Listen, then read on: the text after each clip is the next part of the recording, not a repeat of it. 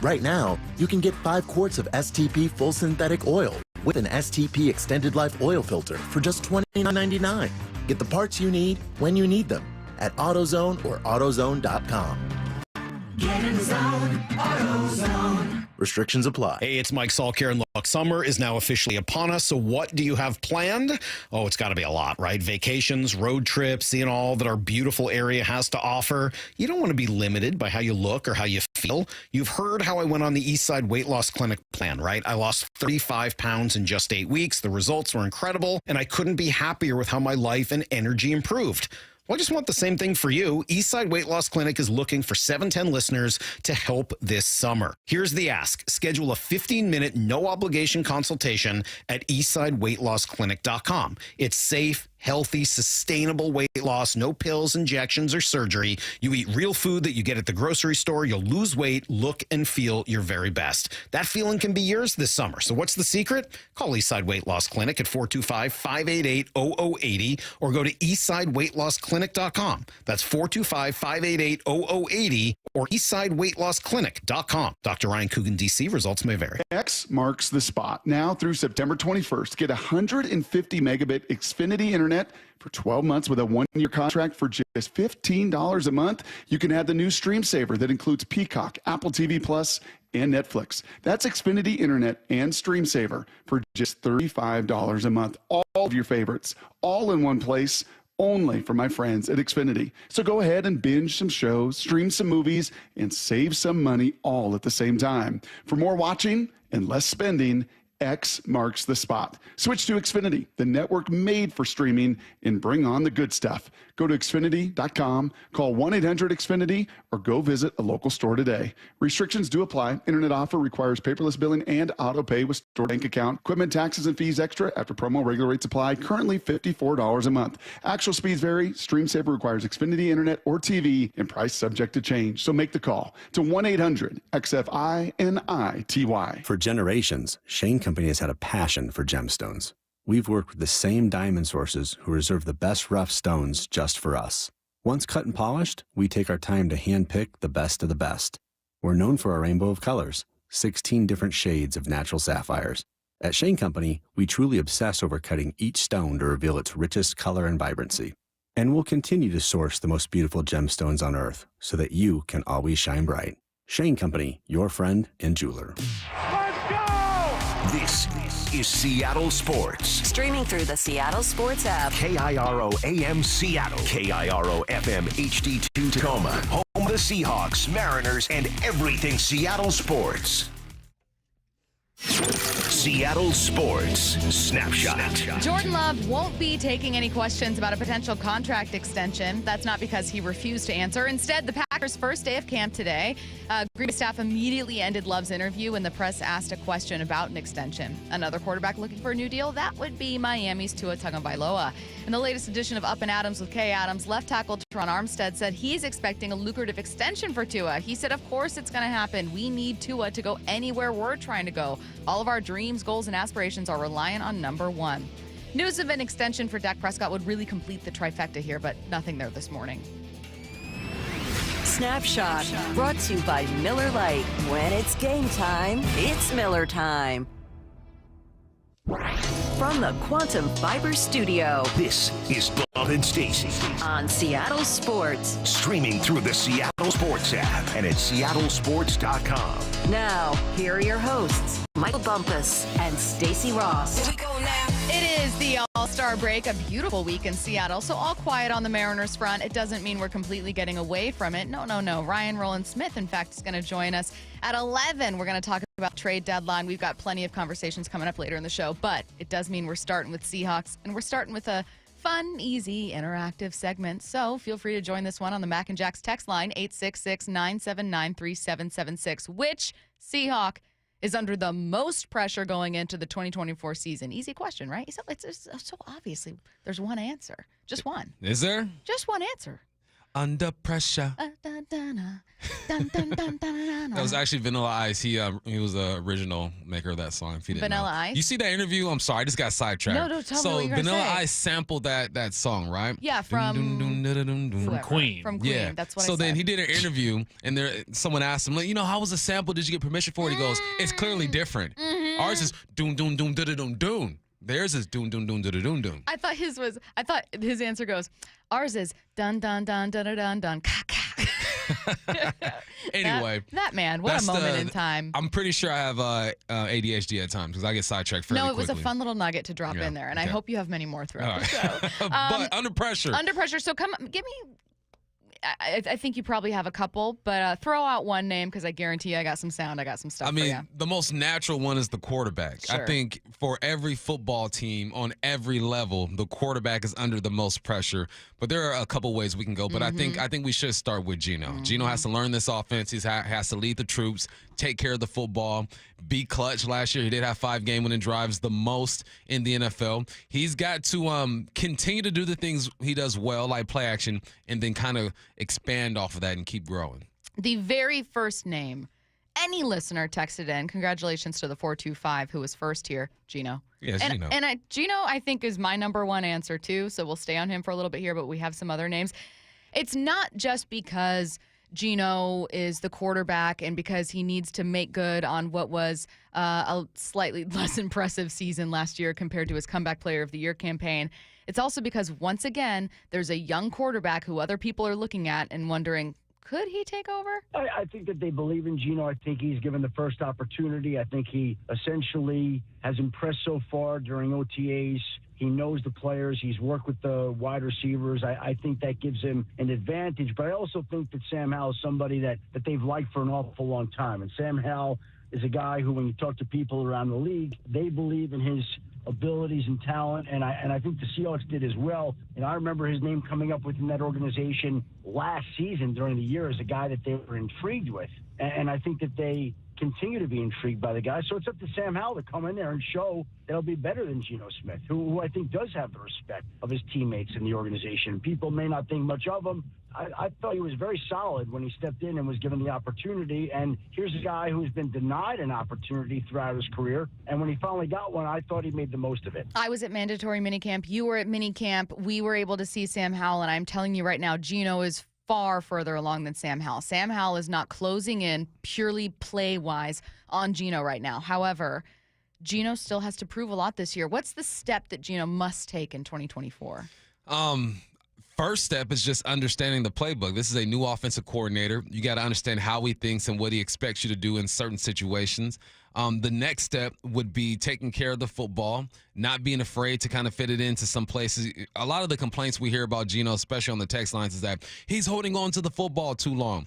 I think as a quarterback, you reach a point to where if you don't believe your guys are going to make the play, you're going to be protected, you're hesitant to throw the football. I want to go back to Adam Schefter for a little bit. I think that's the perfect example of somebody who does so much and has to cover so many teams that he kind of gets locked in on something. Because you and I have seen Sam Howell and Geno go at it. I've spoken to people in that building. You've spoken to people in that building. And Geno is the guy. Don't get me wrong. If Geno were to come out for 5 or 6 weeks and look like something we haven't seen out of him while he's been a starter here in Seattle, of course Sam Howell is going to have an opportunity. But there is no doubt that Geno is the guy. Every backup has a chance. Unless you're playing for the Chiefs, the Bills, the Ravens, and the Cowboys, and Green Bay, a couple other teams, your backup is just going to sit, right? There's different tiers and different levels to this.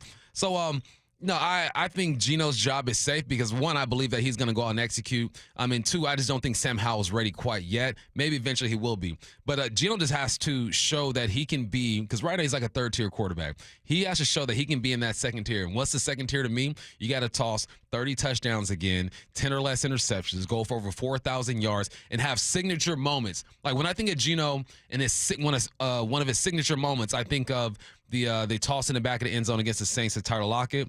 I think of I think it was a long third or a fourth down conversion against the Chargers that he made. But he needs a few more of those, I think, to get people to believe and to take that next step. 866-979-3776. That's the Mac and Jack's text line. Who is under the most pressure for the Seahawks in 2024? How about this one? This is inspired in part by a quote from Brady Henderson talking about Riq Woolen. Riq Woolen's in an interesting spot just because, if you talk to people in the building, I think there's a thought that he just didn't really handle the success that he had as a rookie, as well as he needed to, and then maybe got a little bit complacent, and then that was maybe part of kind of the up and down nature of last season. And so I don't think they were necessarily going into that draft with the idea that they had to take, a cornerback, certainly not two cornerbacks. I mean, knowing that was already a pretty deep position group. Now, Trey Brown entering last year of his rookie deal, Mike Jackson's on a one-year deal, Artie Burns is on a one-year deal. So maybe there is some long-term need there, but not enough to where you had to draft two cornerbacks. Tell me what you think of this take. Riq Woolen is under more pressure internally than externally when it comes to the Seahawks. I can buy into that, but I think externally as well. You don't just pick up two corners for no reason. I'm not saying that Riq Woolen is not capable of holding down a spot. I expect him to do exactly that. But when you take maybe a half step back, teams have to prepare for it. Now, internally, he's definitely having some battles. You weren't healthy last year. You didn't have the year that you expected. You rose to fame fairly quickly. No one really expected you to do that. There are some things you have to deal with. You go back home, Stacey, he went back home and he was a Pro Bowler. I went back home and had 5 catches in a season, and you would have thought I was a hometown hero. So I could imagine what it was like for Riq coming back home, everybody gassing you up. Everyone's showing you love, and you accept the love. You accept the gas because I think you need to have an ego, and you need to kind of be around it, but you have to be able to separate it and say, all right, when I leave home, I'm back on the grind. I'm back in Seattle. I'm doing my thing. I don't know what his offseason was like. I can't speak to if Riq didn't work hard or not, but I do know that he encountered some things that he wasn't used to, and he had to learn how to deal with that stuff. So I think externally, he for sure was looking at those 2 young men who were drafted at the corner spot and saying, all right, let's get it. Internally, he has to believe that he's healthy and he's ready to work and hold down that spot. Well, and also you've got to prove to this team, like, I can be responsible and I can Right. do this and I can, like, I don't know how many fans are like, wow, what a bust. He was a 5th rounder who was going to be like, let's see if we can stick this landing because he's so freakishly athletic. No one in Riq Woolen's first year was expecting him to be a starter to tie for the lead in interceptions in that season. Yeah. No one, unless you're Riq Woolen, maybe like his parents. I don't know, and that's wonderful. But like he kind of came out of nowhere, surprised a lot of people. Really, really impressive. But outside of that, no one's looking at him the way that they would Devin Witherspoon if Devin Witherspoon were to drastically underperform. That's immediate pressure because you're a number 5 overall pick. There's a different kind of pressure on Riq, but I think if you're the organization, you're maybe applying a little bit more than might, Joe from Bellevue, who's watching going, oh, I mean, who else do we got there? Yeah, I think with Devin Witherspoon, there's legit expectations to perform at a high level. With Riq, I think there's expectations for him to play well, and he looks at the depth chart, and I think he realizes that he isn't safe. I think Devin Witherspoon has the ability and the confidence to look at anybody who shows up and says, yeah, I'm good to go. But sometimes a down season and a reality check might be great for you, and I think that's going to be great for Riq. I've been asked plenty of times by people that I know, people who watch football, if I believe that Riq is going to be the guy this year. And I go, yeah, of course. I really do think that because I think you can't teach 6'3", 6'4", running a 4.2 or whatever he ran. And I think that sometimes being humbled with your performance can make you reflect and change a couple of things in your life. That's what I'm banking on because we know when he is healthy and he's doing what he's supposed to do, there aren't too many corners like him in the league. And if you can get Devin Witherspoon and Riq Woolen to perform at a high level, you feel really good about both sides of the field. Another name from the Mac and Jacks text line. I was considering this one yesterday, but ended up going with Gino and with a couple other picks, but I understand the angle. DK Metcalf. Yeah. DK, I feel he's a number 1 receiver. He's obviously a number 1 receiver. But we've been talking about the top guys in the league and how he differs from them. He doesn't get the targets that they get, and some of them are a bit more polished than DK. When you're DK's size, there's only so much polish you can have. If you're a smaller guy, you better be nice and tight with your routes. What's the next step for DK? Me personally, it's attacking the ball and adjusting with your body in the air.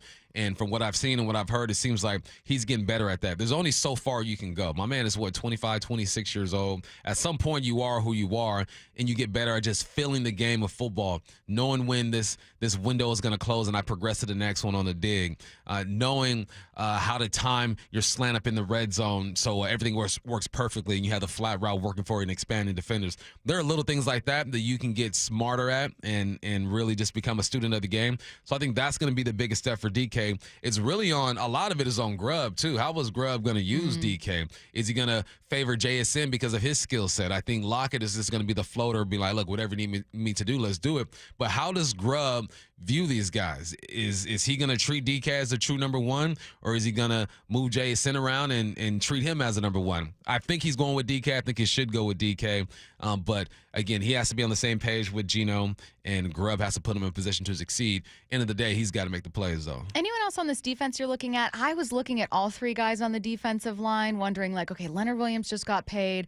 Dre Jones was the highest priced free agent under John Schneider, and then you got Byron Murphy at 16. I think there's a spotlight on Byron Murphy. I don't know that there's a ton of pressure. It's a different kind of pressure. Nah, he's a rookie, man. Yeah. You know, if you're relying on a rookie, then your team is in a horrible place. And I don't think that's where the Seahawks are right now. On defense, I'm looking at linebacker spot, Baker and Dotson. I mean, Bobby's gone. Jordan's gone, and we don't know much about these guys. We've seen Baker play with Miami. Dotson got some rest with the Bills, but we haven't seen them. I think there's pressure at that linebacker spot because we look at the defensive line and we like the signing of Leonard. He's one of the highest paid defensive tackles in the game. I think it's worth it.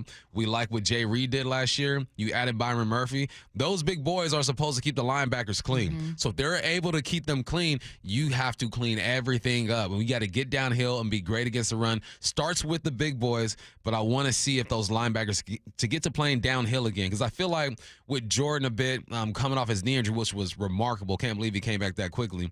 There has to be some hesitation there. Well, Bobby just being older, there's some hesitation there. All right, start from scratch. Got some younger bodies there. Can you start getting downhill the way we used to see those linebackers do? We had another texter who said, I'm going to cheat and say the entire offensive line.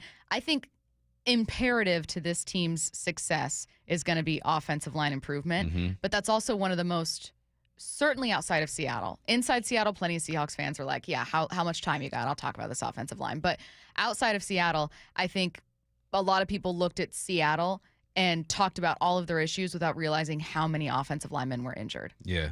Like that, it really is drastically overlooked where it's like, Geno's got to be better. What's DK doing? This run game's horrible. And it's like, there was a certain point when they had only their center left. It wasn't the most, but I want to say it was top 5 when it came to combinations of starters on that offensive line last year.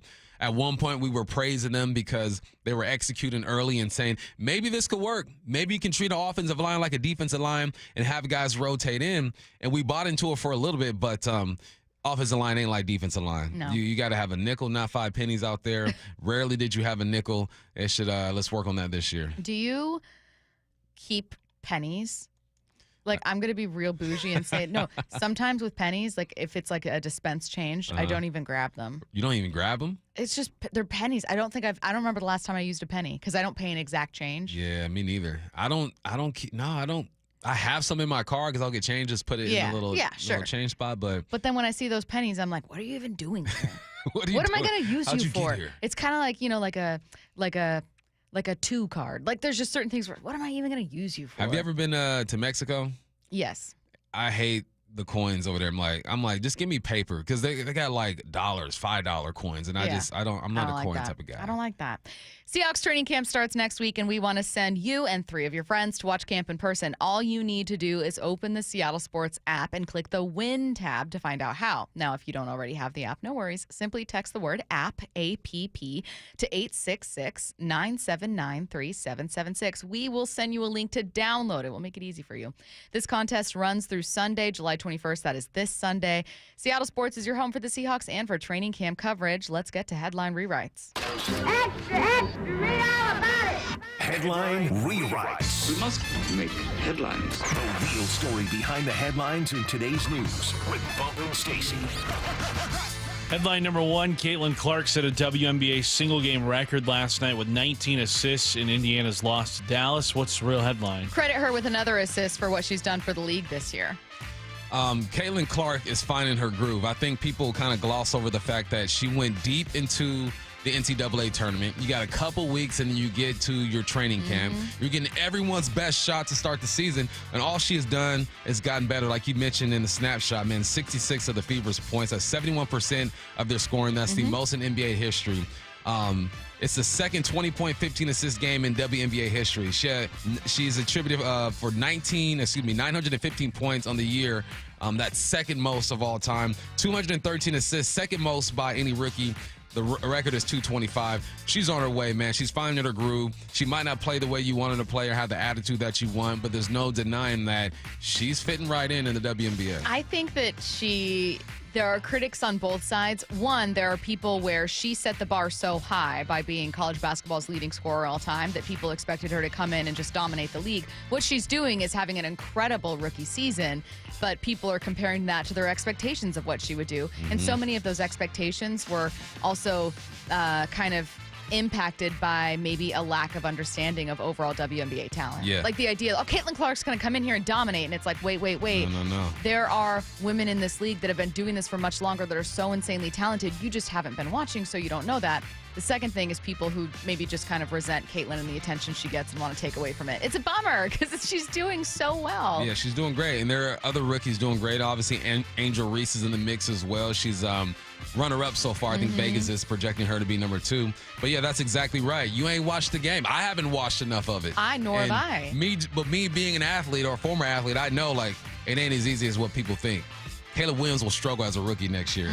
Caitlin Clark struggled early. She's finding her groove. 19 dimes last night? That's crazy. Headline rewrites. Headline number 2, the Open Championship is underway from Royal Troon. What's the real headline? Prayers for Bump's attention today. You know, I wish I had the ability to look at you with my left eye and look at the screen with my right eye, because I'm going back and forth. Because you do it right now. You know? Spieth is up there. I'm bouncing back and forth. This is the last major of the year. Tiger Woods got his exemption. I believe he's +2 right now. Looks like he might make the cut if he keeps playing like this, but I love a good links golf course, Stacey. And links mean there's no trees. We say that a lot, right? You know? No, we all, I constantly, there's links golf course, there's circle golf course, there's line golf course. Yeah. We also call it, not a lot of people know this, but we call it the green. Oh. Green. Yeah. The, Yeah. green. The entire course is the green? The entire course is the green or the greens.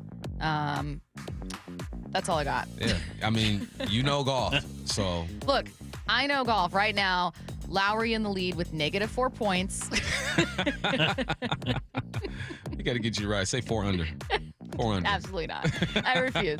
I'm just going to continue to, and someone's going to miss this part of it. They're going to be like, what an idiot. What is she doing? And I'm going to be like, well, I don't know what you want me to do. He has -3 points. That's horrible. I mean, he's leading, but what's next? Just please, Matt, take us out of our misery. We were gonna go with golf coverage for quite a while there. Yeah, I was gonna keep going. Headline number 3, Packers quarterback Jordan Love refused to answer questions about his contract negotiations as he heads into the final year of his rookie deal. What's the real headline? Yeah, I also wouldn't want to do anything to mess up a possible $60 million a year payday. Man, timing is everything. This is the one thing, I mean, you have to say something at least one time. So they pulled him away, but he clearly was like uncomfortable with it. So I think it's one of those things where it's like he doesn't feel comfortable talking about it. They don't want him Just to talk say about that. it.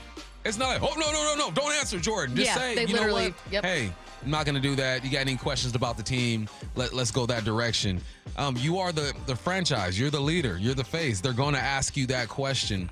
I think one time, if he addresses it one time and lets them know I'm not going there, then okay. But the first time and y'all yanking him off the stage. I think they should have left him in there to talk about it because he's going to get a lot of questions over the course of his career, which, hopefully for him is a long one. He's going to get a lot of questions that are really uncomfortable, that are tough to answer, and you just have to know how to be very diplomatic. So just, you know what? I'm really focused on camp right now, and I'm focused on winning, and I wish I could have a better answer for you. I love it here, and that's why I'm focused on making us the best team possible. End of answer. Easy. Let him do that. Like, have faith that he knows how to do that. And if you don't have faith that he knows how to do that, well, then those are going to be some interesting contract negotiations for you. Yeah, I just got my heart broken. Last time I looked, Tiger was 3 over.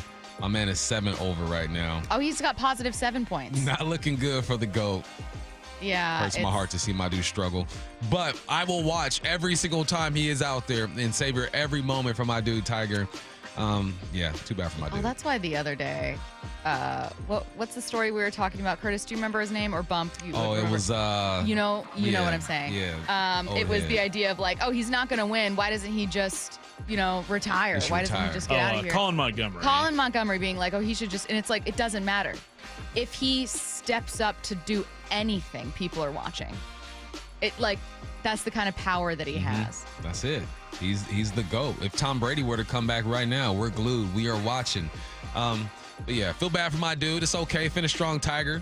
Yeah, probably ain't gonna make the cut, but you have my love and support always, unconditional.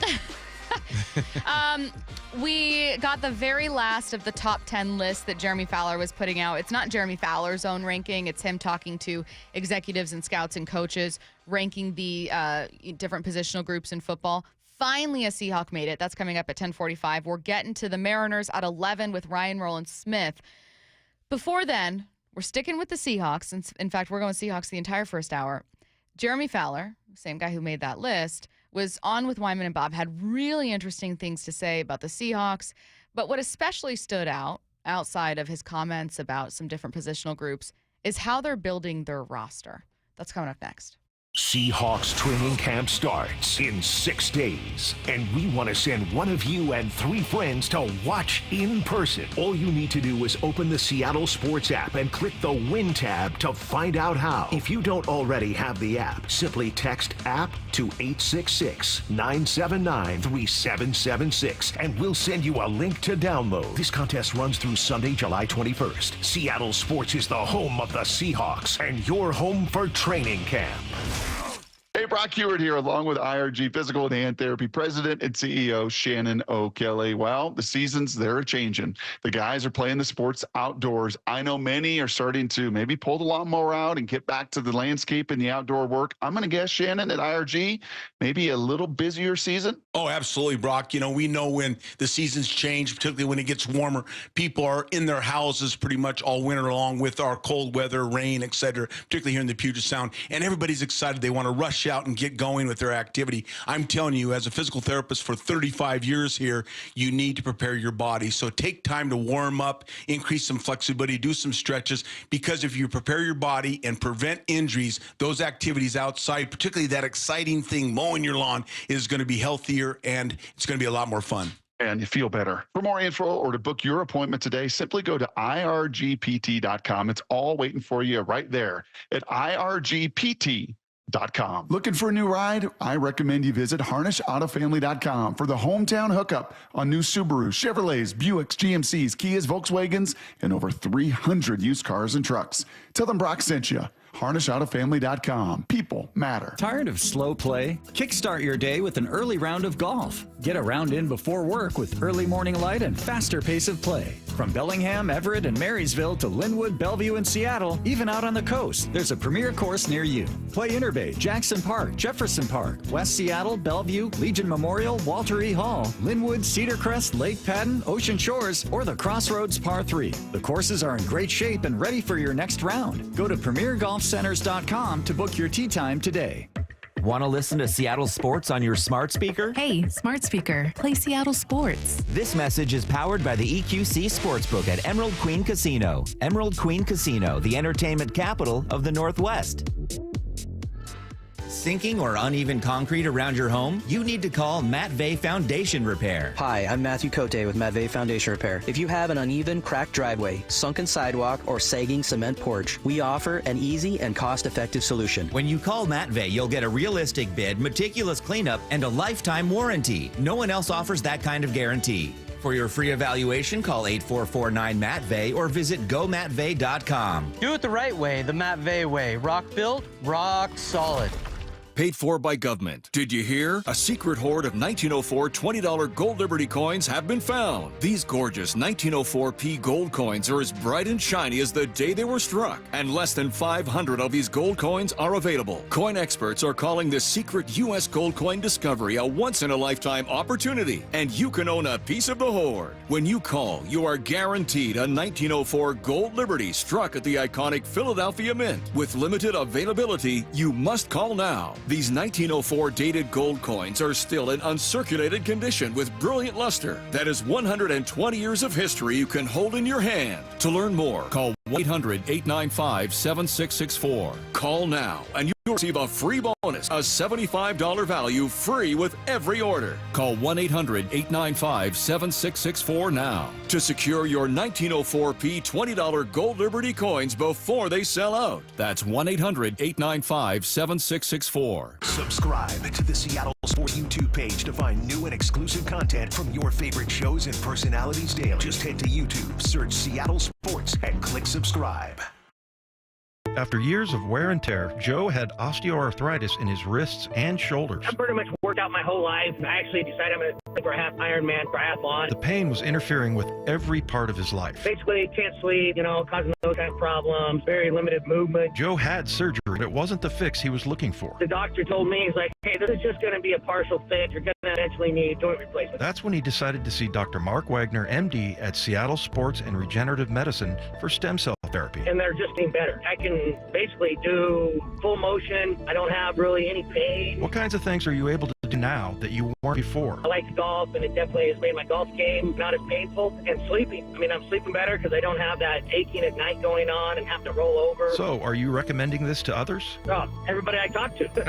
Yeah, it's a no-brainer. Before you choose surgery, consider stem cell therapy with Dr. Mark Wagner, MD, at Seattle Sports and Regenerative Medicine. Schedule your consultation at drmarkwagnermd.com.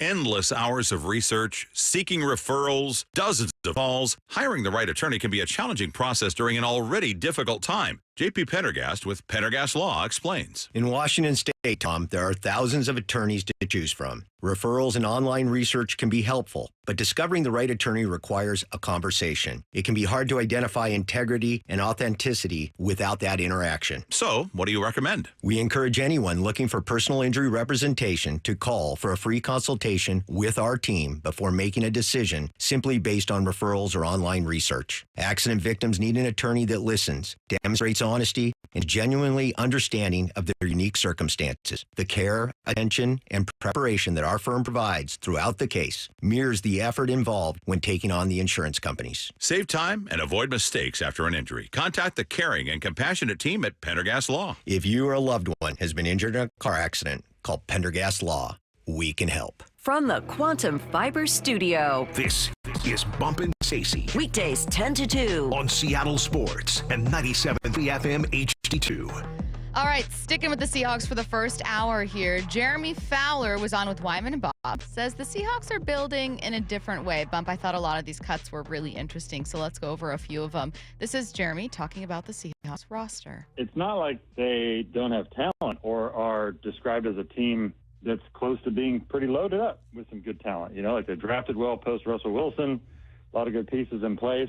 They just don't have a lot of premier guys, top 10 type players. And so, yes, you were right about Devin Witherspoon. He'll be in the top 10. He was on a lot of top 10 ballots. He didn't necessarily get a lot of top 5 votes, but he was on a lot of ballots, and so that got him in. I'm sure those will come. One scout called him the toughest corner in the league. Like, he's just incredibly physical, as you know. Jeremy saying, look, the Seahawks have a lot of good players. They have a solid roster. They just don't have a lot of stars. I don't disagree with him. No, not at all. I think if the one spot that I would challenge him would be possibly at the running back spot if Ken Walker played a full season. He missed 2 games, 905 yards. Let's say the 10th most yards in the game was Raheem Mostert with 1,012. I believe if he plays 2 more games, he probably has over 1,000 yards, and maybe you're talking about him a bit more. If he just did what he did last year, he might be in the top 10. But no, I think that's accurate. I mean, if we're just going off of numbers alone, Geno's not in the top 10. DK's not. None of the receivers, none of the running backs, none of the tight ends. Defensively, it's Devin Witherspoon. If we were going back 2 years, Reek might be in the conversation. But that doesn't mean this is a bad team either. I think he kind of explains that. It's like, look, this is a solid team. They just don't have any stars right now, and I think that's fair. But it's not like they're not going to be competitive. My idea of how the Seahawks have built, like if you were to say, how have the Seahawks built under John Schneider and what was then Pete, now Mike McDonald, I would have said, well, initially they built by really focusing on their defense, bringing in a run game, having that offensive line around them, but then they won a lot, and you just kind of try to get good pieces and keep things afloat without drafting in the top 20, top 15, top 10. And that would have been my answer. And if you were like, well, what's behind their draft mistakes? I would have said the same thing of like, well, they're not having top 5 picks. Like, they didn't get a chance at Nick Bosa, who they certainly would have taken. They didn't get a chance at, a number 1 overall quarterback, at Patrick Mahomes at 10 or wherever he was, or I'm sure they would have taken him. So that building their roster was in part philosophical and in part just a pure byproduct of winning and the difficulty of that. Yeah, if we look at the last 2 drafts, I think we could say we're okay with it. Yeah. Byron Murphy was your first round pick. Last year you had Devin Witherspoon, Jackson Smith, and Jigba. Even the year before that, you had Charles Cross, you found Abe Lucas. So I think they're moving in that direction. I think they've hit with their past 3 number 1s. Byron Murphy, Devin Witherspoon, Charles Cross. I think we're good. Here's what Jeremy Fowler had to say about how they're building their roster. But I think pound for pound is enough there where I expect them to be back in the mix of the playoffs and at least for a wild card. Geno Smith can play, and I was surprised he didn't get any votes. So it's an interesting team. It's kind of a exercise in how you can build a roster in different ways. They're not going for those big names that you have to pay $25 million a year to necessarily, They're going for value, draft picks, and then pick their spots with like a Leonard Williams or Draymond Jones or guys like that, depending on where they see fit. Defensive line's obviously important to them. They didn't spend on offensive line, so they kind of had to get some journeyman guys there in the middle. So that's an interesting tactic, but they must feel like, pound for pound, those guys can get it done for a cheaper contract. So it's an interesting proposition, but there's definitely enough talent there. Now, again, I don't think the Seahawks are like a budget team. I think that they've taken big swings. They sent 2 first-round picks for Jamal. They sent a first-round pick for Jimmy Graham. They paid a ton of money to Percy Harvin. Like, they've shown over the course of John Schneider's tenure here that they're willing to spend, they're willing to take big swings, and willing to be aggressive. I think they don't love spending in free agency. Yeah, I agree. Like, that's more particular to them. Seems like the thing here in Seattle, right? Don't like to spend big in free agency. And we talk about the offensive line, but they've also addressed that over the past few drafts. Christian Haynes was your second pick in the 3rd round. I assume we're going to see him eventually. Anthony Bradford looks like he's going to get time this year. Oluwatimi in 2023. Both these guys drafted in 2023. He's going to get time this year. It's you have to pick what your priorities are to start. And they went and hopefully got their bookends with the tackles a couple years ago. And they've still sprinkled in a few of the interior offensive linemen as well. But even with Mike McDonald coming over here, the identity of this defense, or it feels like what they want to be, is just solid defensively. So what do? You go ahead and you make sure that you're good in the interior with Byron Murphy. Last year you go Devin Witherspoon, and then you still address the DB spot with the 2 young men out of Auburn. It's the draft is not a you're gonna get every premium piece that you want. That's not how that thing works. Yeah. You got to go bargain shopping and find these guys in the 4th, 5th, and 6th round, but you got to make sure that with your first couple of picks, you hit. And I'm looking at their last 3 drafts, and I can say they probably hit with their first couple of picks. Last year or this year, by Murphy and Christian Haynes, we'll see no rush for him to play right now. Last year, Devin Witherspoon and Jackson Smith and Jigba, both those dudes are playing. Year before that, Charles Cross and Boye Mafe. Boye Mafe led the team in sacks last year. So it's it has to be an accumulation of talent, young talent specifically, and then I think you sprinkle in some veterans. I think that's the piece we're waiting for is who are the veterans? You got Lincoln Tomlinson on the offensive line. I guess he's a veteran you sprinkled in, but where else are you going to plug these veterans in? I just think that roster building in the NFL, this entire conversation made me think of this bump. Roster building in the NFL is very different than in other leagues. So much of it is you're kind of in a hole or you're put in a lane and you got to figure out how to build around that, right? So every single team, if they were given every resource on the planet, would have an excellent defensive line, excellent offensive line, a franchise quarterback, and some other good weapons, right? Now, when you get into team building philosophy, there are some clubs that are going to go, you know what? We really value speed. So maybe we get some smaller players, or maybe we have a certain, like a very traditional 3-4 on defense, and so we build that a little bit differently. Maybe some teams are like, we have our franchise quarterback, so we're going to save money. Take Kansas City. We're going to save money with wide receiver. We're not going to pay Tyreek a ton of money because we have so much faith in Patrick. We've spent a lot of money on the offensive line and free agency that we're going to get some other weapons and hope that a group of random dudes, and Travis Kelce will be enough. Like, that is one example of a team-building philosophy based on a situation a team is already in with having their quarterback. Yep. But the Seahawks, my only critique would be like, I sure wish that they would have invested more in the trenches, but part of that's also circumstantial. It is, right? I guess if I had a request, it would have been to go and find yourself, and they might have done that, a veteran safety. Why did I struggle with his name? Is it Keyshawn? The safety they brought Jenkins. Yeah, Jenkins. Yeah, they brought from the Jags. My only request would be, okay, go get yourself a guy that's proven back there. Is it Rayshawn? I think it's Rayshawn. Jenkins, I haven't Googled it. I should. Go ahead and get yourself one of those guys, a name or something. And we can fall in love with names. It's easy for us to do that. These coaches fall in love with films. Yeah, it's Rayshawn Jenkins. Okay. They fall in love with film. So it's, do we trust the process so far? I think we have no choice but to trust it because of who Mike McDonald is, where he comes from, and his track record. He clearly knows how to evaluate players. Obviously, the Baltimore Ravens and their scouts have a big hand in that, but he does as well. So I feel like he got the type of player that he wants for this defense while being able to get a premium defensive player and Byron Murphy as well. So it's all about how it all meshes together. Yeah. Like I look at the defense and I go, they should be good on the defensive line. They should be good at corner. One safety I know for sure. There's a one safety and two backers. I got to see what happens. But I believe in Uchenna. I believe in Boye Mafe. I think they're moving in the right direction. But I look at the offense and I go, all right, what combination is going to happen on that offensive line? Because everywhere else, I think they're solid. I also, like to kind of wrap this up and come full circle, we're going to go to the final list that Jeremy Fowler put out, looking at kind of positional rankings, top 10, and finally one Seahawk did appear, and there was another Seahawk mentioned. But that's the only group. Leonard Williams was mentioned with defensive tackles. DK was mentioned with wide receivers, but the Seahawks have no top 10 players, which is why Jeremy Fowler was being asked, like, what do you think of their roster? To kind of go full circle, I think that they have players who have the potential to become those players. Yeah. You know what I mean? Like that need maybe a different approach, maybe different coaching, maybe just a rejuvenation kind of season, like whatever it is. I don't think that they are devoid of potentially elite talent. That's tough, man, because I'm looking at safety. So we're hoping Jay Love has that potential. I'm looking at corner. We're hoping Reek has that potential.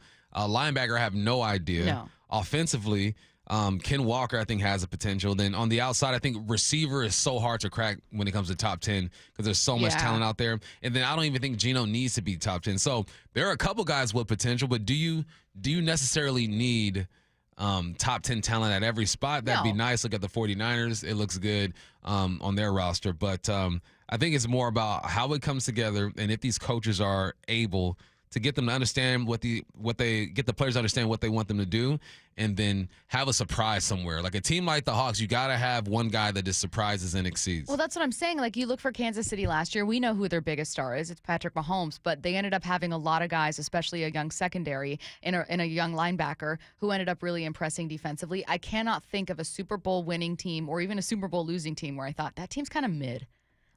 And I don't think the Seahawks are that team, but they will need someone to become a star. It's okay if someone isn't right now. They're going to need it to happen. Yeah. Well, let's talk about who could become a star. The very last installment of Jeremy Fowler's series, one Seahawk finally made a top 10 list. We'll tell you who it was next. Seattle Sports, your home for Wyman and Bob. We got our guy Brady Henderson in studio with us. Weekdays 2 to 7. Devin Witherspoon, in my opinion, was the best player on this team last year. Who was the best player in your mind? There's a case to be made that he is their best player on either side of the ball. You'd be hard-pressed, I think, to find a better player, more impactful player on that team. Now, DK Metcalf is a great player, Leonard Williams as well. But yeah, I would probably say that if I had to pick, I would say Devin Witherspoon. Don't miss an hour of the show. Find the podcast at seattlesports.com. Paid political announcement. A Bob for Bob update. Public transparency is for other Bobs. Did you know Attorney General Bob Ferguson's office averaged 80 days to respond to public records requests? 78 days more than the average Washington government office. Can you afford that type of response from your governor as a Washington voter? You heard it here first. Bob wants you to vote Bob because he doesn't have time to respond to you. Paid for by the Bob for Bob Committee, 1283 Puyallup, Washington, 98371. Top 4 donors, Steve Gordon, Fremont Dock Company, Brian Haywood, and Susie Burke. You know what's coming to Snoqualmie Casino? A brand new, huge expansion, new hotel, an expanded gaming floor, a spa, and a whole lot more. For now, they got some great country concerts coming. Craig Morgan on August 22nd, Twitty and Lynn on September 26th. And before the show, stop by for Falls Buffet or Vista, which always has amazing happy hour menus starting at 4 o'clock. It's all available at snocasino.com. It is Seattle's closest, only 30 minutes from downtown. Seattle's closest, Snoqualmie Casino. The doctor's office that accidentally mixed up your files has your social security number. The power company that mistakenly cut your service has your payment info. And the hotel that lost your reservation has your passport number. You need LifeLock because your personal info is in endless places that can expose you to identity thieves. LifeLock monitors hundreds of millions of data points every second. If your identity is stolen, we'll fix it, guaranteed or your money back. Save up to 40% with promo code NEWS at LifeLock.com. Terms apply. I feel like I'm constantly cleaning hair off my bathroom floor. At least my Swiffer Sweeper makes it easy. Sweeper heavy-duty dry cloths have ultra-thick pads to trap and lock hairs, like a hair magnet. And when I'm finished cleaning up my hair, Sweeper takes care of his too. Now the hair's gone, all thanks to Swiffer. Try Swiffer Sweeper heavy-duty dry cloths. I promise you'll love them or your money back. And also try Swiffer Sweeper Wet to make quick work of tough, sticky messes. We all know cancer diagnosis is physically and emotionally challenging, but it can also be financially devastating. That's why Northwest Hope and Healing is here to help. I'm Dr. Suzette Miranda, a plastic surgeon who is proud to be part of Northwest Hope and Healing's mission. We provide a lifeline for breast and gynecologic cancer patients by covering essentials like food, utilities, and childcare, so patients can focus on healing. Since the year 2000, Northwest Hope and Healing has distributed over $2.5 million to thousands of local cancer patients. And you can help us make an even greater impact. Mark your calendar for Life in Color, a summer brunch, auction, and fashion show on August 18th at the Golf Club at Newcastle. It'll be an unforgettable afternoon of hope and inspiration, celebrating local cancer survivors. Get your tickets now for Life in Color on August 18th. Go to nwhopeandhealing.org to learn more. That's nwhopeandhealing.org. Guys, did you know your testosterone level impacts your energy, libido, sleep, weight, hair loss, mood, and even ED? And right now, Revive Men's Health Seattle will check your testosterone for free. They've helped thousands of men since 2011 feel and perform better. They're so confident they can help you, they even guarantee it. Schedule your free testosterone test, exam, and consultation today. Call 206-529-1111. That's 206-529-1111. Or visit ReviveMen'sHealth.com. Headed outdoors or on the water this weekend? Check in with Joey and Nellie on the Outdoor Line from 6 to 8 a.m. every Saturday on SeattleSports.com. For over 111 years, Pacific Lamp and Supply Company has been your #1 lighting specialist in Washington. From the Space Needle in Seattle and now all the way to the Riverwalk in Spokane, the largest lighting inventory in Washington, Pacific Lamp's knowledgeable and experienced staff can assist you with any lighting issue, as well as help with intricate lighting and control designs. Plus, they work with all utilities in Washington to get you the best available lighting rebates. Pacific Lamp and Supply Company, Washington's lighting expert since 1912. Visit pacificlamp.com. July is Vehicle Theft Prevention Month. The Puget Sound Auto Theft Task Force, in cooperation with the International Auto Theft Investigators Association, asks you to help prevent vehicle theft and stop auto fraud. Lock your doors, use anti-theft devices, and don't leave titles or important documents in your vehicle. Install immobilization devices such as ignition or fuel disablers. Never leave keys or fobs in your vehicle, and never leave your vehicle running unattended. Paid for by the Washington Auto Theft Prevention Authority. Lexus is electrified, and the first ever RZ450E has the performance and range to get you where you need to go. With the exclusive Lexus Direct 4 all-wheel drive technology, Lexus of Bellevue has over 50 RZs available for immediate delivery with electrifying savings. Up to $18,500 lease cash on every RZ450E. Visit LexusofBellevue.com. On approval of credit through LFS. Lease cash from Lexus available on select 2024 RZ styles. Must take delivery by July 31st, 2024. A documentary service fee up to $200 may be added to the purchase price or capitalized costs. See dealership for details. The biggest scuba sale in America starts next Thursday at Underwater Sports in North Seattle. Clearance prices on masks, regulators, computers, fins, tanks, BCs, free photo and video seminars, free fitting, and incredible savings on a custom-fit dry suit. Want to learn to scuba dive? Big savings on beginner classes. Underwater Sports' 47th Annual Divers Fair starts next Thursday at the North Seattle Underwater Sports Store. Don't miss the biggest scuba sale in America.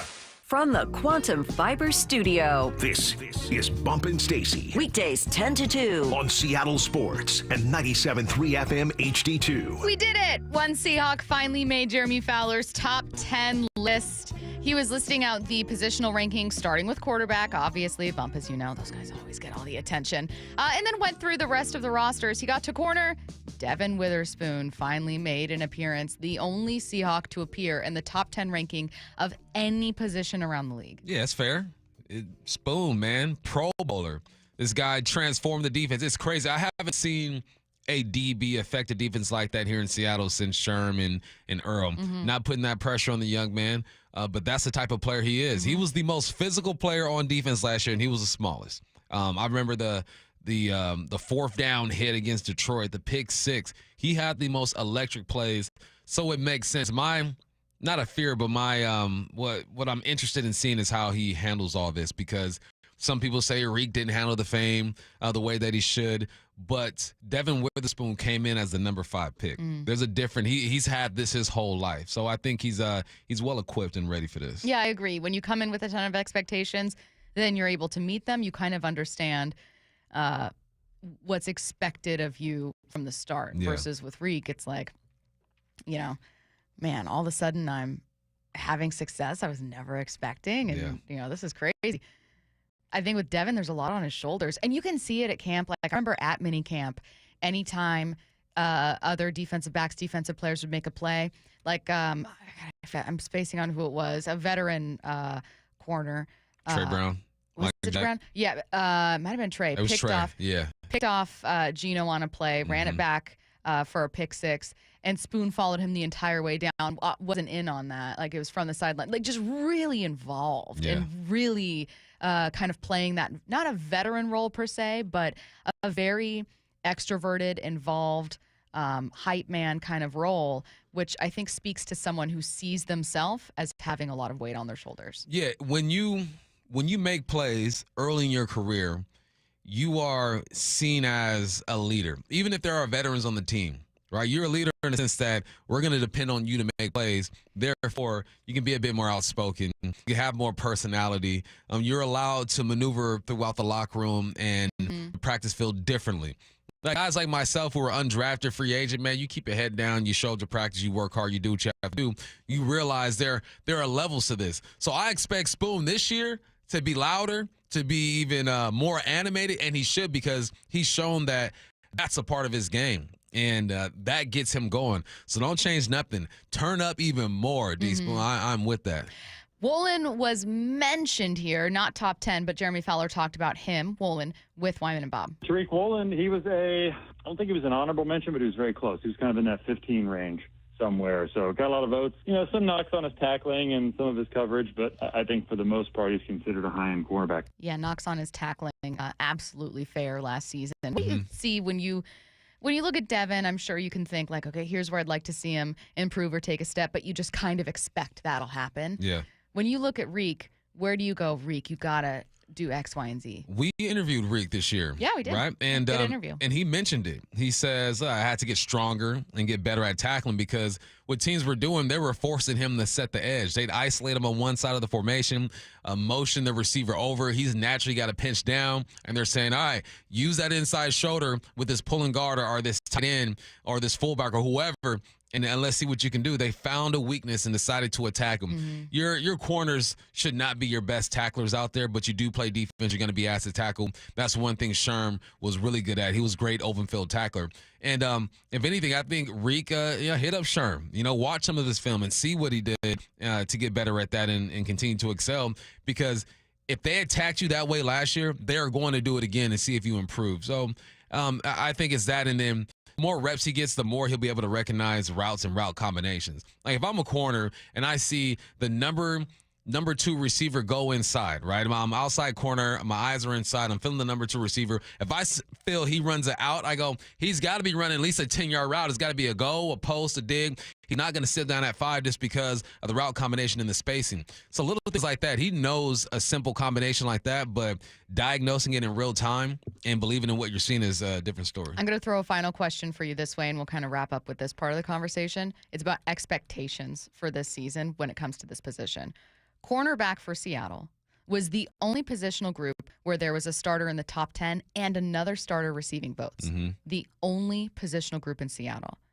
Are they the group in Seattle that has your highest expectations? Nah, it's D-line. Same. It's Leonard Williams, it's Jay Reed, it's Byron Murphy. Yeah. It's all the squads with their hand in the dirt, because that's where Mike McDonald is at his best, is controlling that box and playing games with the offensive lineman and confusing the quarterback. Mm-hmm. Coverage is going to be coverage. You can play some games with your safeties with the rotations and how quick they drop into their zone or whatnot, but that defensive line and that linebacker relationship is so important to what Mike McDonald wants to do. It starts with a big boy. So I'm glad, you know, there's some talent on the outside, but you can have all the talent in the world on the outside. If you're not able to cause chaos in the box and confuse the quarterback and mess up his timing, those guys are going to get got regardless. They're going to get got already. Yeah. It's the life of a DB. We want to limit the get gotness. That's a great approach. So limit the get gotness is one that we're trying to do when it comes to this run defense. I'm going to, the GG, get gotness rating is going to be one thing I track throughout the season. But I fully agree with you. I think it's an excellent answer. And I think it also is for this reason. I think this could be an underrated group. And I think it's a group that is pivotal to the success of this team overall.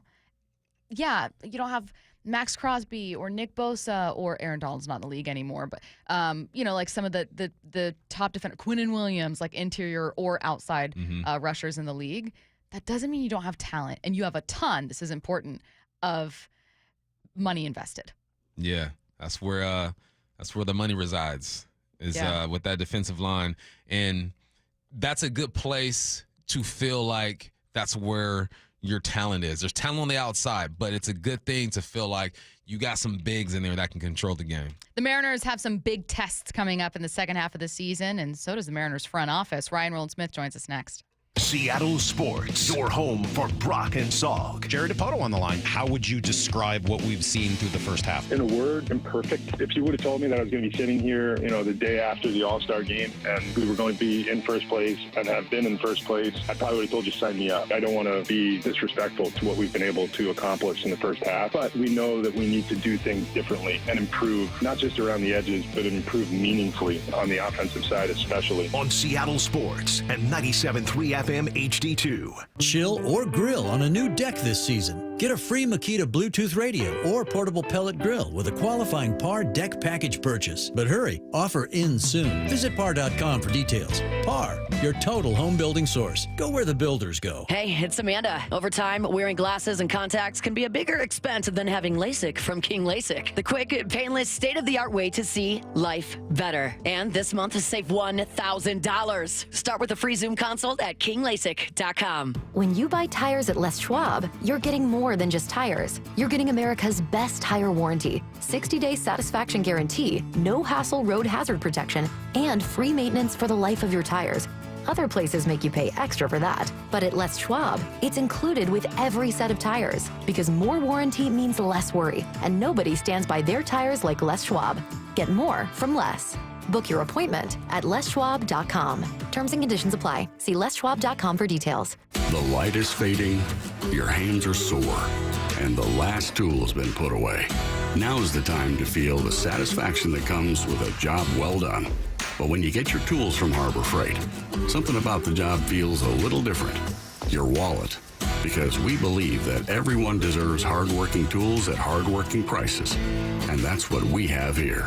So, whatever you do, do it for less at Harbor Freight. Did you know your skin is the largest organ of your body? Huh? That's why you should shower with Old Spice Super Hydration Body Wash instead of plain old bar soap. Love your skin by super hydrating it with vitamin B3 and glorious notes of vanilla and shea. Did you know that my superhydrated skin is the second largest organ of my body? The first is my heart. Old Spice. Men have skin too. Old Spice Superhydration Body Wash. 24/7 renewing moisture. With daily use. At Shane Company, we'll help you design an engagement ring as unique as your love story. We have the widest selection of diamonds and gemstones for you to choose from, and you can compare them side by side right here in our store. Only at Shane Company can you sift through exquisite diamonds, rubies, and a rainbow of sapphires in a variety of shapes and sizes. We'll help you create your dream engagement ring no matter your price range. Choose the ring setting that speaks to your style, from classic to modern to vintage. We offer so many ways to personalize your ring. Pick your favorite center stone, add a decorative crown and a custom engraving, or select a perfectly preset ring that's ready to go. At Shane Company, our jewelers know how much your ring means to you. They hand-set each center stone with precision and pride in our jeweler's workshop, so you can feel confident knowing your ring is crafted with the greatest care and comes with an unmatched free lifetime warranty that lets you know we'll always be here for you. Your love story deserves to shine bright.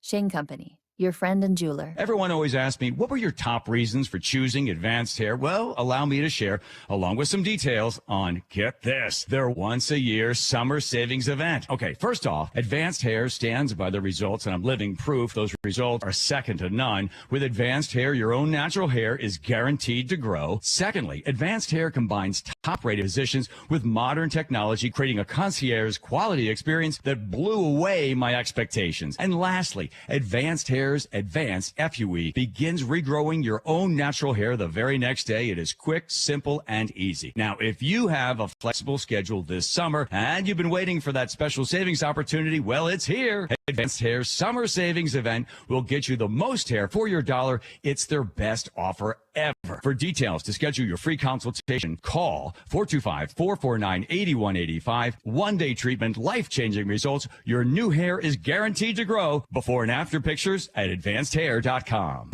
At aimyourdigital.com, we'll help you target the right audience, build your leads, and crush your quota. Take your business to the next level. Our digital marketing strategies help grow awareness of your product or service, all while building trust in your business. Our approach involves leveraging multiple tools and strategies to deliver exceptional results that are customized to your unique business needs.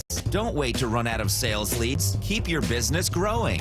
Get started with aimyourdigital.com today. Roof now, pay later. Hi, I'm Sam Thomason, owner of State Roofing. Take advantage of our zero down, zero payments, and zero interest for up to a year.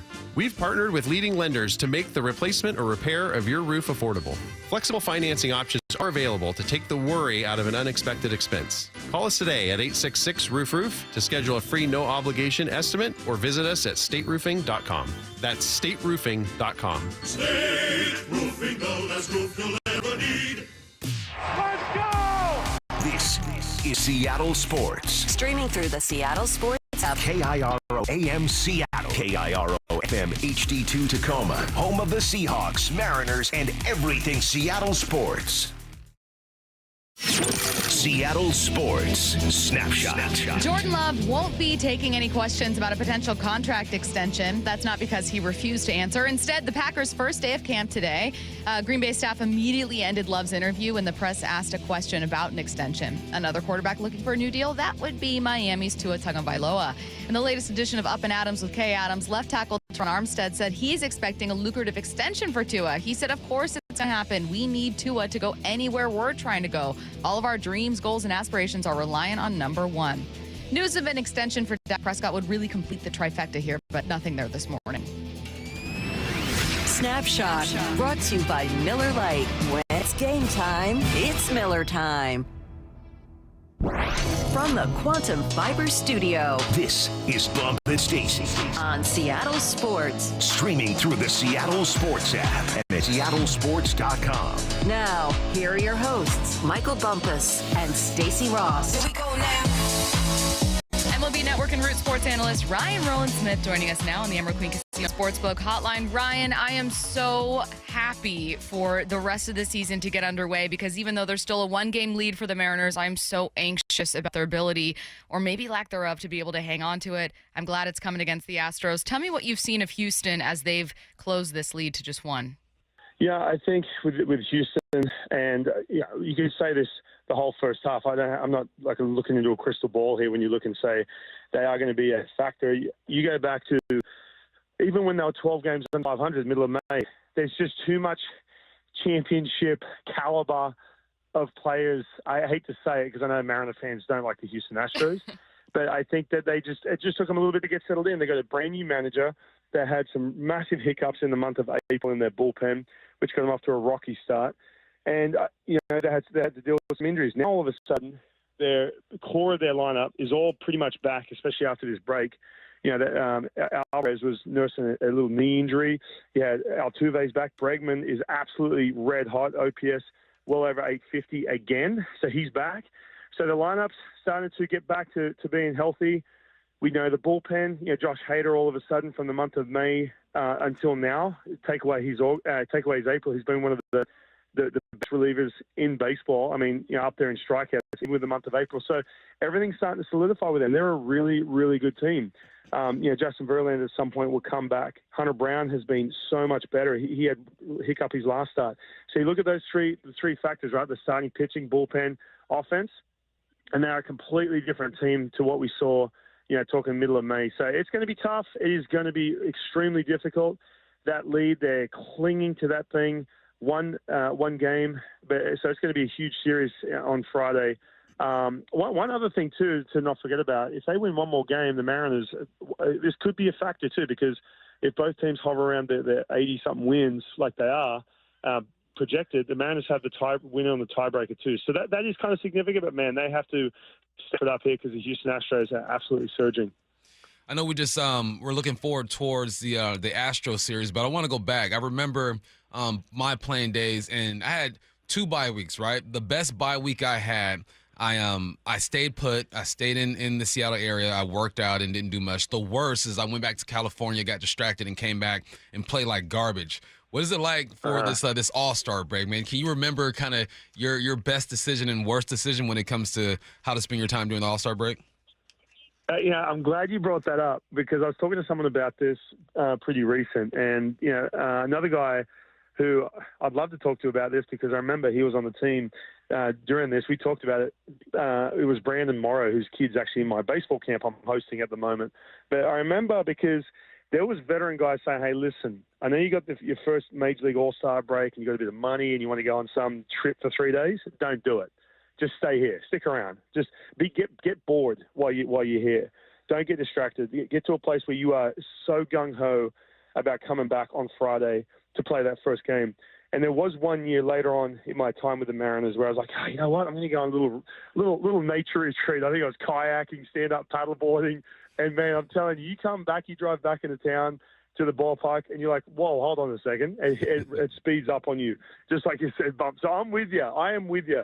I've done both. I've sat around, the apartment and just so fired up to get back. Obviously resting and the whole bit. But there's been times where I've gone off and tried to really soak up 3 days of doing something away from baseball. And it's just a bad move in my opinion. Unless you're going off to, and everyone's different, right? But unless you're going off to a place where you can reconnect with maybe a hitting or something, if it's baseball specific that you need to go find, fair enough. I've never had the chance to go to an All-Star game. I don't know what that's like. I know some guys are like, man, I just got done with this whole hyped-up All-Star game, have to come back, have a day off, and straight back into it. Some guys get really fired up after the All-Star game. Saw what they did to Julio last year. So everyone's a little bit different, but I'm with you, Bum. If you just stay put and just make yourself – it's okay to be bored. I tell my kids that all the time when they're sitting there. It's okay to sit and just be bored for a bit, because it gets you fired up for what's really important once you get back on Friday. Hey, obviously what's really important for this team is that the offense improves. How much are you looking at the bats that are already here as being kind of the core push behind that? Yeah, well, a couple things on that, Stacey. The offense, yes. It's, where do you start with that in regards to underperformance? We've talked about it so much. But you're looking at this, and I don't think the answer here, if you are going to have a big April and get yourself in a place where you are going to compete with the Houston Astros, because they will take charge of this division, as you say, Stacey, grab the ball by the hands. of the AL West. I don't know if you like that, me just sliding that one in there. But I bet they will take on this division, and it's going to have to come from the players within. It really is. Yeah, okay, you go add yourself a bat, a big one, couple pieces, whatever. But when you're talking about 5 of 9 players that are underperforming or not, playing at capacity or not projected how they were supposed to look this year, and we're talking about guys who it's not a deal with injury that we thought was going to happen with, say, Polanco, Garver, and Mitch Haniger. No, it's just a matter of the performance on the field. If you can get 3 of those 5 players back to kind of the level that when they're running close to capacity, then you're going to be in good shape. And then, you know what, go out of bat, whatever you plan on doing. I still think they have to add some pieces in the bullpen. But if you are going to compete in the month of August, what you have here in this lineup, and you can roll your eyes at this if you're listening, they're going to be the X factor here. They're going to be those pieces, those add-ons come August and September. We've been waiting for Julio to kind of turn that corner. We feel like he's close, right? You look at his month of July so far. He's doing some good things. Like I mentioned before, you and I watched some films together when it comes to Julio. What do you think this break has done for his mental? Because I would imagine being in the spotlight constantly and being critiqued on every single swing has to wear you down. I mean, you look at even the last 11 ABs. He's like, 8 hits. He's raised his batting average up 23 points, and you can look at it as a whole. Because I'm guilty of this too. You start looking at these players and you go down the list and see who's got the most at bats. Where's everyone's OPS. It's hard to get anyone out of the 600s on this team. And you look at that as a whole, or you can look at it and say, you know what, there's something that is very close with Julio leading into the break. And so I think that you can look at it 2 ways. You can say, hey, look, man, we don't want to have this week off because he's going to lose that momentum. I think it's different with him. I think he's in a place where he's very close. He's starting to figure some things out. Go take a breath. Go talk to some people. I would have loved to have seen him maybe at the All-Star game, be around some big influences, just like it helped him last year. But that's not the case this year. But I think he's going to be really close. And we talked about what this team needs in August and September. We all know it. It's screaming at us in the face. You need Julio Rodriguez to play just somewhere close to his capacity, and this team's going to be in so much better shape offensively. Hey, last one for me. Teoscar Hernandez had an interview where he talked about the batter's eye, kind of flipping it and looking at the point of view of the pitcher. I can guess the answer is where the fences are. But is there anything with parks or maybe with certain parks where you were like, I hate this place? Or another one where you're like, this is amazing? Well, I spoke to some guys yesterday actually about this, and I wanted to really, I wanted to dive into this as much as I could. Guys who have hit there, and guys who would be honest with me in regards to. I'm just getting to the batter's eye before I get into the park pitching at. Because, a quick answer: yes. There's parks that just the way the mound is, like all of a sudden there's a divot that just gets generated under your foot in like the second inning when it should be a nice flat, even MLB mound. Or there's a backdrop that the angle throws you off a little bit, or there's a really deep backdrop. Old Yankee Stadium used to have that really deep backdrop, and it felt like you were throwing out on an island. And then some mounds, it feels like you're throwing off a cliff. And these are major league mounds. It's just a weird, depth perception thing, or it's called. I'm blaming the fact I had a 6 ERA in 2010 on every mound in the big leagues. No, but you know what I mean? There is that factor for sure. Now. In regards to Teoscar talking about, this new thing about the backdrop being angled, I've asked a few guys and they said, look, I'll be honest with you, didn't even think about it until I heard that, and there may be some truth to some guys, but this is the kind of the collective answer I got.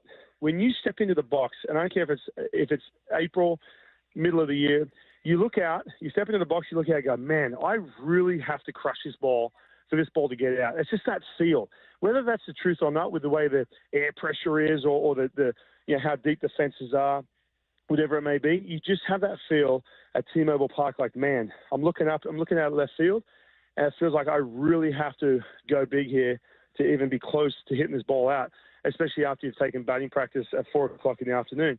Whereas other places, they say you walk into Houston, it's like, man, I don't need a whole lot to get that left field at Minute Maid Park.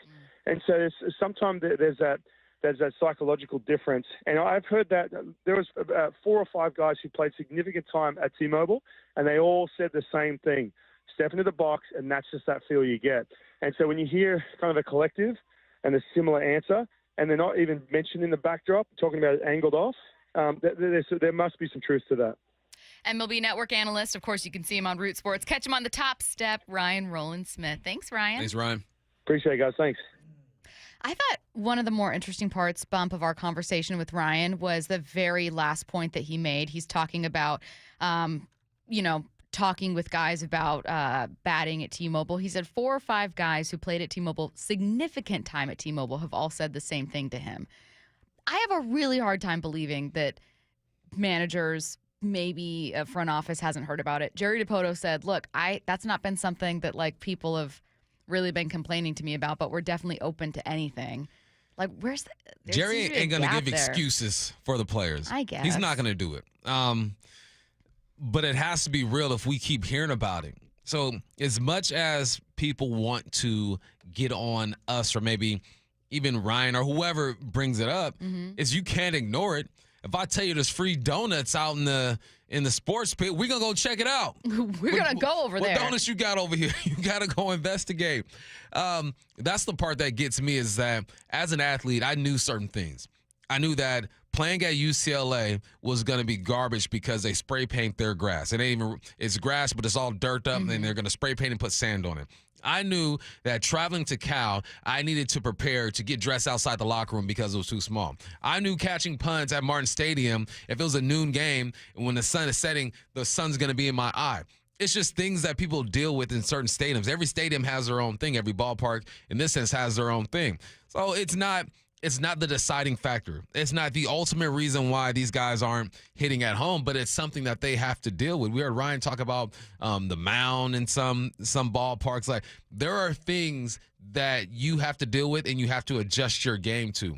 When you're dealing with hitting a baseball, which I think is the hardest thing to do in sports, and you're already failing at a high rate, it's going to stick out a bit more. So it's not the ultimate reason why, but it is a factor and something these guys got to deal with. I just wonder if a club might be de-incentivized to change those things because it gives them what they feel is an advantage, that opposing batters come here and are going to have a harder time, and that pitchers, their own pitchers, will have a slightly easier time and have an advantage. And we do see that home ERA versus road ERA as being the single biggest difference, in the performance of this team. The offense with not a drastic difference on or off the road. Or on the road or at home. But again, it's kind of like, but your offense needs every advantage it can possibly get. I know that in your mind you'd be making it easier for opponents too, but your offense is atrocious. And who pays for that?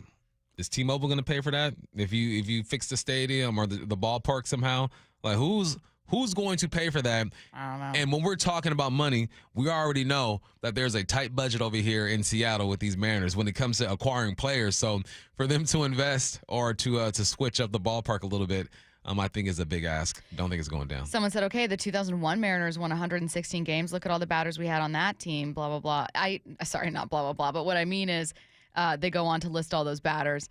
And I agree, there have been other iterations of Mariners teams offensively that have performed just fine, but that's not where you are as a club right now. Not only that, but offense is just harder to come by in today's league. That's not an excuse for the Mariners. Who's on that team? 1,000,005 players who are better than these players. Exactly. And that's not a knock so much as it is just the truth. Yeah. Like, you have not constructed an elite offense, and they are certainly not playing like one. No, you haven't. And it feels like you're reluctant to. It feels like you're depending on well, it's okay to depend on guys to be who they are on their baseball card, but decline is inevitable. And there are only a few guys who play 20-plus years in a league and end on a high note. And those guys go into the Hall of Fame typically. You just don't have those type of dudes. So anything you can do to help them, you have to do it. At this point you got to play better from within. You need your pitching to be consistent. You got to have Julio do his thing, and then you add a couple bats and see what happens, because you still are in first place, still a chance. Yep. Just support the squad. Let's get to 4 down territory. This is 4 down territory, going inside the game. What former Seahawks and Coug wide receiver Michael Bumpus. First down, Caleb Williams' contract negotiations got really creative and may have even been revolutionary if it actually did go down this way. What did he try to accomplish? My man was doing his thing. He took his time with it. Now, his dad was a commercial real estate investor. So he has some ideas. He wanted to be paid as an LLC. He wanted Caleb Williams to be a business, get paid as an LLC. And now you have protective shields against business debt and liability. The specifics, go ask his dad. I don't know. And then only company assets could be liquidated if something were to happen. Like, because I have an LLC and I'm looking at it like, how could he be an LLC? It's way past my pay grade. I got people to work that out for me. Also, he wanted his contract to be a forgivable loan. So you receive money tax-free until after 10 years and you maneuver. Anyway, I'm reading this stuff and I go, he's approaching this on a different level. We've never seen this before. He didn't want the franchise tag to go down. He wanted fully guaranteed, which I think he got.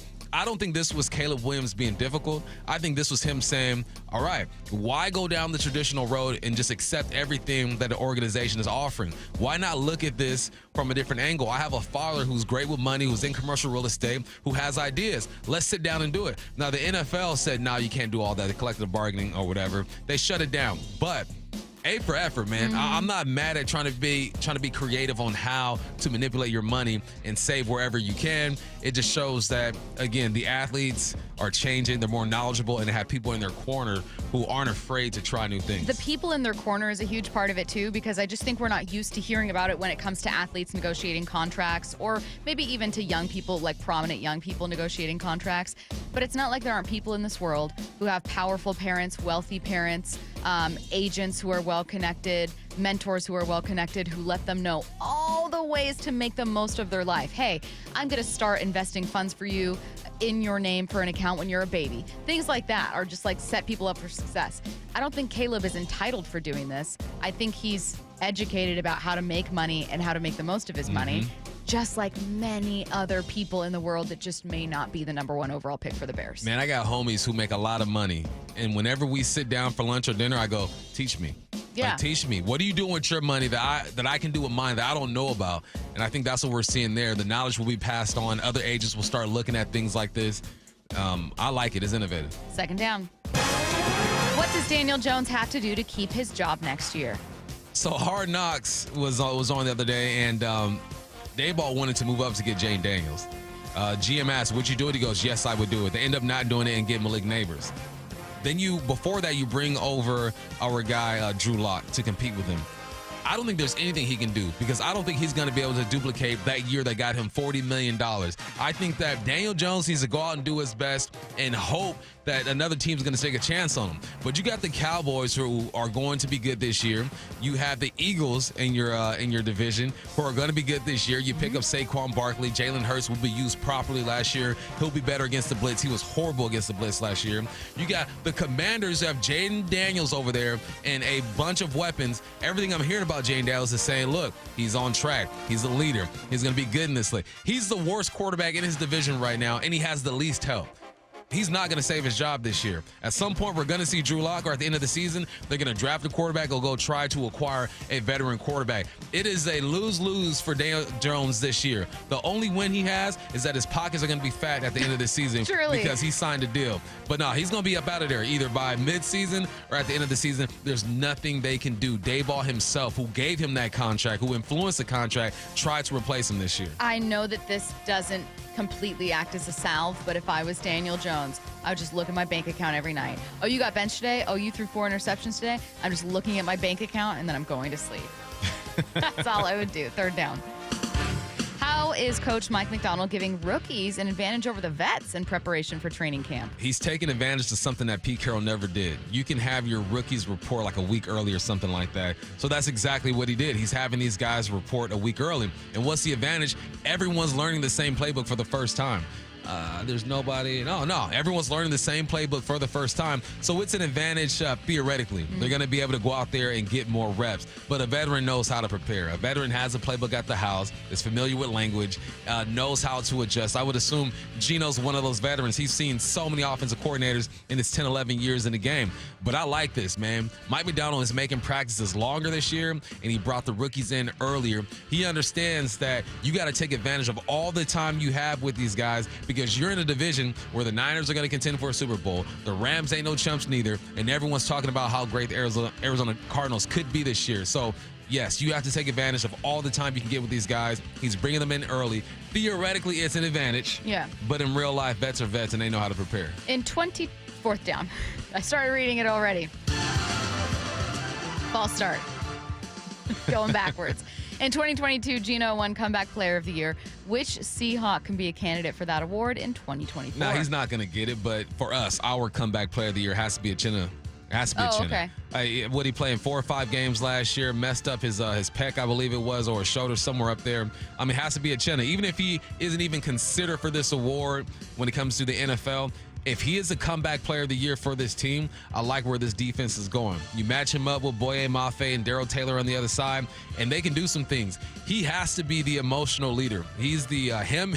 Can you imagine him and Spoon on the field at the same time consistently? Man. All the barking and head movement you're going to see, getting all hyped up and stuff. It's going to be crazy, but I'm looking at Uchenna and saying, if he can be the Comeback Player of the Year for the Seattle Seahawks, that means the defense is in a very good place. I believe in the defensive line. Like I said earlier, we're going to find out about the linebackers. But Uchenna, man, when he was in there, the defense just felt different. Maybe it's because he wasn't a Seahawks draft pick, obviously a free agent acquisition who was with the Chargers, so an AFC team that we weren't watching a ton. I feel like he gets overlooked. Yeah, he does get overlooked a bit. He's been overlooked his whole career. He was over there with the Chargers and played behind some guys. Got opportunity here and show that he can get her done. Last year was just so unfortunate. So I'm so excited to see him play this defense, and I think if he does what he's capable of doing, he'll be our Comeback Player of the Year. Maybe, I don't know if he'll get NFL votes though. This isn't a Comeback Player of the Year candidate, but another outside linebacker / edge rusher that I'd really love to see have a solid season. Obviously, we've talked about Chenna, we've talked about Boye. Darrell Taylor, man. DT. Like, we've kind of been waiting for that moment. Yeah, it's if it don't happen with this group, it'll happen. It could happen somewhere else, but I think this is a big year for DT. Yeah, absolutely. Almost a first round pick for Seattle. They ended up going with Jordan Brooks in the first round. Still got Darrell Taylor, but this is a guy they had a ton of excitement about when they brought him in, and he kind of hasn't lived up to that. Couldn't get healthy to start, right? Had a leg issue there going are on. reasons that play into that. So he really had a slow start to his career because of injury. You're listening to Bump and Stacey on Seattle Sports and the Seattle Sports app. Coming up in the timeline, an awkward exchange, a very impressive and cool debut, a hilarious story, and very weird ballpark food. That's next.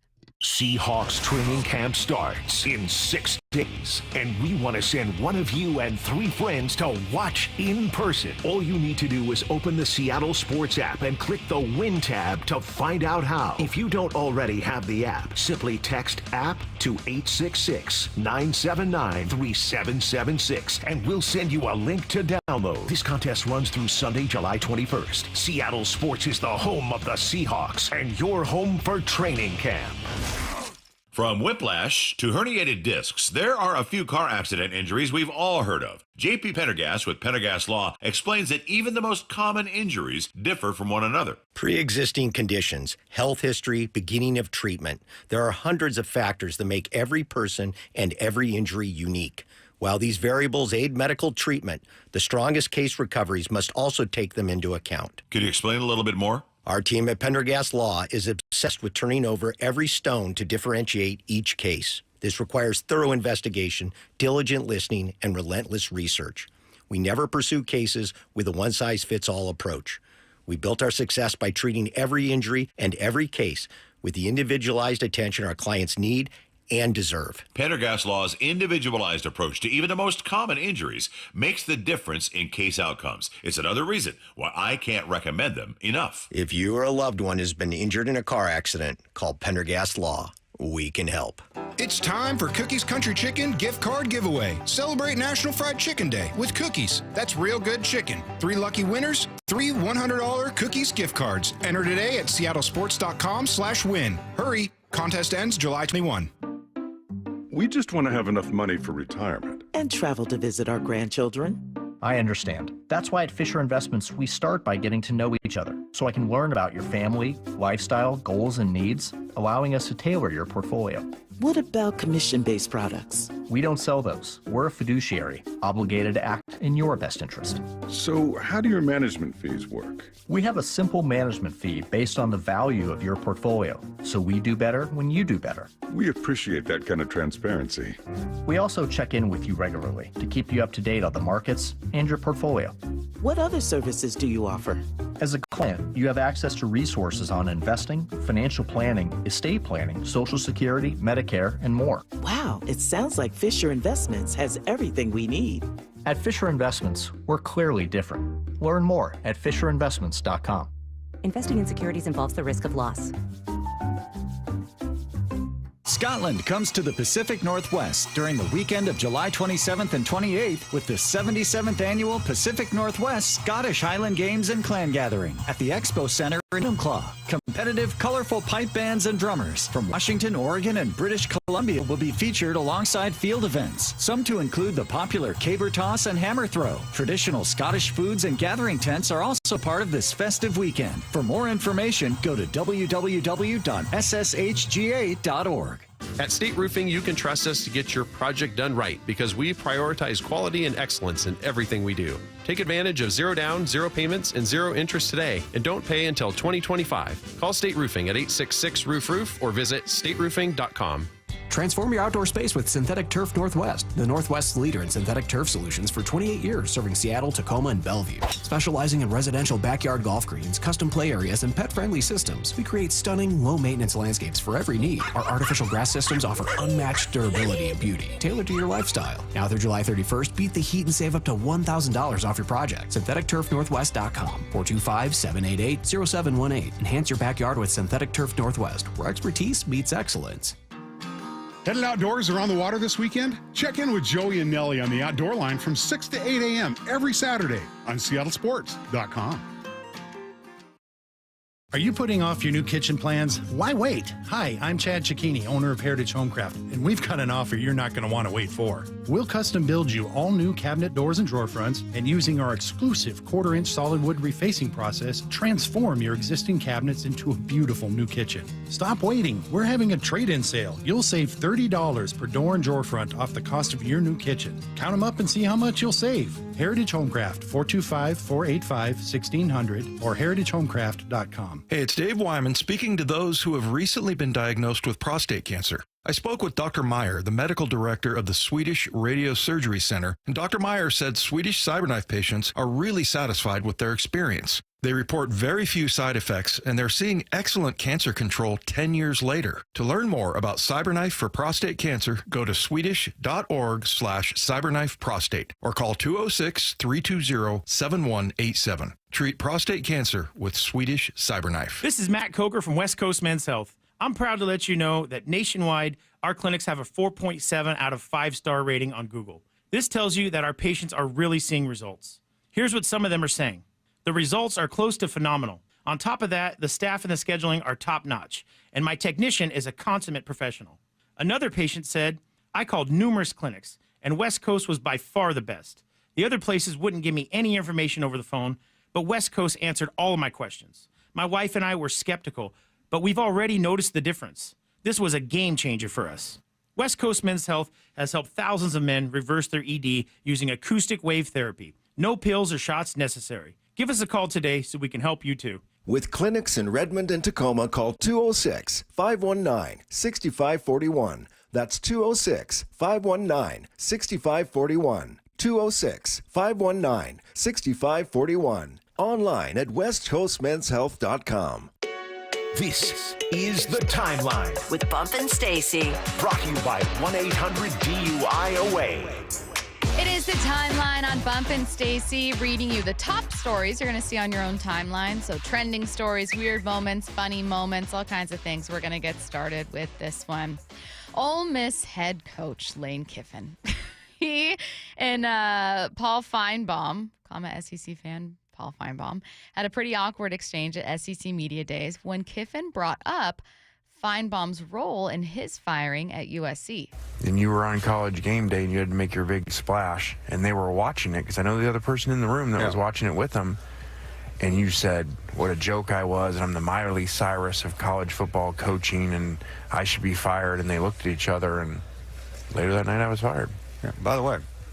But hey, look what happened. I would have never gotten to work for Coach Saban. All these other things wouldn't happen, so I appreciate you for helping getting me fired. Thank you. Look at what you're doing today. You're predicted to go to the playoffs. And look at Miley Cyrus. She's had a nice comeback, So too. you're wrong on that. I mean, you put me down with that. So really, I don't really know what you're good at. Like, you predicted that Coach Saban was done. That didn't happen. You basically said Miley Cyrus stinks, and she's still going. Yeah. Well, anyway, it's always great to be ridiculed by Lane Kiffin here. He still tried to get a shot in at him in the last one. Always great to be ridiculed by this mediocre loser, is what Paul Feinbaum was trying to say. I appreciate Paul during this interview basically trying to say, you're welcome. He really tried to be like, I'll accept that compliment. The last couple days, I've been following Paul and watching the way he moves. It is clear that if you are not SEC, he don't care about you. No, not at all. The way he's talking about Lincoln Riley, have you heard the way he's talking about Lincoln Riley? How he's a fraud and he's this and he's that. And the way he talks about SC, he tried to compare Oklahoma to SC. SC has so many Heisman Trophy winners. You have national champ. Like, he tried his hardest just to poop on the West Coast in general. Yes. He was pooping on DeBoer. It's like every chance he gets to go after anyone who's connected to the West, he does that. I don't know what his gripe is. Now, Paul, he's been in the game way longer than I have, has way more connections than I do, has been around way more football longer than I have. But I don't know what it is about him in getting at the West Coast. Like, get your SEC affiliated. I just want to sit down and be like, who hurt you out West? Because he shows no love. Did you hear what he said about Colorado? This was actually by RG3 a while ago, who posted the cut of it, but he said that Deion Sanders, Shedeur Sanders, and just Colorado in general don't matter to college football. Paul, there's a difference between they're not going to be competing at the college football playoff for a national championship and they don't matter to college football. Those are two very different things. What's relevant in college football, conversations in college football, who's making waves in college football. Sometimes those conversations are different than who's competing in the final game of the season. SEC must be paying him fairly well. I just think he's a super fan. He's a Tennessee guy. I think that he's South. Truly. He's the South. But then don't be talking about college football as a whole when you so clearly have eyes for one conference. He should only talk about SEC. They should just make him an SEC network guy, and that's it, and that's all he does. I try to listen to his show. I don't think he watched a single Washington game. It's South, and you know what? He's great at what he does down South. But don't comment on the West because some of his logic just makes no sense. I get Lincoln Riley, right? He didn't have the success that he wanted to last year. He said he ran from Oklahoma because he knew they were going to the SEC. No, he went to USC. Like, the fact that he does not give USC its proper love blows my mind. I don't understand. Again, Curtis. I mean, after Lane Kiffin got fired at USC, he's done a really nice job of rebounding. Went to Florida Atlantic for 3 years, has been at Ole Miss for 4 years. In those 7 seasons, he's got 4 double-digit win seasons. And like Feinbaum mentioned at the start, like, Ole Miss could be a college football playoff team this season. Like, I get that Kiffin's coaching career got off to a really bumpy start with the Raiders and with USC, and he was this joke of a coach after he got fired by USC. But, like, he was also, like, late 30s, like early 40s. He was a baby in terms of coaching, standards. And now I think he's got something really good at Ole Miss. Like, I don't think it's fair to latch on to Lane Kiffin, what he did with the Raiders and with USC anymore. Yeah, no, I don't either. And it's also unfair to not give any credit to any schools for their accomplishments and then hang on to older accomplishments of programs or mediocre accomplishments of programs in the SEC. Again, there's just a bias that is ridiculous. Well, it's just absurd. Don't be a national guy then. Yeah, don't do it. Just do SEC. How many Washington games did you watch? How many Oregon games did you watch? Did you watch USC at all? Did you watch any Colorado games, or do you just have this to say because you don't respect them as a program? Like, do you watch the games or not? There's not enough hours in a day for him to watch all that stuff. Absolutely not. Not with all the reruns of Bama and Tennessee and everything that he's watching. Next story, 14-year-old 14-year-old Kevin Sullivan became the youngest player ever to appear in an MLS match when he suited up for the Philadelphia Union last night. Take a listen to Kevin's debut. And the separation creates an opportunity now for Kevin Sullivan to become the youngest debutante in Major League team sports. Jim Curtin has said his job is to be a 14-year-old kid. It's not some gimmicky thing to get headlines or sell tickets. This kid is ready. And Kevin Sullivan, the history maker, now enters this arena. Kevin Sullivan. Now, Man City, I believe, has his rights when he turns 18. This kid could be the real deal. Has a lot of family that are in the game already. 14. He was born in 2009. Yeah, it was nuts. I saw him enter the game. He had a touch where he attacked a goal at a fire from about 20 meters out with his left foot. He looked like he belonged. He didn't look like a scared 14-year-old out there. Then I listened to his conference. It wasn't a conference. It was via Zoom. It was on SportsCenter last night. And he's polished up. Like, he's confident. It all makes sense. I expect him to do some great things, man. That was fun to watch. I have a 14-year-old, and I go, bro, you ain't even, nowhere near ready for that yet. And my dude can ball, but there's certain levels to this, man. It was fun watching him, and just the way he handled himself after the game was impressive, too. It's insane. It's like he didn't even come off as 14 to me. I mean, he came off very clearly as a young adult, but it just seemed so mature and seemed so comfortable. I mean, I think of myself at 14. I was probably playing The Sims all day. Man, 14? Like doing nothing. I was just taking out the trash and doing dishes so I can go outside. Back-to-back food stories. Let's get to it. We're going to start with this one. Kevin Garnett had a hilarious recount of the time Paul Pierce introduced him to Cinnabon. When I first came out to L.A., P was the first guy to put me on Cinnabon. We walked in the Fox Hill Mall. I've been in the mall before. Man, no. I'm from Greenville, South Carolina. Listen to this. About 15, 16? I'll take you to the mall. We went to go get a Cinnabon. I'm from Greenville, South Carolina. We have a Krispy Kreme. So we know what red light, we know smell. Bro, I come into this mall, the first thing I smell, I'm like, damn. And P was like, oh yeah, that's Cinnabon. Come here, I gotta show you this. We gotta And go. I'm like, what's this? He's like, come here, it's cracking. We gotta go. We go in here. We get the Lord, Cinnabon.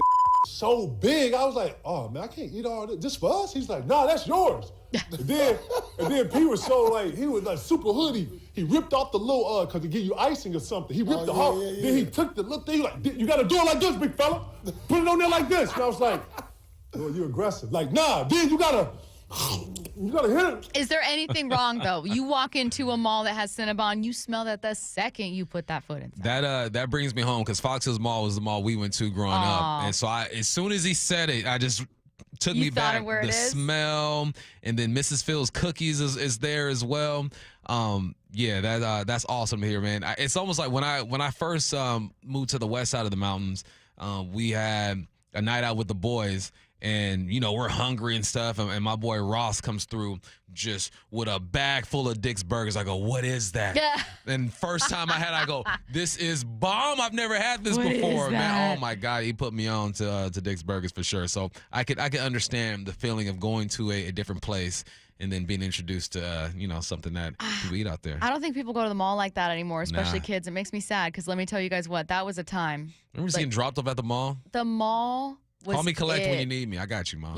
I'm so grateful to have been alive when it was like the mall and then like a club was a concept. The mall was like daycare for teenagers. No, mall was amazing. Amazing. You would either catch a bus after school and go there. Maybe your parent drops you off, whatever it is. I could stay at the mall for 6 hours and with $10-20. So many things to do. Yeah. You walk around and look at stuff you can't afford. Oh, truly.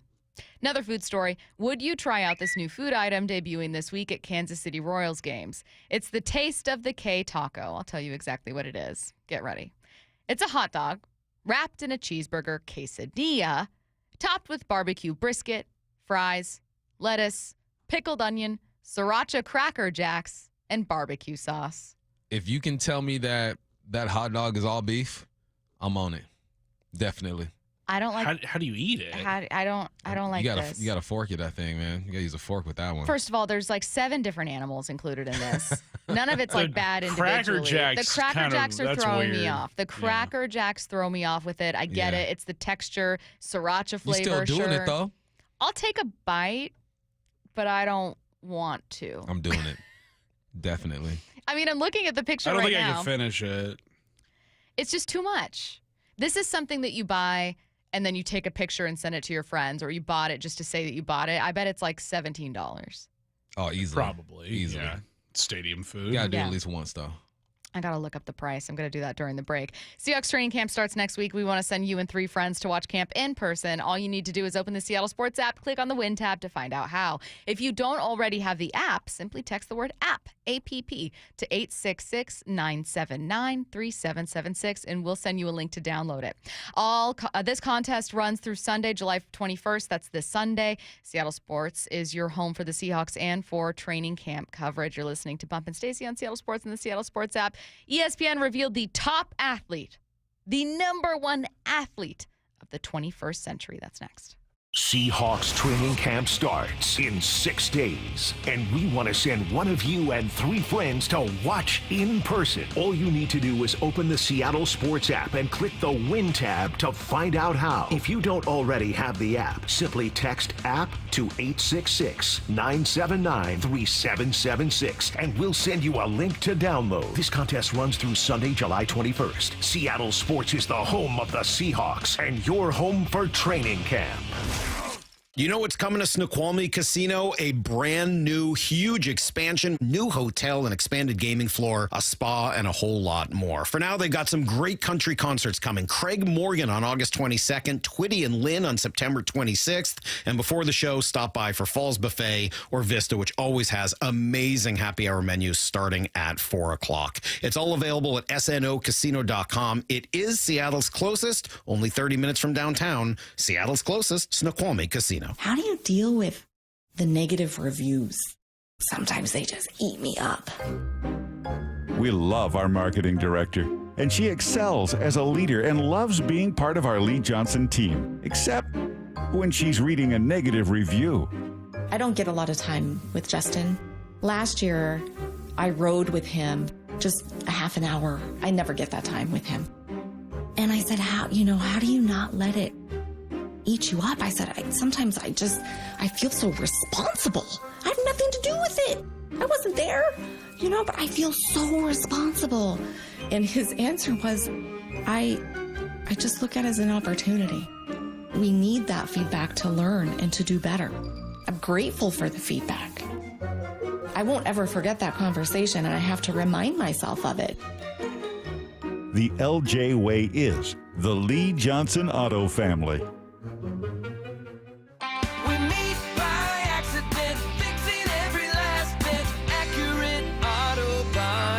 If you've been in an auto accident, you have the right to take your vehicle to any repair facility. Accurate Auto Body has been family owned and operated since 1994, and they work for you, not your insurance company. Your insurance company may not love them, but you will, because we meet by accident, fixing every last bit. Accurate Auto Body. Are you looking for a construction loan to build your dream home? Are you a local builder needing a better financing option for your next spec project? Hi, I'm Scott Rireka, CEO of Legacy Group Capital in Bellevue. Stop wasting time with local banks and credit unions and their endless guidelines. We're the experts for common sense residential construction loans. We lend our own money, we make our own decisions. And if your deal makes sense, we'll get it done fast with flexible terms. For homeowners, we advise you every step of the way with things like budget and timeline, ensuring the completion of your dream home. For builders, Legacy's not only your lender, we'll source your next deal, provide permitting services, and if you're short on equity, we'll invest alongside of you. Legacy Group Capital has lent more than $1 billion, helping over 130 local builders and hundreds of homeowners. We can help you. Construction loans don't have to be hard. Borrow smart with a common sense construction loan from Legacy Group Capital. Visit LegacyG.com. LegacyG.com. Shane Company loves Seattle so much, we decided to open another jewelry store in the area. Come say hi at our new South Center Square location in Tukwila. Shop our beautiful selection of fine jewelry or stop by our new Create Your Own station and make something one of a kind. You can also step into our pop-up radio booth to share a story about your jewelry for a chance to be featured on the radio. And of course, you can still visit us in Linwood too. We can't wait to see you. Shane Company, your friend and jeweler. 4 down territory, going inside the game with Michael Bumpus. I like this. More quarterbacks should start doing this. Every day at 11:15 and 1:15 on Bump and Stacey. Summer is the time to feel and look your best, but I'm not talking about your abs or tan. Guys, I'm talking about your hair. Restore that bald spot, reverse your receding hairline, or add volume to thinning during Advanced Hair's once yearly summer savings event. Advanced Hair's simple one-day treatment begins to regrow your very own hair the very next day, and they guarantee your new hair will grow. They are the team that addressed my hair loss, and I recommend them to everyone. Take advantage of your flexible summer calendar and get the most hair for your dollar. Advanced Hair's summer sales event is on for a limited time. So get the details and schedule your free consultation today. 425-449-8185. One-day treatment, life-changing results. With Advanced Hair, your new hair is guaranteed to grow. Check out the incredible before and afters and make the call now while their summer savings event is still on. That's 425-449-8185 or advancedhair.com. We all know a cancer diagnosis is physically and emotionally challenging, but it can also be financially devastating. That's why Northwest Hope and Healing is here to help. I'm Dr. Suzette Miranda, a plastic surgeon who is proud to be part of Northwest Hope and Healing's mission. We provide a lifeline for breast and gynecologic cancer patients by covering essentials like food, utilities, and child care, so patients can focus on healing. Since the year 2000, Northwest Hope and Healing has distributed over $2.5 million to thousands of local cancer patients, and you can help us make an even greater impact. Mark your calendar for Life in Color, a summer brunch, auction, and fashion show on August 18th at the Golf Club at Newcastle. It'll be an unforgettable afternoon of hope and inspiration, celebrating local cancer survivors. Get your tickets now for Life in Color on August 18th. Go to nwhopeandhealing.org to learn more. That's nwhopeandhealing.org. From the Quantum Fiber Studio. This is Bumpin' Stacy. Weekdays 10 to 2. On Seattle Sports and 97.3 FM HD2. ESPN gave themselves a really tough task, which was to rank the top 100 professional athletes since 2000. That is not easy. That is not easy. They finally got down to number 1, though. We were wondering who it would be yesterday, and we thought maybe Messi, Phelps. I think we settled on like Phelps might be it, but we talked about Serena. There were a couple other names. Braun was one of the names we threw out. The number 1 is, of course, Michael Phelps. I mean, God, yes. You're the winningest Olympian, the most decorated Olympian of all time. Of course he's number 1 on this list. I have no issues with it. What do you think? No, not at all. It should be Michael Phelps. 2008, I was in training camp for the Seahawks watching the Beijing Olympics, and I risked my my health and my well-being staying up late watching Michael Phelps. I'm like, no, I got to see this. We got to make this happen. But when you are as dominant as he was in anything, what would you say, 23 medals overall, 19 gold medals, something like that? I mean, it's crazy now. Medalist, 23 golds. 23 golds. Now, he has the most opportunities to have success because there's multiple events that he can compete in, but you still got to go out there and do it. Yeah, no problems with Michael Phelps. The problem I do have is Shohei Ohtani in the 60s. What the heck is going on? That is wild. You can't be at any point the best hitter and best pitcher and not be higher than that. He's got to be at least in the 20s. Ichiro was in the 20s. Yeah. Bonds was in the 20s. Ichiro beat Barry Bonds. There were some on this list where I thought like, oh, I might move this one a little further up, this one a little further back, whatever. But when it came down to the top 10, I thought they nailed it. Like you can kind of shuffle things still around, but like as far as belonging in the top 10, I'm here for it. So here we go. Number 10, Kobe Bryant. I already know you're co-signing you already this know. one. You already know. You think he should be higher? Nah, that's fine. Okay. Yeah. Number 9, Usain Bolt. Usain Bolt was a name you threw out yesterday. I take it back. He should be in front of LeBron. Move LeBron back. Okay. 8, Tiger Woods. Mm-hmm. Yep. 7, Simone Biles. Yeah. Yep. Yep. 6, Roger Federer. Yeah. You think he should be later? Doesn't Djokovic has more Grand Slams than he does? He's on Yeah, here. I think Where's he? Djokovic He's has been 11. around longer. Yeah. LeBron's been around longer than everybody else. He played 15 years. We wouldn't be talking about him like that. Yeah, you got 24 Grand Slam singles champion. He's at 11, and then Roger Federer, 20-time major champion. Yeah, I'm not like mad at it. No, I'm not mad at it. Yeah, I ain't mad at it, but I'm just, he got more. Number 5, Tom Brady. This is the one you're mad at. I'm not mad. I'm a little for sports take, I'll say I'm mad. I don't think Tom Brady should be as high as 5. I think Tom Brady is the best quarterback we've ever seen, maybe the best we'll ever see. I don't think anyone will ever touch his Super Bowls. I think he will go down in history as the winningest quarterback with the most Super Bowl rings, and no one will come close. I also don't think he's one of the greatest single athletes we've seen of the 21st century. Because you're thinking about ability. Yes. Not accomplishments. So if Patrick Mahomes, who's on this list at number, he's a little further back. I think he was like 15, he was 16, 17, 18. So Patrick Mahomes is 18. If Patrick Mahomes had 6 Super Bowl rings, I think he'd be above Tom Brady on here.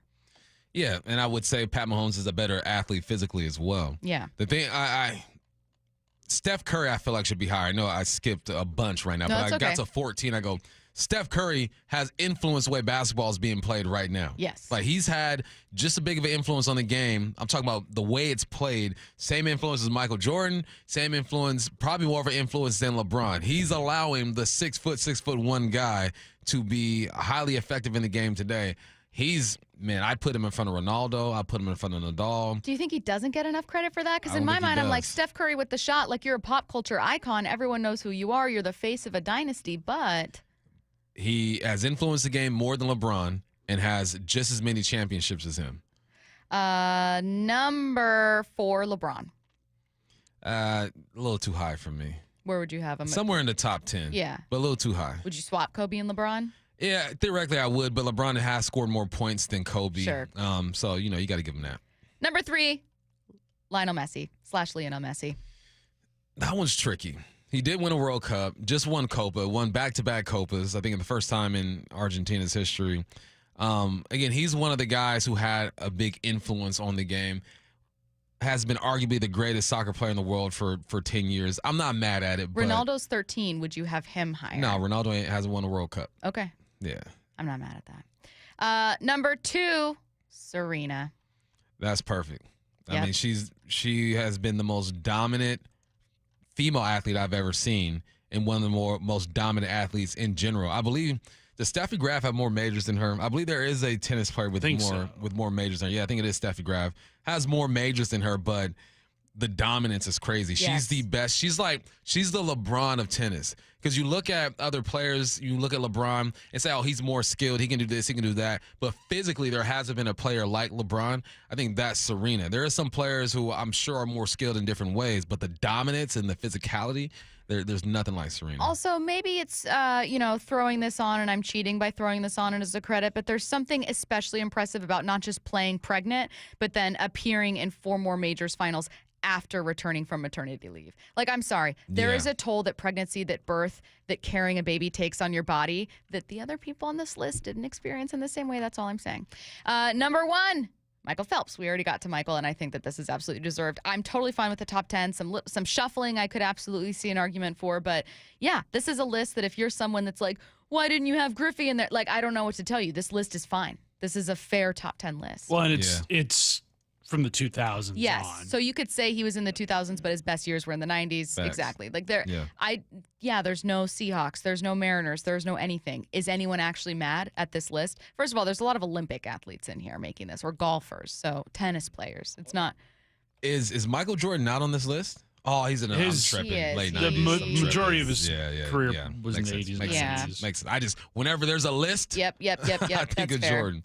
You've got, let's go. I also am surprised that Shohei was in the 60s and behind Crazy. a couple other people. I was surprised, like Shohei behind, I don't know, I guess Alex Rodriguez at 43 makes sense for me. I'm fine with that. Giannis at 42 makes sense for me. I think he should be somewhere in the 20s. And when it's all said and done, he'll be in the top 5 if he continues doing what he's doing. Ichiro, I'd put him in front of, man, the 20s are hot though. You got No, Albert that's what I'm Pujols, saying. Peyton Manning, Randy Moss. Ichiro. Get the Joker out of there. Get the Joker 3-time out of there. MVP. Get one-time the Joker champ. out of there. I put him in front of the Joker. The 2 Seattle athletes on here or majority Seattle athletes are Ichiro, and then 84th is Lauren Jackson, Storm legend. I'm fine with that. Yeah. Yeah. I mean, it's ultimately subjective. Like, you can look at it and you can say, no one has this many Super Bowl rings, no one has this many Grand Slam titles, no one has this many gold medals, and kind of have that as an end-all be-all for some things. But once you get into the 20s, 30s, 40s, 50s, once you get close to 100, it becomes more of like a, hey, I just think this person's more talented. It's like the sixth round pick, 7th round picks. You know, it's like, all right, I can make a case for that. Yeah. Yeah. Someone said Simone Biles. Where did she land? I think she was 4, right? She's top 5, right? She's top. Simone is number 7. 7. I'm okay with that. Yep. Yeah. After this Olympic she'll move up. Yep. All right. Let's talk college football with college football analyst Max Brown. He joins us next. Seattle Sports, your home for Wyman and Bob. Marcellus Wiley is with us. What have you kind of taken away from this changing training camp situation? And if there's one word that can really underline what everyone is saying, it's easier. No one is dying on the football field anymore in practice. They have come to the understanding that it's all about a Sunday product. No more Oklahoma drills, no more full contact back-to-back practices. Guys are telling me they will play at least 5 years longer just because of the practice schedule. And frankly, I believe it. Streaming live on the Seattle Sports app. X marks the spot. Now through September 21st, get 150 megabit Xfinity internet for 12 months with a 1-year contract for just $15 a month. You can add the new Stream Saver that includes Peacock, Apple TV Plus, and Netflix. That's Xfinity internet and Stream Saver for just $35 a month. All of your favorites, all in one place, only for my friends at Xfinity. So go ahead and binge some shows, stream some movies, and save some money all at the same time. For more watching and less spending, X marks the spot. Switch to Xfinity, the network made for streaming, and bring on the good stuff. Go to Xfinity.com, call 1-800-XFINITY, or go visit a local store today. Restrictions do apply. Internet offer requires paperless billing and auto pay with stored bank account. Equipment taxes and fees extra after promo. Regular rates apply. Currently $54 a month. Actual speeds vary. Stream Saver requires Xfinity Internet or TV, and price subject to change. So make the call to 1-800-XFINITY. Guys, did you know your testosterone affects everything in your system, including how you feel and perform every day? Right now, Revive Men's Health Seattle will check your testosterone for free. Knowing your T levels is the first step in understanding if you have low T. Your testosterone level impacts your energy, libido, sleep, weight, hair loss, mood, and even ED. Maintaining an appropriate T level can change your whole life. Most men start to see changes in their hormone levels in their 30s. Experience and results matter. So what are you waiting for? Get your T levels checked today by local, experienced, and trusted men's health experts. They've helped thousands of men since 2011. They're so confident they can help you, they even guarantee it. Call Revive today and schedule your free testosterone test, free exam, and free consultation. Call Revive Men's Health at 206-529-1111. That's 206-529-1111. Or visit ReviveMen'sHealth.com. Timmy, everybody. Great job. Next up for our 5th grade class recital, we have Samantha. 10 times better performance can make a big difference. Castrol Edge Motor Oil gives your engine 10 times better high-stress performance. Castrol Edge, better oil for maximum performance. Now through December 28th, Castrol Edge and Edge High Mileage Motor Oil are on rollback at Walmart. Claim based on sequence 9 test under high-load conditions versus API SP test limits. Get in zone, AutoZone. Welcome to AutoZone. What are you working on today? I think my battery's dead. With free battery testing and charging, we can help you get back on the road. Get in zone, AutoZone. So what if I need a new one? We have the right Duralast battery for you, only at AutoZone. Get in zone, AutoZone. And what about my old battery? We can recycle it right here at America's #1 battery destination. Get in zone, AutoZone. Restrictions apply. If you're injured in the state of Washington, here's what matters. Who represents you matters. The experience of their staff matters. Their investigation team and track record of success matters. Davis Law Group was founded in Seattle and has been winning cases for more than 30 years. We know Washington State, we know our courts, and we know how to deliver the highest level of client satisfaction. And that's what matters. The Mariners are all about giving you more baseball for your buck. Snag seats for as little as $10 on select dates all season long with Mariners Value Games. Plus, be sure to check out the Mariners Value Menu, available at every game and featuring 11 items priced from $2.50 to $4. Enjoy ballpark classics like hot dogs and peanuts, new treats like churros and chocolate chip cookies, and more. To get your value game tickets and check out all the value options at T-Mobile Park, go to mariners.com/value. You know what's coming to Snoqualmie Casino? A brand new, huge expansion, new hotel, an expanded gaming floor, a spa, and a whole lot more. For now, they've got some great country concerts coming. Craig Morgan on August 22nd, Twitty and Lynn on September 26th. And before the show, stop by for Falls Buffet or Vista, which always has amazing happy hour menus starting at 4 o'clock. It's all available at snocasino.com. It is Seattle's closest, only 30 minutes from downtown. Seattle's closest, Snoqualmie Casino. When you buy tires at Les Schwab, you're getting more than just tires. You're getting America's best tire warranty, 60-day satisfaction guarantee, no hassle road hazard protection, and free maintenance for the life of your tires. Other places make you pay extra for that. But at Les Schwab, it's included with every set of tires because more warranty means less worry, and nobody stands by their tires like Les Schwab. Get more from Les. Book your appointment at leschwab.com. Terms and conditions apply. See leschwab.com for details. This is Seattle Sports. Streaming through the Seattle Sports app. KIRO AM Seattle. KIRO FM HD2 Tacoma. Home of the Seahawks, Mariners, and everything Seattle sports. Seattle Sports Snapshot. ESPN released their list of the top 100 professional athletes since 2000. Coming in at number 1, that would be Michael Phelps, the most decorated Olympian of all time. Seems like a fair choice. The Clippers and Jazz have agreed to a sign-and-trade deal involving Russell Westbrook, who's expected to join the Nuggets after Utah waives him and buys out the remainder of his contract per ESPN. Finally, veteran wide receiver Randall Cobb is retiring from the NFL after a 13-year career. He will join the SEC network as an analyst. Snapshot, brought to you by Miller Lite. When it's game time, it's Miller time. From the Quantum Fiber Studio, this is Bump and Stacy on Seattle Sports. Streaming through the Seattle Sports app and at seattlesports.com. Now, here are your hosts, Michael Bumpus and Stacy Ross. Here we go now. Lots to talk about with this new college football season, especially following some chaotic realignment. Joining us now, college football analyst Max Brown on the Emerald Queen Casino Sportsbook Hotline. Hey, Max, how's it going? Stacey, Bump, thanks for having me on. We're happy to have you. I'm actually going to start with some realignment, specifically the Pac-12 programs that are headed to the Big Ten. I'm a Washington alum. Obviously, you have a ton of insight on all of these programs, including USC, clearly. So I'm going to start with just asking about the program that you think might have the most success in their first year in the Big Ten. Yeah, and this might hurt your heart a little bit, but I'm going with the Oregon Ducks. Oh, no, Max.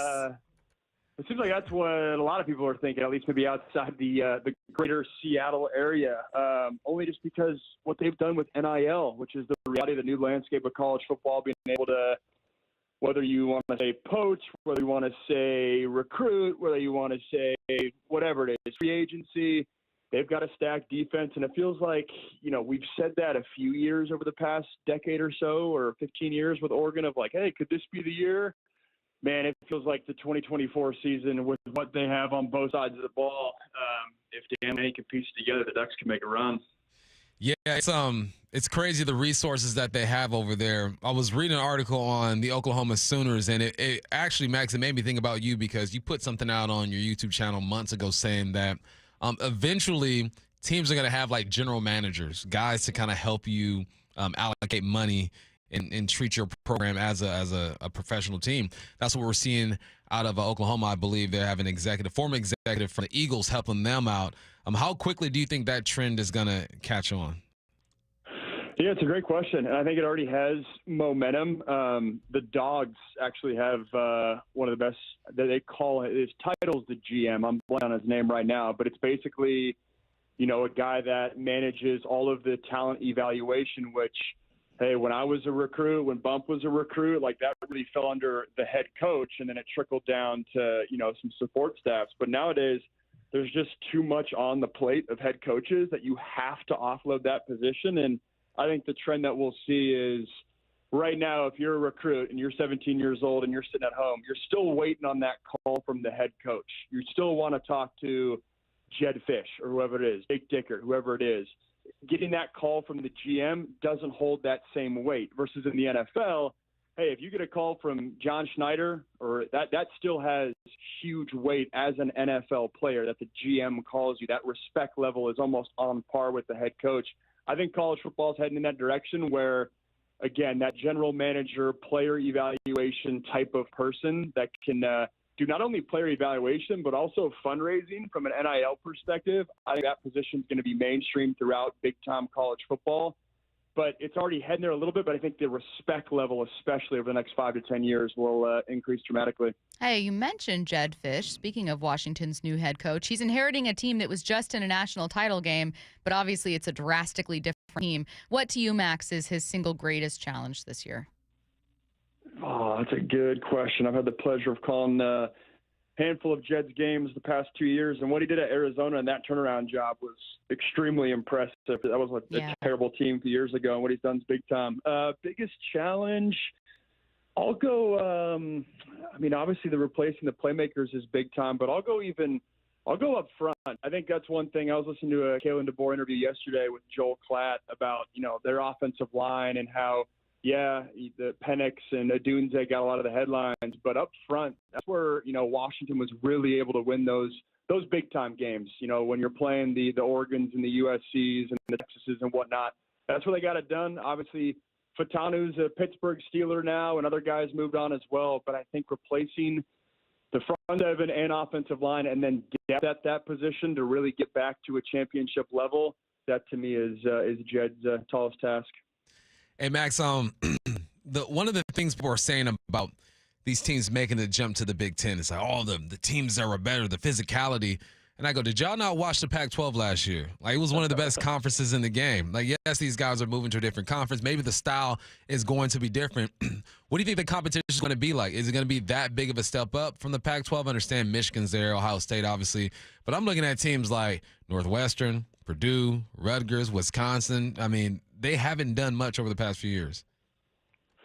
Bump, you already know I'm right with you. And I think we've probably talked about that both on air and behind the scenes. I think that is one of the biggest overblown misconceptions about the migration of those four teams to the Big Ten. I was listening to Paul Feinbaum this morning, talking about, hey, now that Lincoln Riley's in a real conference and that kind of verbiage.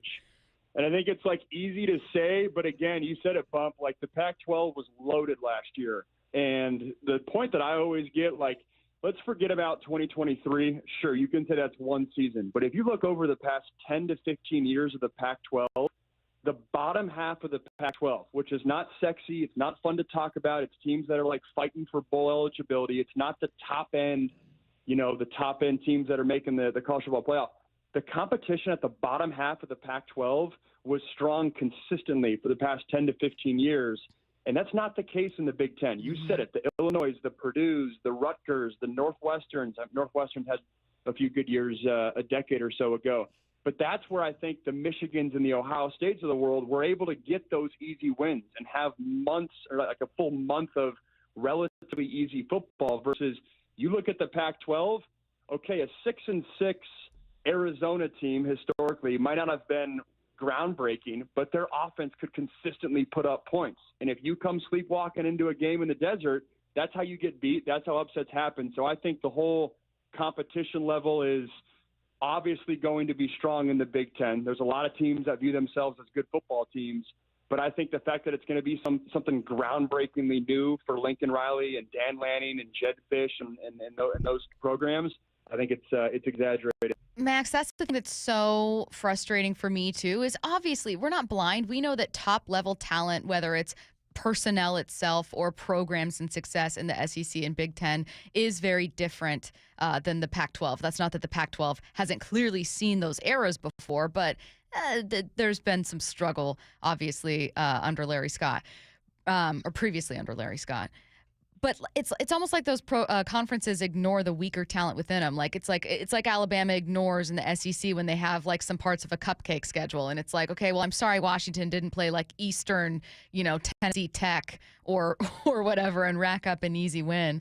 So I'm with you, man. I was Bump and I are now nodding along with that.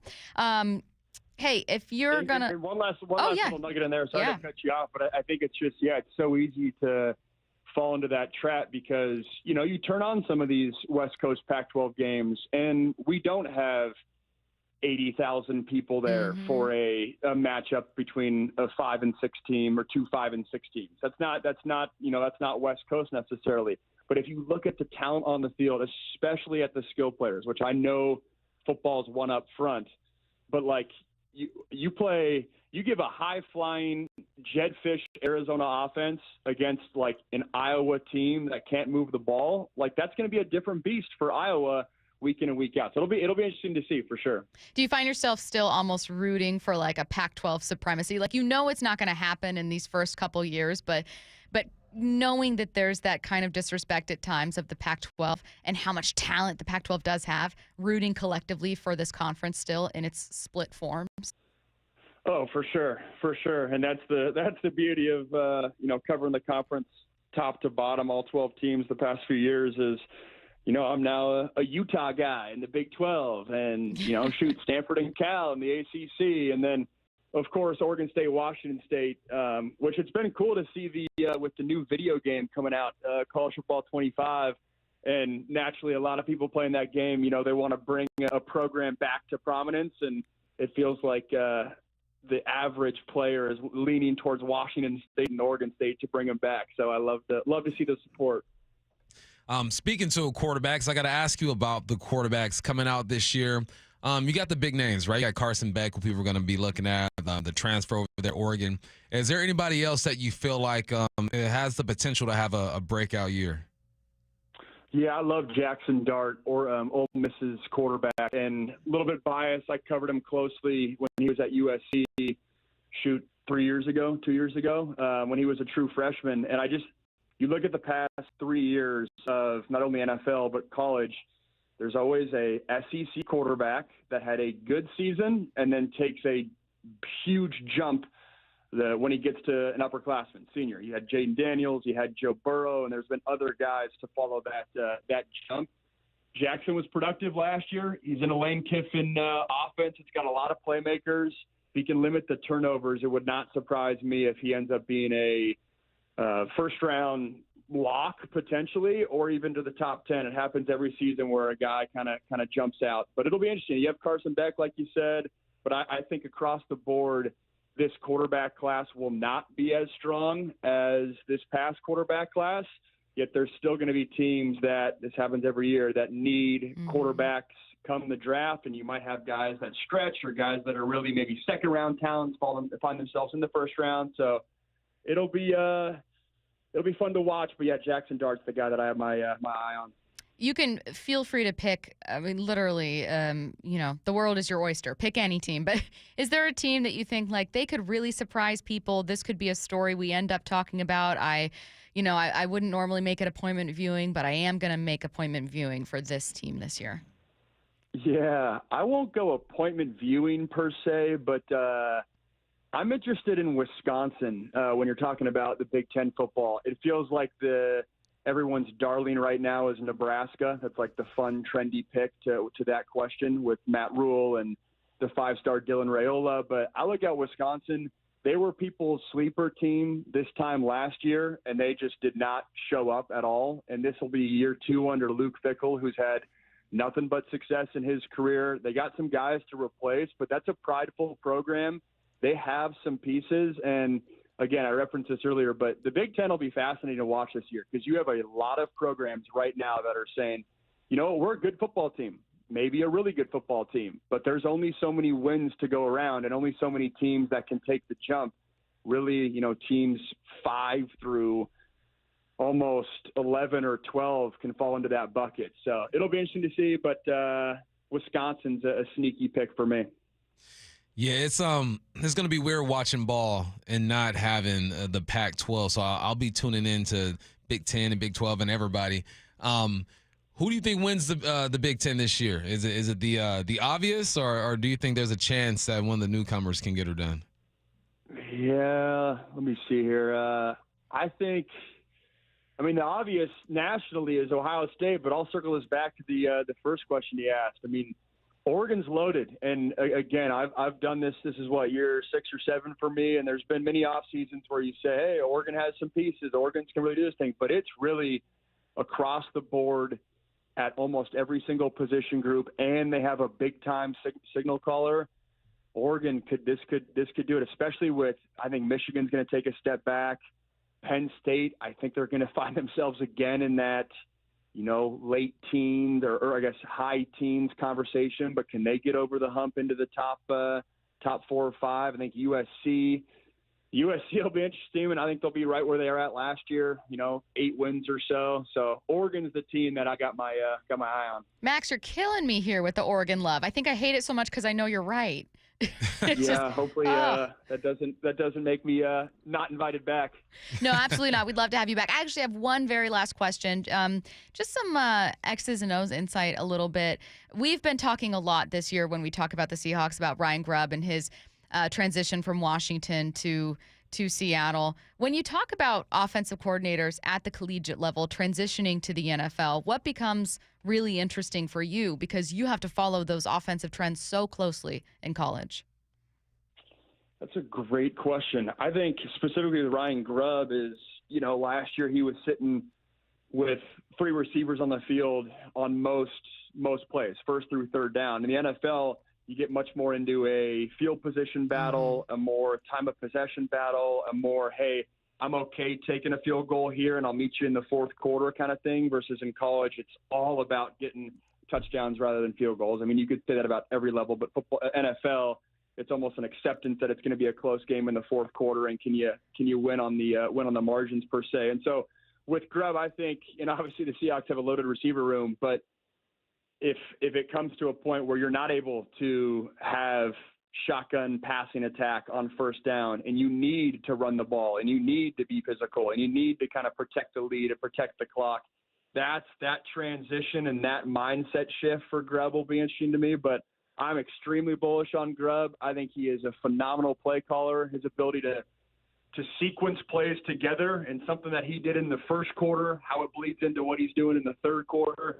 I don't think a coordinator, at least in college football last year, that did it better than Grubb. College football analyst Max Brown. Go check him out on x.com at Max Brown with an E4. Make sure you're checking out his videos on YouTube under the same username at Max Brown 4. Great stuff there. Max, thanks so much. Thanks, Max. Thanks for having me on, guys. See ya. Let's get to Headline Rewrites. Extra, extra, read all about it. Headline Rewrites. We must make headlines. The real story behind the headlines in today's news with Bump and Stacy. Headline number 1, Caitlin Clark set a WNBA single-game record last night with 19 assists in Indiana's loss to Dallas. What's the real headline? Yeah, go ahead and credit her with another assist with what she's done for the league this year. She's been balling. Scored or assisted on 66 of her team's points. That's 71% of their points, most in NBA history. Second 20-point and 15-assist game in the history of the league. She's accounted for 950 points on the year, scored or assisted. That's a rookie record. 213 assists up to this point. That's the second most by a rookie in WNBA history. The record is 225. Y'all can stop the hate now. You don't have to like her, but you got to respect what she's doing. She's getting better and better. And I think the best thing to happen to her is for her to have a break so she can rest her body, get ready for the second half of the season. But it's been impressive to watch her take all the hate and the criticism, push it aside. You've seen her drop a little attitude here and there, but she's getting better as the season goes along. I mean, if you still hating by now, you just got hate in your heart. It's just part of who you are. If you're still hating right now, you need to find a new hobby. Like, I'm begging you to. Like, there are some things that I'll hold hate for. And then I tell myself, like, you're just doing this now because it feels good to hate. Like, you don't have anything else to cling on to here. And I think that's how it is with people who are, like, in any way think Caitlin is underwhelming, disappointing, overrated. She's having a really great rookie season. Yeah. A great rookie season. Like, there's nothing wrong with that whatsoever. If you thought that she'd take the league by storm, you were wrong. If you think that she's not capable of doing that with further development because you just don't like her, I think you're also wrong. Yeah, it's I think people, because she was getting all the hype, people expected her to come out and drop 25 and dominate. These are grown women out there who've been in this league for a very long time. You got to crawl before you walk. She's standing up now. She ain't crawling, she ain't walking, she's standing. She'll be walking the second half of the season though. Headline rewrites. Headline number 2, the first round of the Open Championship. It's completed. From Royal Troon, what's the real headline? Prayers for Bump's attention today. It's been split, I think. It has been split. We've all been there. It's all done now. And what hurts my heart the most is that Tiger put up a score that I can put up, you know? Probably not on that course, but my man shot a 79, like, goodness gracious. But this is Tiger. We take him for who he is. Yeah. The leader right now, I believe, is 3 under. Oh, I think you mean with -3 points. With -3 points, excuse me. -5 points, actually. -5 Shane points. Lowry, -5. Shane Lowry, -5 points. So, yeah, but, you know, it's fun to watch Tiger any chance that we get. I was hoping Rory would play a bit better on his home turf, but that's not happening either. Headline rewrites. Headline number 3, Packers quarterback Jordan Love refused to answer questions about his contract negotiations as he heads into the final year of his rookie deal. What's the real headline? I also wouldn't do anything to mess up a possible $60 million per year payday. He wouldn't mess it up by saying, I'm not going to talk about it, though. No. Like, the way they handled it Wrong. was like he's at the podium and got hit in the ear, and they pulled him off that stage so quick. It's like, if he is a franchise, he is your quarterback, he has to get used to answering tough questions. That just comes with the territory. So one time you tell the media, look, I ain't going to do that. And then after that, if they keep asking, then you have the right to just, all right, man, I told you I'm not answering it. Let's walk off the podium. But yeah, I get it, but you gotta allow him to grow up a little bit. Having been a reporter and been at those press conferences, not for Green Bay obviously, but for Seattle, it's rare that a PR person will say, hey, no questions about this. Like, I can't even think of a time when they've said that. But let's assume that a PR person did come up and say that. Their staff, PR staff's reaction of like, okay, we're ending it with some of the reporters laughing, makes me wonder if prior they said, hey guys, just questions about practice today, okay? Yeah. And then someone asked and they were like, all right, you know, almost like a kid, you know, how you would punish a kid being like, okay, nope, we're not getting McDonald's now. Like, that's not typically, I can't think of a time when I've seen a PR staff member abruptly end an interview because they didn't like a question. Like, you kind of have to leave your players there to do the right thing or else it looks worse. Yeah, I mean, you get the heads up. They'll tell you, hey, let's keep it here. But I think it should always be up to the athlete to be the one to be like, all right, I'm done. I'm in control of this situation. Maybe they'll learn from it. He'll do better next time. Yeah, I think athletes are, no one would judge an answer in which he said, like you said. I'm not really here to talk about that right now. Seahawks training. Oh, you're listening to Bump and Stacy on Seattle Sports and the Seattle Sports app. Brandon Ayuk might have just gotten some leverage in contract negotiations with the 49ers. Seahawks training camp starts in 6 days, and we want to send one of you and 3 friends to watch in person. All you need to do is open the Seattle Sports app and click the Win tab to find out how. If you don't already have the app, simply text app to 866-979-3776, and we'll send you a link to download. This contest runs through Sunday, July 21st. Seattle Sports is the home of the Seahawks and your home for training camp. X marks the spot. Now through September 21st, get 150 megabit Xfinity internet for 12 months with a 1-year contract for just $15 a month. You can add the new Stream Saver that includes Peacock, Apple TV Plus, and Netflix. That's Xfinity internet and Stream Saver for just $35 a month. All of your favorites, all in one place, only for my friends at Xfinity. So go ahead and binge some shows, stream some movies, and save some money all at the same time. For more watching and less spending, X marks the spot. Switch to Xfinity, the network made for streaming, and bring on the good stuff. Go to Xfinity.com, call 1-800-XFINITY, or go visit a local store today. Restrictions do apply. Internet offer requires paperless billing and auto pay with stored bank account. Equipment taxes and fees extra after promo. Regular rates apply. Currently $54 a month. Actual speeds vary. Stream Saver requires Xfinity internet or TV, and price subject to change. So make the call to 1-800-XFINITY. Free consultations, no no-fee guarantees, 5-star reviews. J.P. Pendergast with Pendergast Law explains the importance of going beyond these familiar offerings. Accident victims want an attorney, Tom, that satisfies their needs. Someone who handles those needs with the highest degree of care. Pendergast Law offers the no-fee guarantees and free consultations, but these only scratch the surface. Okay, explain more. We make sure that every member of our team is genuinely passionate about helping others. Customer service and communication are our top priority. It's how we take care of our clients so they always feel one step ahead of the insurance companies. Our strong reputation for high standards provides comfort and confidence when it's needed most. Pendergast Law offers the free consultations, the no-fee guarantees, and of course, they are 5-star rated. But what really makes them different is their genuine passion for helping others. I can't recommend them enough. If you or a loved one has been injured in a car accident, call Pendergast Law. We can help. That's PendergastLaw.com. The biggest scuba sale in America starts next Thursday at Underwater Sports in North Seattle.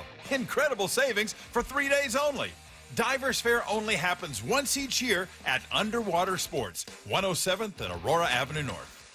It's time for Cookies Country Chicken gift card giveaway. Celebrate National Fried Chicken Day with Cookies. That's real good chicken. 3 lucky winners, 3 $100 Cookies gift cards. Enter today at seattlesports.com/win. Hurry. Contest ends July 21. Everyone always asks me, what were your top reasons for choosing Advanced Hair? Well, allow me to share, along with some details, on, get this, their once-a-year summer savings event. Okay, first off, Advanced Hair stands by the results, and I'm living proof those results are second to none. With Advanced Hair, your own natural hair is guaranteed to grow. Secondly, Advanced Hair combines top-rated physicians with modern technology, creating a concierge quality experience that blew away my expectations. And lastly, Advanced Hair's Advanced FUE begins regrowing your own natural hair the very next day. It is quick, simple, and easy. Now, if you have a flexible schedule this summer and you've been waiting for that special savings opportunity, well, it's here. Advanced Hair's Summer Savings Event will get you the most hair for your dollar. It's their best offer ever. For details to schedule your free consultation, call 425-449-8185. One-day treatment, life-changing results. Your new hair is guaranteed to grow. Before and after pictures at advancedhair.com. Subscribe to the Seattle Sports YouTube page to find new and exclusive content from your favorite shows and personalities daily. Just head to YouTube, search Seattle Sports, and click subscribe. Sorry, but we actually have a wait list for our Monstera. Shaw's greenhouse is really bringing in the green. We can't keep snake plants in stock. She needs a construction manager to build on her roots and grow. We could add a whole section for ferns, and here we'd have dahlias, dahlias, and more dahlias. Indeed can help her hire great people fast. I need Indeed. Indeed you do. You can schedule and conduct virtual interviews all from your employer dashboard. Visit Indeed.com/credit and get $75 towards your first sponsored job. Terms and conditions apply. Life insurance. Why are you putting it off? Can't afford it? Too much hassle? Think you don't need it? There's lots of excuses for putting off life insurance. But if you weren't there, who would pay the mortgage and other bills? With Ethos, you could be covered in 10 minutes and boom, family protected. Ethos, fast and easy online term life insurance. Up to $2 million in coverage with no medical exam. Some policies as low as $1 a day. Answer a few health questions and get your free quote at getethos.com. That's getethos.com. Need assistance with door and window projects? The Home Depot can help. From inspiration and materials to ordering and installation, our free Millwork virtual apron service can get you moving and doing. Plus, we speak Spanish too. Our associates can help you tackle complex jobs without you leaving the job site, saving you time and money. Call us at 1-833-HD-APRON or visit homedepot.com/MVA. The Home Depot, how doers get more done. Jedi are being murdered. Now streaming, Star Wars Returns, only on Disney+. I didn't do it! Believe me! She was my student. Let me be the one to bring her in. Now she's a student of the dark side. An acolyte. Star Wars The Acolyte. New episodes Tuesdays, only on Disney+. From the Quantum Fiber Studio. This is Bumpin' Stacy. Weekdays 10 to 2. On Seattle Sports and 97.3 FM HD2. You know, this has nothing to do with the NFL, but I so forgot to update you guys that K taco, the ridiculous like hot dog wrapped in a cheeseburger quesadilla topped with brisket thing that's being sold at Royals games is $25. $25. I'm out. What is the most you would spend on a food item at a baseball game? $25. You would try it. You would still I'm try trying it. it for sure. I'd say like $14. Oh my $15. God. All right, we will start here. Does Brandon Ayuk get some leverage with this one? 49ers first-round pick Ricky Pearsall has been placed on the non-football injury list as San Francisco's rookies have reported for training camp. So what happened? Were you being silly off the field somewhere? If that is the case, yes, he does have leverage. Even if it was a football injury, you would have leverage because they drafted Pearsall to replace either Debo or Brandon Ayuk. They still have Jacob Cowing over there. We'll see how he does. I think that dude's a stud. I think he'll be absolutely fine in the league. But this is definitely a talking point for Brandon Ayuk and his agent. They're like, look, he's irresponsible. I don't know what happened, but it's non-football. So it's either personal, some family stuff, some behavioral stuff. Whatever it is, it definitely does help Brandon Ayuk in his case to get paid right now. Still don't think it's going to happen. No. Still think he's going to be a Niner. And he's going to have to get paid $14.5 this year instead of $30 like he wants. Matt Barrows of The Athletic said that Pearsall's injury is not considered severe. We do not know, though, what it was. So is this a fractured ankle What from were playing you pickup doing? basketball? Is this, you dropped a weight on your foot? Is that we literally don't know what it's from yet. doing, dog? We just know that it's reportedly not considered severe. However, it is worth reminding yourself that if he remains on the NFI list after roster cut down, he has to miss the first 4 games of the season. So it doesn't sound like that's going to be the case, but it's an interesting situation to watch in San Francisco since San Francisco not open in any way to trading Ayuk, also not open to paying them, but now short a wide receiver as they start camp. Next story here. Dolphins left tackle Teron Armstead told Kay Adams on Up and Adams that he's predicting a monster deal for Tua Tagovailoa. Why? Because he says it has to happen. He says, we need Tua to go anywhere we're trying to go. All of our dreams, our goals, aspirations are reliant on number one. The Dolphins know that. The organization knows that. The city, the league. Yeah, Tua's the guy. He doesn't have to be the most athletic, doesn't have to throw the most pleasing football to the eye. But what he can do is throw for 4,600 yards, the most in the NFL, and he didn't even lead the league when it comes to attempts. Sam Howell did that. Jared Goff behind him, Mahomes, Prescott, Allen, Love, Mayfield, Lawrence. Then you get to Tua. He clearly understands the offense. He has some chemistry with guys over there. You have to do what you have to do to keep this young man. I want to see who's their backup over there. Whoever it is, it ain't going to be worth it. Give me one second. In Miami? Oh, my Their God. backup yeah. is I'm Mike blanking. White. Yeah, Mike White. formerly with the Bucks, right? That Mike White? I think he was with the Jets at one point as well. Oh, and They're that's when making people. T-shirts and yes, stuff for him. that's when people were like, "Wow, what if he's amazing?" Yeah. Which is what they do. They did the same thing with like Zappy over in New England for Yeah, a minute. It's for like one drive. a backup comes in, has a drive, has a half, a quarter, maybe one game where he looks great, and people are like, "Yo, Yeah. what if this ends up being Brady?" And it never is. Nope. It never is. Never is. Unless it's Brock Purdy, apparently. We'll see what happens there. Next up, I thought this was an interesting take. ESPN's Louis Riddick thinks the Steelers already have their quarterback of the future on the roster. He's much better than just a one-and-done journeyman quarterback at this point in his career. And number 3, I think the connection between him and Arthur Smith, and again, going back to how I started this, having talked to Arthur, known Arthur as long as I do, he loves this kid's skill set. He loves it. And I think his offense, being run-centric, heavy play-action-centric, quarterback design runs on third down in the red zone, the same kind of things he did with Ryan Tannehill when Tannehill took over in Tennessee for Marcus Mariota. This could be supercharged. So I think he's the future in Pittsburgh. I'm going to stay with that. I think he's the future. You're going to see Justin Fields out there in Western Pennsylvania for the foreseeable future. You were able to figure it out, if not halfway through, then at the very end. No, he's not talking about Russell Wilson. He's talking about Justin Fields. Justin Fields is the future with the Pittsburgh Steelers if Russell Wilson doesn't ball this year. If Russell Wilson balls this year, both these guys are on one-year contracts. If Russell Wilson balls out this year, he's going to be the quarterback. Now you use Justin Fields for more draft capital. So what Louis Riddick is saying is that he doesn't think Russell Wilson is going to do enough to fend off the young man.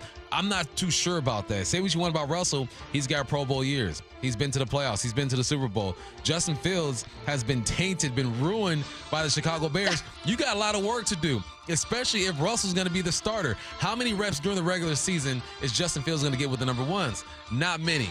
I think it's up for grabs. I don't think it's as definitive as Lewis thinks. Granted, Lewis talks to GMs and all these other people that I don't talk to. Outside looking in, I think Justin Fields can be the guy, but Russ has to play like basura. I think age in the NFL is always the single biggest influence when it comes to seeing someone's overall value. Like, you will give a second look at a 25-year-old player with slightly less potential or a slightly lower ceiling than an older player because your assumption is, well, that older player is never going to reach that ceiling again. And I think that's what's happening. Again, Justin Fields has a higher ceiling than Russell Wilson was seen as having, so that's not the best comparison. Fields was taken 10th overall. Bears trading up to get him, whereas Russell, obviously, as we all know, third-round pick, plenty of knocks about his height. But Russell's been there, done that, has proven he can do it. I don't care what anyone has to say about Russell's time in Denver or the very end of his tenure in Seattle. He's proven he can play in the league as a starter. And I think that Justin gets the nod maybe solely because of his age. Am I wrong? I think, that factors in. Yeah. You want to go with the younger guy. Russell threw for 3,026 touchdowns and 8 interceptions last year. You look at Justin Fields, my man was just running the rock. He did rush for 1,000 yards. Let's see what he threw for, my guy. 2,500 yards, 16 touchdowns, 9 interceptions. That 1,000 yards is made up by his feet. We shall see, man. I think it's going to be a heck of a battle to watch. I do think that Russell is the starter the whole year, though.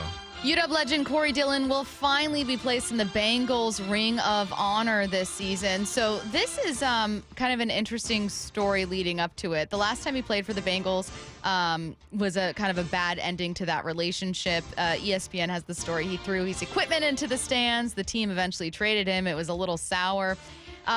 He had an issue with not being in the equivalent of their Ring of Honor prior to this year. So then he ends up getting a call from the Bengals this year informing him, we're putting you in the Ring of Honor. We're putting you in our little Hall of Fame. Congratulations. I don't know. It's really great. Well-deserved. Great for you. I'd want them to just do it without me lamenting that I wasn't in it. Hey, don't have somebody else invite me to the party, or don't invite me to the party late, or add me to the thread late and try to get me involved. I want to be on your mind. And he should be on their mind. He's the leading rusher in franchise history. Not a lot, 8,000 yards. Behind him, you got James Brooks, and then Joe Mixon is third with 6,400 yards. But relationships matter. And the way that relationship ended kind of tainted it. It tainted everything. So it's sad that it had to happen this way, or it's unfortunate it happened this way, even though he deserves it.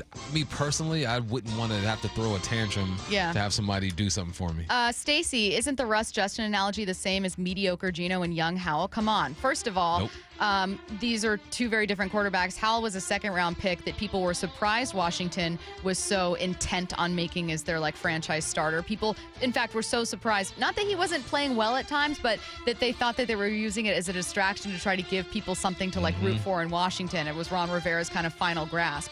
And there were plenty of people there doubting it. I think Sam Howell is really intriguing because of his age. From that angle of a young player getting a nod just simply because he's young, yes. Yeah. That is playing a factor here in terms of people looking at Geno going, well, he's going to turn, 33, 34? We've already seen the best of Geno. What if we haven't seen the best of Sam? That's a very real conversation. It's the same thing they're saying about Justin Fields and Russ, but Justin Fields and Sam Howell are two very different quarterbacks who had very different expectations entering the league. One was 10th overall. And I don't think we've seen the best of Geno either. Russell Wilson has 11 years, 12 years of starting in this league. Geno has 3 or 4. Therefore, he can still develop. The only similarity is what you pointed out. Opportunities because of your age. That's about it. Yeah. All right, last story here. Veteran wide receiver Randall Cobb is retiring from the NFL after a 13-year career. He is going to join the SEC Network as an analyst, which is a very cool leap. I always really enjoy watching as athletes make a transition from athlete to media personnel, because when it works, it's so fun. That kind of insight, personality, maybe being able to see a side to a player that you never saw before, I truly enjoy. How many 1,000-yard seasons do you think Randall Cobb had in his career? One. For some reason, I imagine him just going nuts every single year. That was back in 2014, 1,287 yards and 12 touchdowns. Other than that, he's just been a really solid receiver, 800 yards, 6'6", 8. But you know what? He had some good times. He played in the league for, 13 years? Good for him. Made some good money. Go ahead and make the natural transition to talking about football. I think he'll give some great insight. Getting back to the Mariners at 1, they have one job, just one, over the second half of the season. It's not what you think it is. Seattle Sports, your home for Brock and Salk. We are getting dangerously close, Brock, to the deadline, and still there's not a tremendous amount of action right now at all, that nobody's making deals. The obvious is the congested standings. 20-some teams are still alive, have some hope. But I'm going to keep pushing a couple of names that make the most sense to me. Brent Rooker, Yandy Diaz, and Isaac Paredes are going to be the three that I'm going to have my eyes on the most. On Seattle Sports and 97.3 FM HD2. Matt Coker here with West Coast Men's Health. In the past 5 years, we've seen thousands of men at our clinics. Most guys tell us the same story, that in their early 50s, it's not that they couldn't function, they just needed help. They started taking Viagra, and it worked great at first. But after a few years, it stopped working. The problem is that their arteries had become more restricted since they started taking it, because Viagra does not unclog arteries. Here at West Coast Men's Health, we use acoustic wave therapy to target the real problem. We break down plaque and clear up the arteries so blood can flow like it did in your 20s. This restores function. And guys, listen to this. You won't have to take a pill anymore. So if this sounds like you, give West Coast Men's Health a call today and see how we can help. With clinics in Redmond and Tacoma, call 206-519-6541. That's 206-519-6541. 206-519-6541. Online at westcoastmenshealth.com. This is a paid political announcement. A Bob for Bob update. Under 12 years of Bob Ferguson as Attorney General and Chief Prosecutor, we in Washington have seen a lot of increases. This, of course, includes a 26% increase in violent crime, 58% increase in homicides, and Washington ranking 4th in the country in stolen vehicles in 2023, behind California, Texas, and Florida. Oh, and according to the FBI, Washington was the 8th most dangerous state between 2020 and 2022. Don't ask for help if you drive a Hyundai or a Kia that's been stolen. What has AG Bob Ferguson done? Bob's been busy planning his governor's campaign and keeping Washington last in the country in law enforcement officers per citizen. As the leader of the Bob for Bob committee, I encourage you to vote Bob if you want more of these crippling policies for Washington, so Bob gets what he's always wanted, governor. Paid for by the Bob for Bob Committee, 1283 Puyallup, Washington, 98371. Top 4 donors, Steve Gordon, Fremont Dock Company, Brian Haywood, and Susie Burke. We all know a cancer diagnosis is physically and emotionally challenging, but it can also be financially devastating. That's why Northwest Hope and Healing is here to help. I'm Dr. Suzette Miranda, a plastic surgeon who is proud to be part of Northwest Hope and Healing's mission. We provide a lifeline for breast and gynecologic cancer patients by covering essentials like food, utilities, and childcare, so patients can focus on healing. Since the year 2000, Northwest Hope and Healing has distributed over $2.5 million to thousands of local cancer patients, and you can help us make an even greater impact. Mark your calendar for Life in Color, a summer brunch, auction, and fashion show on August 18th at the Golf Club at Newcastle. It'll be an unforgettable afternoon of hope and inspiration, celebrating local cancer survivors. Get your tickets now for Life in Color on August 18th. Go to nwhopeandhealing.org to learn more. That's nwhopeandhealing.org. At Shane Company, we believe everyone deserves a personal jeweler. Whether it's a gemstone expert to show you every shape, size, and color until you find the perfect stone, someone dedicated to helping you find just the right gift in your price range, or our unmatched free lifetime warranty that protects your jewelry for life. At Shane Company, we know jewelry is personal. Come visit us and let us show you around. We go above and beyond to spark joy for all our customers. Shane Company, your friend and jeweler. Listen throughout the week to the Mariners Player Spotlight. Give props to Jerry and Justin. They did a great job bringing in these good group of guys. Presented by Muckleshoot Casino Resort. Did you know there's a revolutionary pediatric cancer treatment called immunotherapy going on at Seattle Children's Hospital? Kids with cancer know that true strength comes from within. And with immunotherapy, they can fight cancer from the inside out with their own superpower. their immune systems. However, pediatric cancer research and trials are severely underfunded. G. Scott here asking you to join the fight for all kidkind. Next time you're at Safeway checkout, please choose to make a donation. Thank you for becoming an immuno hero. Have you considered surgery or even joint replacement? Hey, it's Dave Wyman, and before you make that decision, see Dr. Mark Wagner, MD, at Seattle Sports and Regenerative Medicine. Why? Because he gives it to you straight. Dr. Wagner said my right knee needs replacement, and I appreciate his honesty and expertise. My left knee is fine right now, but the minute it isn't, I'm heading to Dr. Wagner for his expert opinion. I want to avoid another surgery, and I've heard so many patients rave about results from their 90-minute outpatient stem cell procedure with Dr. Wagner. He's a board-certified Seattle physician with over 30 years of experience and has performed more than 20,000 stem cell procedures using a person's own stem cells to regenerate cartilage in their own joints. People with severe osteoarthritis, even bone on bone, are back doing what they enjoy without pain and without surgery. Whether it's a shoulder, hip, elbow, ankle, wrist, or knee, before choosing surgery, see Dr. Mark Wagner first. Go to drmarkwagnermd.com. Bring your whole crew to the game with the Mariners Suite at T-Mobile Park. Whether you're planning a special birthday party for friends and family or a company outing for up to 400 coworkers, there's no better spot for an unforgettable experience. Enjoy the suite life with premium catering, VIP parking, private Skybridge entry, and more. Plus, season ticket members get 15% off. Reserve your suite today at mariners.com/suites. And a pitch up the middle, JP! Wow! You are listening to Bumpin' Stacy. Weekdays 10 to 2. On Seattle Sports and 97.3 FM HD2. There's one more thing that Jeremy Fowler said in his interview with Wyman and Bob yesterday that really stood out, and I want to get back to it because it could be the key to unlocking great talent on the Seahawks roster. What if it's coaching and scheme? The defense, just based on what Mike McDonald did in 2 years in Baltimore, the defense is going to be stout. And he's got a lot of pieces to play with. Like we talked about, they might not have those necessarily top 10 names, but they have a lot of athletic pieces to kind of move around. In Baltimore, McDonald had Kyle Hamilton at safety. He was sort of a do-it-all player. So I'm curious how he uses chess pieces like that to make it work. So I expect them to be very competitive and in the playoff mix just based on that and the fact that on offense what you're getting. Tyler Lockett can still play. DK Metcalf wasn't a big presence in my ratings this year compared to years past.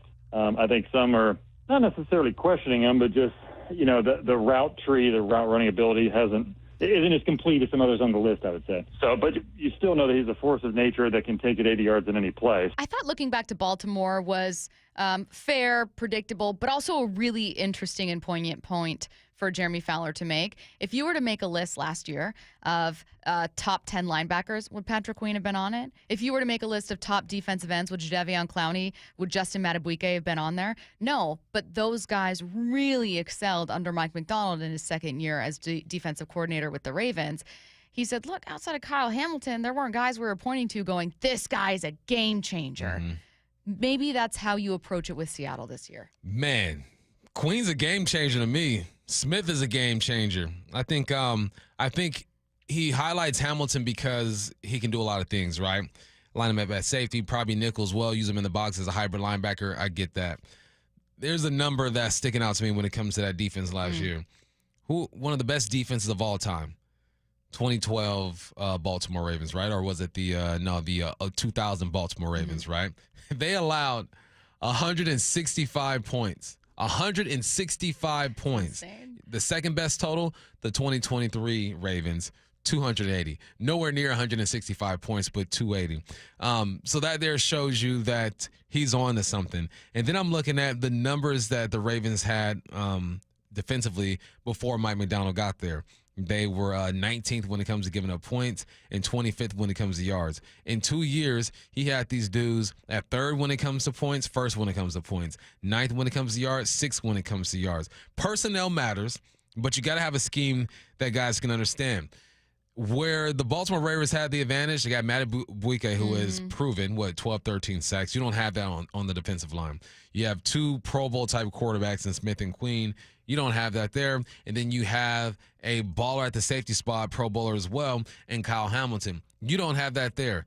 But what you can make up for in talent is just your scheme and getting guys to execute. That's going to be the toughest challenge because sometimes as a coach, you can just sit back, call the wrong coverage, call the wrong play, and your talent is going to make up for it. Your guys on the field, your linebacker with the green dot is going to make an adjustment. Your safeties are going to communicate on the back end and make you right. We don't know if they have that yet. They have veterans who will make Mike Macdonald right, but how right are you going to make him? I'm sure Queen, Smith, and Hamilton made him right a lot and often last year. It's the unknown. The scheme, I know it's going to be on point. It's the talent that we are waiting to see if that talent can execute exactly what Mike Macdonald wants. But there's nothing in Mike Macdonald's career that should make you believe that this team is not going to be better defensively. I absolutely agree. Talent dictates your ceiling. Overall talent level dictates your ceiling. Competency, coaching, scheme, communication dictates your floor.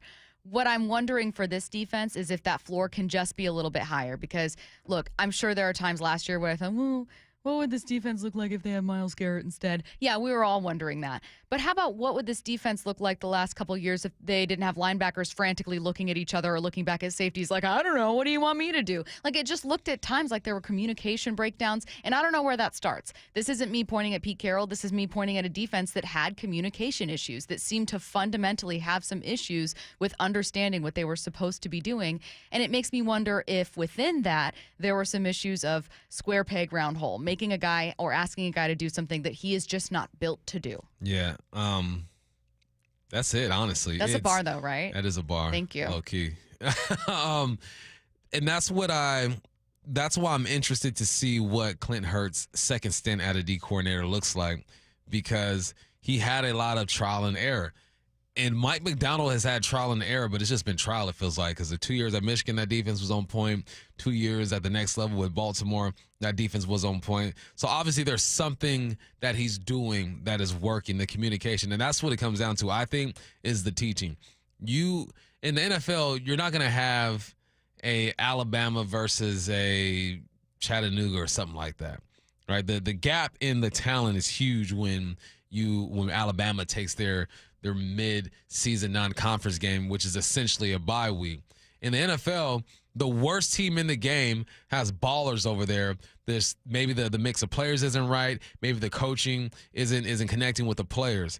I look at the Seattle Seahawks and I say, I think there's enough talent to be competitive. I believe in what Mike Macdonald brings to the table. I believe in what Ryan Grubb, what he brings to the table. But are you going to be able to do that consistently week in and week out in a division where you have two legit contenders, in my opinion, in the 49ers and the Rams? Got to play those guys twice a week.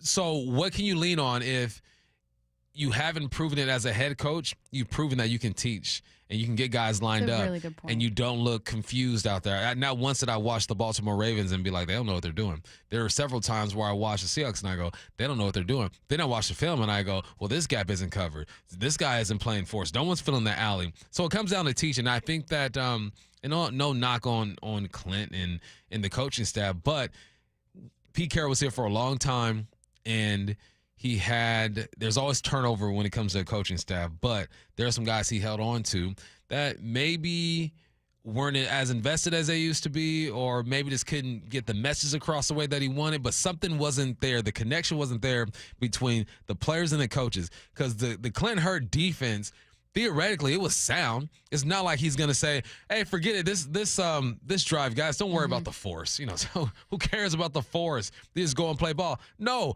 Clint Hurtt had every gap accounted for, every spot on the field that you can cover. He had it, but there was something in the teaching that just wasn't there. So that's why I look at Mike Macdonald and say, you're clearly a good teacher. Yeah. It's going to be fundamentally sound, but do you have enough talent to execute at a high level? Because with Baltimore, you have some dogs over there. Yeah, and it's why I liked this part of Fowler's interview. I know I started it by saying, like, well, who did Baltimore have? Obviously, you're right. Like, they had great players over there, but they didn't have a roster full of top 5 picks defensively.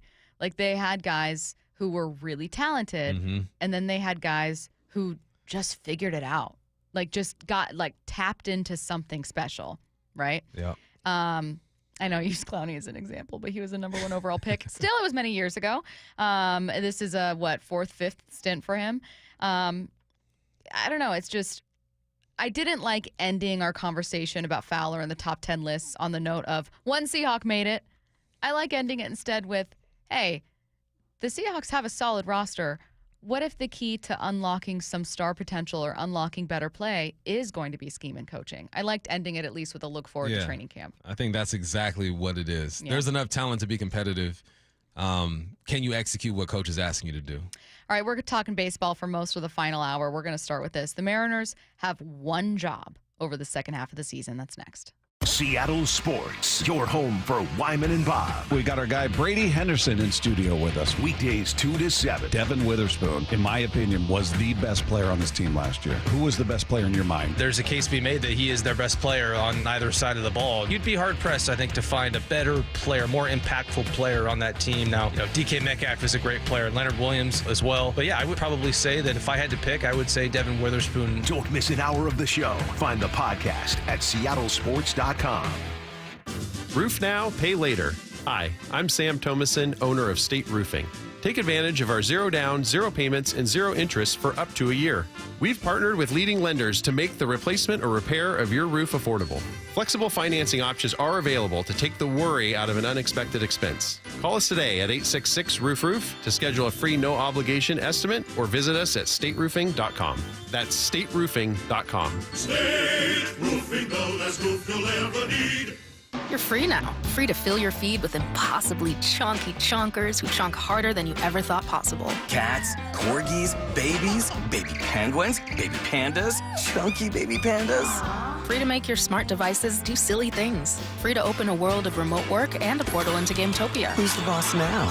Free to be everything you imagine, and then some. That's how it feels to have Quantum Fiber Internet. Quantum Fiber, your world unleashed. Learn more at quantumfiber.com. Limited availability, service in select locations only. Hey, it's Dave Wyman speaking to those who have recently been diagnosed with prostate cancer. It's important to know you have several options for treatment. I'm here with Dr. Meyer, medical director of the Swedish Radiosurgery Center, to talk about one of the best and technologically advanced treatment options, CyberKnife. Dr. Meyer, why is CyberKnife one of the best procedures to treat prostate cancer? Well, treatment for prostate cancer can affect men's quality of life. It can affect their romantic life. It can affect their urine and bowel function. And the CyberKnife does the best job of preserving that function while having excellent cancer control rates. What do your patients think of the CyberKnife treatment experience? Well, at the Swedish CyberKnife, our patients are really satisfied with the experience. They report very few side effects, and we are seeing excellent cancer control 10 years later. To learn more about CyberKnife for prostate cancer, go to swedish.org/CyberKnife Prostate or call 206-320-7187. Treat prostate cancer with Swedish CyberKnife. Every business faces challenges, but complicated, expensive, and uncertain shipping shouldn't be one of them. With USPS Ground Advantage from the United States Postal Service, you can avoid all the noise. No more unexpected surcharges, hidden fees, or complex rate structures. It's just easy, cost-effective, and dependable shipping. Tune your business's frequency to success and turn shipping to your advantage. Learn how at USPS.com/advantage. USPS Ground Advantage. Simple, affordable, reliable. This is the story of the one. As head of maintenance at a concert hall, he knows the show must always go on. That's why he works behind the scenes, ensuring every light is working, the HVAC is humming, and his facility shines. With Grainger's supplies and solutions for every challenge he faces, plus 24/7 customer support, his venue never misses a beat. Call quickgrainger.com or just stop by. Grainger, for the ones who get it done. Attention! If you owe money to the IRS, this is an urgent message. The IRS is cracking down by sending out heart-stopping letters, aggressively garnishing paychecks, seizing bank accounts, and putting liens on homes and businesses. They call it enforced compliance, and you better watch out because penalties and interest on unpaid taxes compound daily, making it seem impossible to ever get out of debt. Don't let the tax debt destroy your life. You need to call Optima Tax Relief, the #1 tax resolution firm. They're experts in the Fresh Start Initiative, one of the biggest breaks that the IRS has ever offered. If you qualify, you could save thousands. Optima's resolved over $1 billion of tax debt for their clients. A+ rated with the Better Business Bureau, they'll fight to get you the best deal possible. Call Optima now for a free consultation. Call 800-343-6460. 800-343-6460. 800-343-6460. Optima Tax Relief. Some restrictions apply. For complete details, please visit OptimaTaxRelief.com. Summer is the time to feel and look your best. But I'm not talking about your abs or tan. Guys, I'm talking about your hair. Restore that bald spot, reverse your receding hairline, or add volume to thinning during Advanced Hair's once yearly summer savings event. Advanced Hair's simple one-day treatment begins to regrow your very own hair the very next day, and they guarantee your new hair will grow. They are the team that addressed my hair loss, and I recommend them to everyone. Take advantage of your flexible summer calendar and get the most hair for your dollar. Advanced Hair's summer sales event is on for a limited time. So get the details and schedule your free consultation today. 425-449-8185. One-day treatment, life-changing results. With Advanced Hair, your new hair is guaranteed to grow. Check out the incredible before and afters and make the call now while their summer savings event is still on. That's 425-449-8185 or advancedhair.com. Let's go! This is Seattle Sports. Streaming through the Seattle Sports app. KIRO AM Seattle. KIRO FM HD2 Tacoma. Home of the Seahawks, Mariners, and everything Seattle sports. Seattle Sports Snapshot. ESPN released their list of the top 100 professional athletes since 2000. Coming in at number 1, that would be Michael Phelps, the most decorated Olympian of all time. Seems like a fair choice. The Clippers and Jazz have agreed to a sign and trade deal involving Russell Westbrook. He's expected to join the Nuggets after Utah waives him and pays out the remainder of his contract for ESPN. Finally, veteran wide receiver Randall Cobb is retiring from the NFL after a 13-year career and will join the SEC network as an analyst. Snapshot, brought to you by Miller Lite. When it's game time, it's Miller time. This hour is brought to you by Mazda of Everett.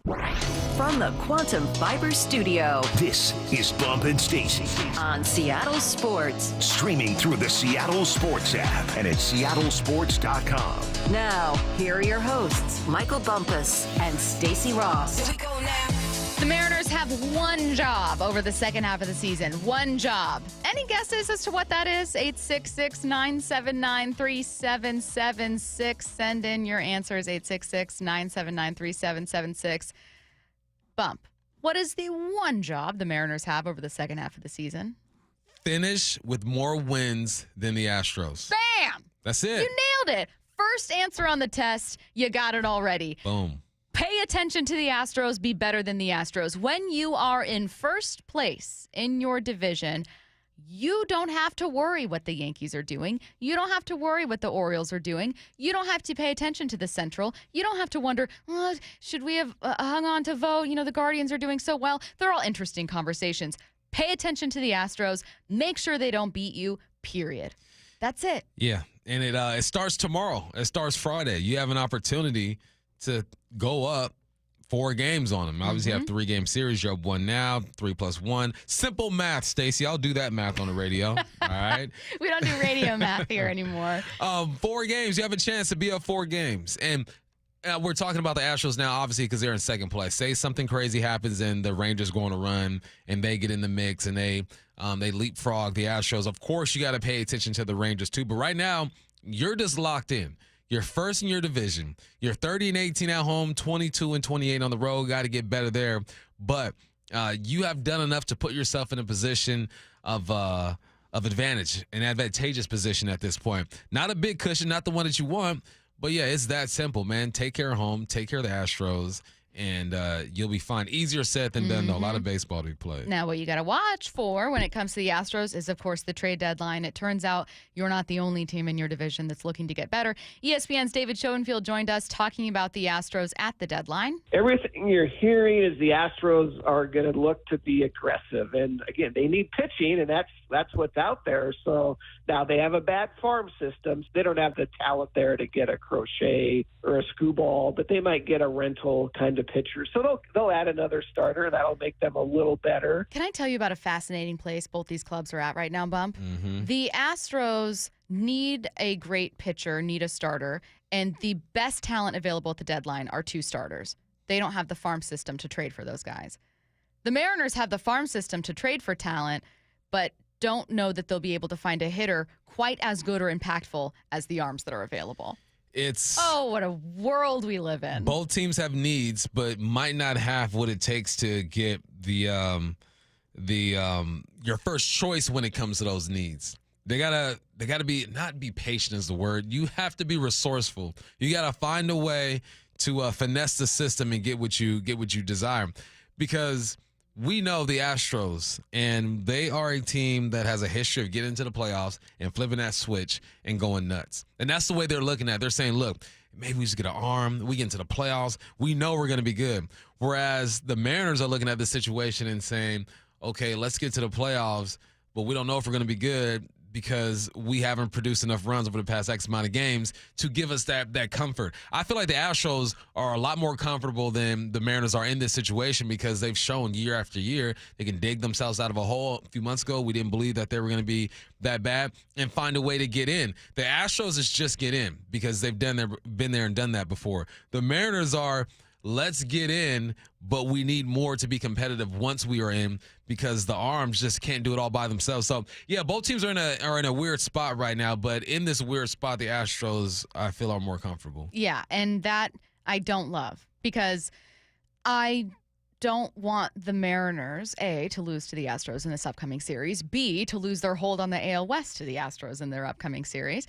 I also hate the idea of the Astros being this unbeatable monster, that we were looking at them going, it's dead. We can turn around and walk away now without definitely making sure that it's dead. Mm-hmm. Of course, we get further away. The Astros narrow that lead from 10 games to just 1 as they enter into this series. And I promise you, as much as I am looking at this series and you are looking at this series as a great opportunity for Seattle to hit the ground running, improve offensively, and build on that lead, the Astros and their fans are looking at it the exact same way, going, what a chance here to leapfrog. Yeah, they are, because they're saying, look, Mariners can't put up no runs. Our average is the best in the game. On base percentage is 8th best in the game. Our slugging is 8th best in the game. OPS, where they're looking at them and saying, if we can just get runners on and drive them in and score 4 or 5 runs, there's a big chance of us winning this ball game, and that has to be a heck of a feeling. It's nice to have pitchers on the mound that you feel can shut a team down, but when you have an offense that's not even capable of being average sometimes, it doesn't matter what happens on the mound. So another reason why the Astros are comfortable, because they feel like we can hit Logan, we can hit Kirby, we got guys over here. It's it almost makes me sick, because you're right. We thought I didn't think the monster was dead, but it was perceived that they might be on a decline. I thought it was down bad. I'll say that. I thought it was down bad. Maybe it was walking with a limp. Yeah. But that monster healed fairly quickly, and it's right on your you-know-what at this point. So, yeah, man, it's typical Astros, though. You can never count them out, and it feels like typical Mariners. You can never just call it a lock and say, okay, we're good to go. So if your one job over the second half of the season is not necessarily be the best offense, improve offensively, like we know, it's just take care of the Astros. Mm-hmm. Win your division, your one job, your single job, take care of the Astros. If we know that the Astros, according to David Schoenfield, are going to be pretty aggressive at the deadline, then it would feel fitting that the Mariners should, right? Well, here's what David had to say about the Mariners front office at the deadline. Is there a hitter out there that you're going to trade Harry Ford for? I don't know if there is. Are you going to trade Harry Ford for a Vladimir Guerrero? That's the kind of options that you might have to consider. And frankly, I don't know if I want to do that. Even if you, Guerrero's probably the best guy I can think of who might be available and fills a need, first base or DH. Do you want to tear apart your farm system to add him? Is that enough? That's kind of what the front office is asking itself, let alone is ownership going to approve adding an $18 million salary prorated for the rest of the season. So, Bump, here's my question for you. If you were to put yourself in Jerry and Justin's shoes, you are now GM Bump. Mm-hmm. Do you go aggressive for the sake of going aggressive and just trying to match, tit for tat what Houston's doing? Or do you say, I honestly don't see anything worth it. It's a seller's market. I don't see any bats I want.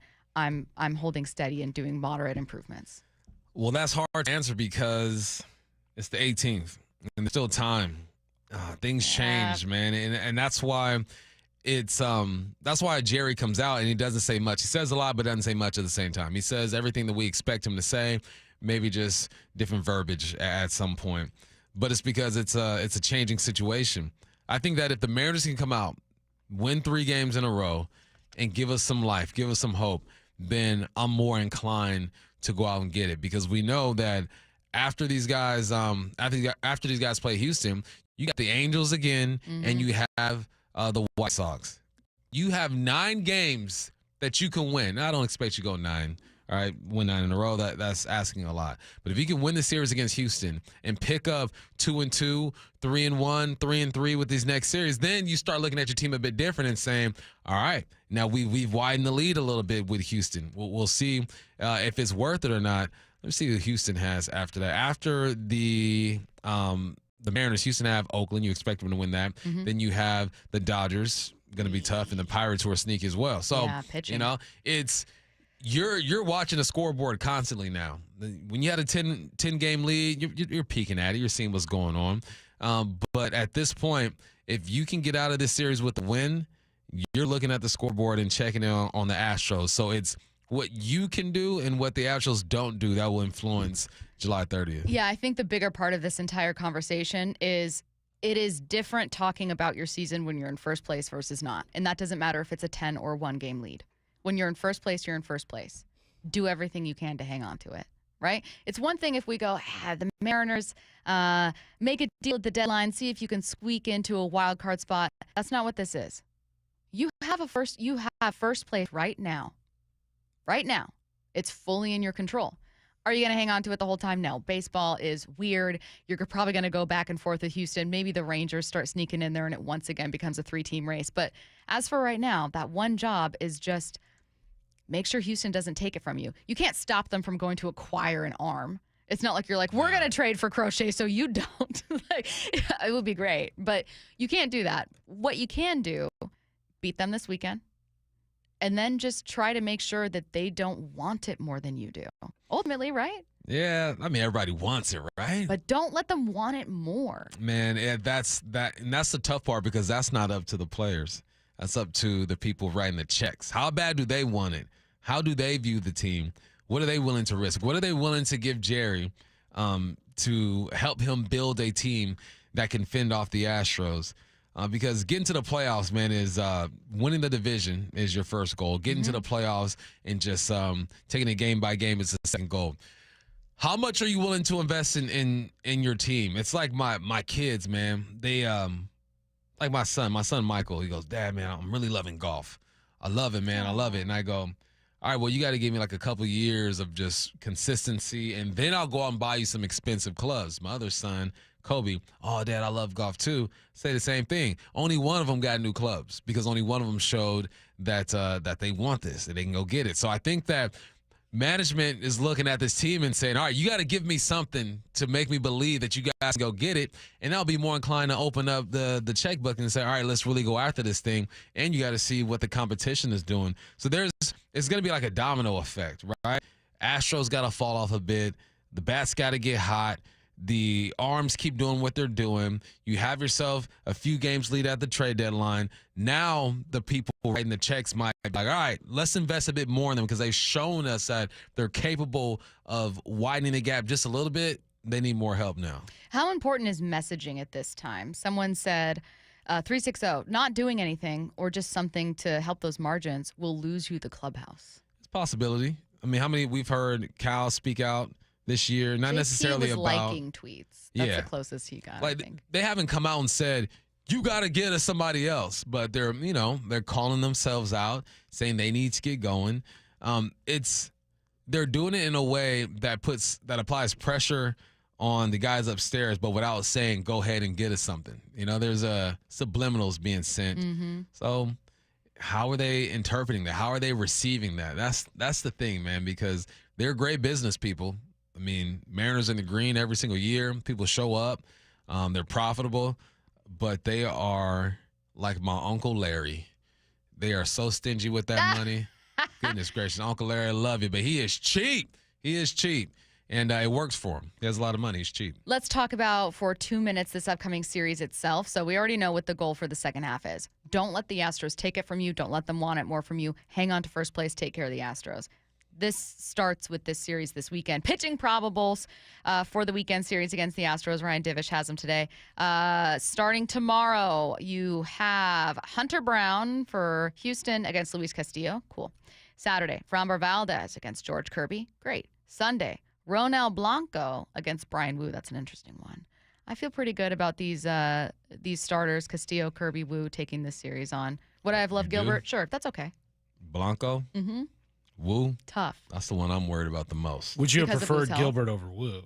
I would prefer Gilbert, Kirby, Castillo as a starting trio, yes, every time. In a three, like a best of 5 or anything where you'd need those 3, yes, I would want those 3 every time. That said, Wu has filthy stuff this year, but you never know. You don't. Is he gonna? Is he gonna? The way you said it. You never. If you were watching the stream. No. Well, no. It's 2 reasons. 1, I hope he stays healthy. 2, he is really reliant on one specific pitch, and when it works, it's great and it's filthy. But you kind of are like, are people going to tap into this? I don't know. He's not. I've not had that doubt proven right. And he's been filthy. The thing about him too is that is he going to be healthy? How long is he going to be out there? Exactly. And you're going up against one of the best hitting teams in the game. I believe in him, but it's not the same belief as like obviously a Gilbert or a Kirby or even a Miller. He's got to work some things out, but no, he has the stuff to perform at a high level against these squads. Just actually putting it together and doing it. Got to see it. But we should probably worry about the game tomorrow first. Yes, we should worry about the game tomorrow. And I think tomorrow we'll talk more about the offense and the bats that we're watching. And look, these are the pieces you have until you make a move. You need it to pay off now. You're not making a trade for the series that starts tomorrow. No. You need Julio, you need JP, you need Cal, you need all these guys to show up. Chamon. Seahawks training camp starts next week. We want to send one of you and 3 of your friends to watch camp in person. All you need to do is open the Seattle Sports app and click the Win tab to find out how. If you don't already have the app, simply text the word app, APP, to 866-979-3776, and we'll send you a link to download. This contest runs through Sunday, July 21st. Seattle Sports is your home for the Seahawks and for training camp coverage. Let's get to 4 Down territory. This is 4 Down territory, going inside the game with former Seahawks and Coug wide receiver Michael Bumpus. First down, Caleb Williams' contract negotiations got really creative. They may have even been revolutionary if it all went down. What was he trying to accomplish? He was trying to do some things that no other rookie entering the league or any other athlete in the NFL have ever done before. He wanted to be paid as an LLC. There's some protector shields against businesses and debt and liability and all that stuff. He also wanted to... Let me rewind. His dad is a real estate guy. He's been in the business for a long time. So he's attacking this with a different type of mind, not with your typical agent mind to where get your signing bonuses, get a long-term deal, and let's get out of there. He goes, no, I want my signing bonus. I want a long-term deal. I want to be paid as an LLC. I don't want a franchise tag. I want the contract to be a forgivable loan. He's asking for things that no one's ever asked for in the history of the NFL, and I think that's fine, and I think it should be that way because number 1 picks have the most leverage out of anybody, obviously coming out the draft, especially when you're a guy named Caleb Williams who has money in the bank already.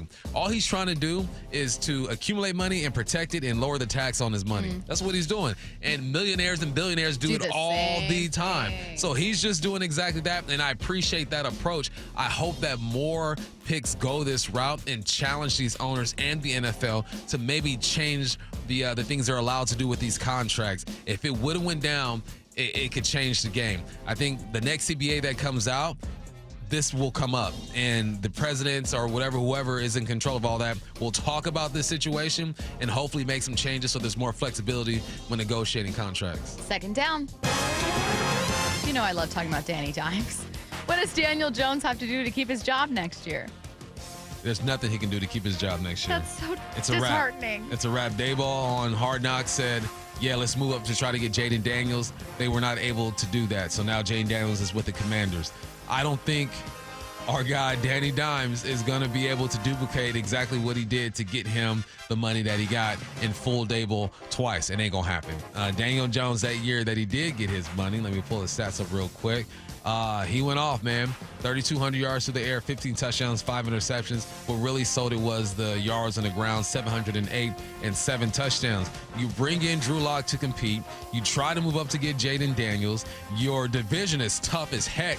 You got Dak Prescott at one quarterback, Jalen Hurts, who just got Saquon Barkley, Jaden Daniels, who has a bunch of weapons over there. The Giants are doomed. They will not make the playoffs. Daniel Jones will not perform the way he did before. He will be out of there. Just put together a good enough year to where a team that's struggling, that needs a quarterback, will take a chance on you. There's nothing he can do to save his job. Not enough weapons. O-line is garbage. It's a wrap for Danny Dimes. I don't disagree with you at all. And I don't even feel bad for Daniel Jones. It's just this contract, the entire start of the contract was such a mess. Like, the Giants made the wrong decision, but followed logic. Value a quarterback over a running back every time, 1,000%. But you still made the wrong decision. It's like, one time my wife's uncle took me out to play handball, and it's tough, man. I didn't realize how tough handball was. And I almost went out and bought a whole bunch of gear. He goes, no, don't do that yet. Play it a few more times to see if you like it. I'm glad I didn't buy gear because after the third time him whooping my butt, I go, nah, this ain't for me. I can't see the ball. I didn't make a crazy decision. Dayball went out one time and said, I love this game. I'm a handball I'm getting all addict. the gear. We're going. And then a couple times later, he goes, dang, I should have bought all that gear. Third down. How is Coach Mike McDonald giving rookies an advantage over the vets in preparation for training camp? He's doing something Pete Carroll never did, which is taking advantage of the rule that you can have the rookies show up a week before the veterans show up and give them that individual time that they need. In theory, they have an advantage. They're getting to know the offense more. They're getting to know the defense more. You are around the coaches, especially some rookies who are expected to play. You can give the coaches a good impression, have them believe in you, and then the vets come in. It's a perceived advantage, and for some it will be an advantage, but veterans know how to prepare, man. They study the playbook. Gino's had multiple offensive coordinators before. So has DK. So has Tyler Lockett. Jason with his second one. But no, it's good to get these rookies in because it settles them down. I remember coming in for rookie mini camp, and you're around 30, 40 guys, and you think you have it all figured out, and then the energy changes once the big boys come in, the veterans come in. But you feel prepared because the installs are going by a lot quicker. You've already gone through the install a couple times, honestly, because you've been with these coaches. So he's setting them up for success. Obviously, rookies will be rookies. These veterans are going to come in ready to go. But I love that Mike McDonald is taking advantage of every opportunity to get with his team and prepare them the best that he can. I'm not saying Pete Carroll was a horrible coach because he didn't do that, but it's different from Pete Carroll. Fourth down. In 2022, Gino won Comeback Player of the Year. Which Seahawk can be a candidate for that award in 2024? Well, we know the rules have changed now with Comeback Player of the Year. Yeah. They're hating on Joe Flacco. They are, and Gino.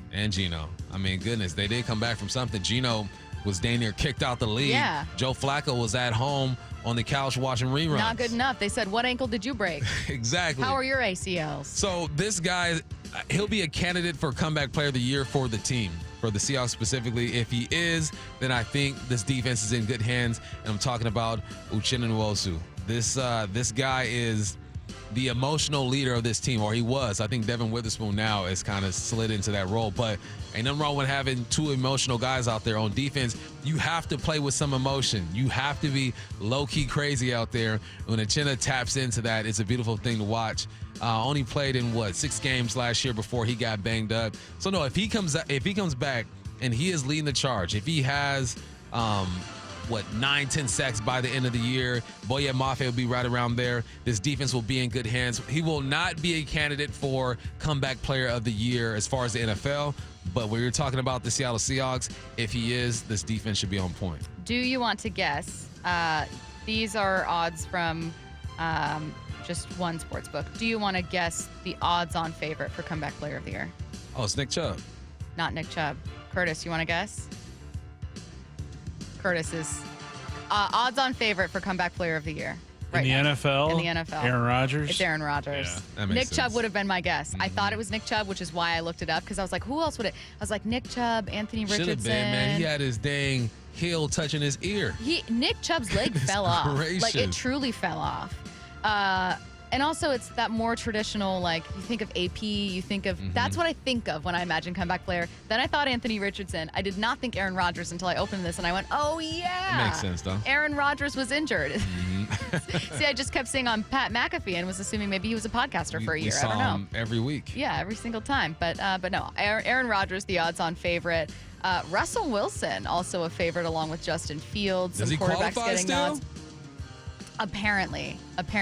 I thought they wanted to make it more coming back from like injury. They rather do, than but it's not. These are performance. odds makers, so it's not stopping people from betting. So even though wisen up, I know, even though he is significantly less likely to be one, as is Justin Fields, because they're not coming back from injury, people are still betting on them as candidates. Learn them rules, man. Yeah, you got to pay attention to that.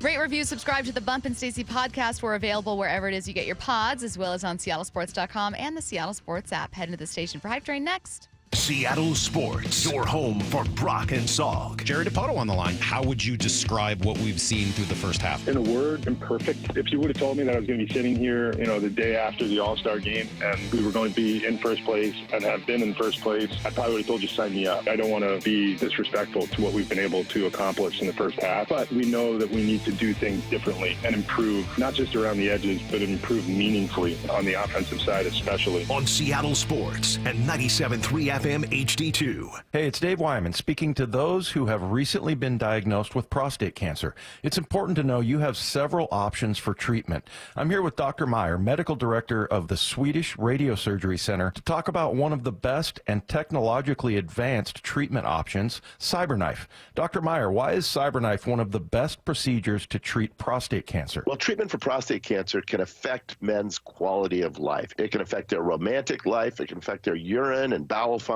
And the CyberKnife does the best job of preserving that function while having excellent cancer control rates. What do your patients think of the CyberKnife treatment experience? Well, at the Swedish CyberKnife, our patients are really satisfied with the experience. They report very few side effects, and we are seeing excellent cancer control 10 years later. To learn more about CyberKnife for prostate cancer, go to swedish.org/CyberKnifeProstate or call 206-320-7187. Treat prostate cancer with Swedish CyberKnife.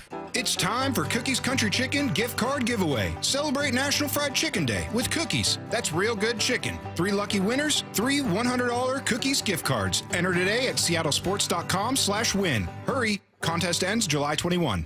The biggest scuba sale in America starts next Thursday at Underwater Sports in North Seattle. Incredible savings for 3 days only. Divers Fair only happens once each year at Underwater Sports, 107th and Aurora Avenue North. Let's face it, nothing makes you look older than you really are than thinning hair. But what if you could not only increase your hair count, but promote new hair growth without surgery, without drugs with potential side effects, and without a prescription from your doctor? Well, now you can, thanks to a breakthrough new supplement called Hair Grow, provided by New Nordic, the #1 supplier of dietary supplements in Europe. Hair Grow is now available in the U.S. Only Hair Grow contains Tocogaya, a powerful antioxidant that has received a U.S. patent. Multiple clinical studies show Hair Grow is safe and effective in promoting new hair growth. In one study, 95% of the patients using Hair Grow saw increased hair count. Don't lose more time and more hair. Try Hair Grow today to feel and look your best. Available online at Amazon, Walmart.com, and NewNordicUSA.com, or in stores at your local CVS. Look younger and feel more confident with Hair Grow by New Nordic at NewNordicUSA.com or in stores at your local CVS. Want to keep your gas-powered engines running like new? Stable's proprietary formulas are proven by third-party testing to outperform the competition in keeping fuel fresh, preventing corrosion, and cleaning the entire fuel system. With Stable, you can have confidence you are doing the right thing for your engine's long-term health. Just pour into your gas can or fuel tank, then top off with fresh fuel. At every fill-up or when you store, start with Stable. Available where fuel additives are sold. As a roofer, I don't have time to fail. Homeowners rely on me, so I rely on Beacon. Beacon's unique network of branches work together to get me what I need when I need it. And with the Beacon Pro Plus app, I've got the brands I depend on, like GAF, right at my fingertips. Now through September 15th, Purchase high-quality GAF with Beacon Pro Plus and earn up to $1,500. Go to BECN.com or download the Beacon Pro Plus app today. Beacon, always building. We are Seattle Sports, the home of the Seahawks, Mariners, and everything Seattle sports. Watch your favorite show live at seattlesports.com. Summertime is Pacific Power Batteries time. Okay, maybe that's a stretch. But we do sell more batteries in the spring and summer because you folks are all out there doing stuff. Golf carting and boating and buzzing around on stuff that needs batteries. When's a good time? How about tomorrow? We're open 7 days a week to test any battery and let you know the honest answer. Summertime and the cranking is easy. Happy trails from Pacific Power Batteries. Guys, did you know your testosterone level impacts your energy, libido, sleep, weight, hair loss, mood, and even ED? And right now, Revive Men's Health Seattle will check your testosterone for free. They've helped thousands of men since 2011 feel and perform better. They're so confident they can help you, they even guarantee it. Schedule your free testosterone test, exam, and consultation today. Call 206-529-1111. That's 206-529-1111. Or visit ReviveMen'sHealth.com. Everyone always asks me, what were your top reasons for choosing Advanced Hair? Well, allow me to share, along with some details on, get this, their once-a-year summer savings event. Okay, first off, Advanced Hair stands by the results, and I'm living proof those results are second to none. With Advanced Hair, your own natural hair is guaranteed to grow. Secondly, Advanced Hair combines top-rated physicians with modern technology, creating a concierge quality experience that blew away my expectations. And lastly, Advanced Hair's Advanced FUE begins regrowing your own natural hair the very next day. It is quick, simple, and easy. Now, if you have a flexible schedule this summer and you've been waiting for that special savings opportunity, well, it's here. Advanced Hair's Summer Savings Event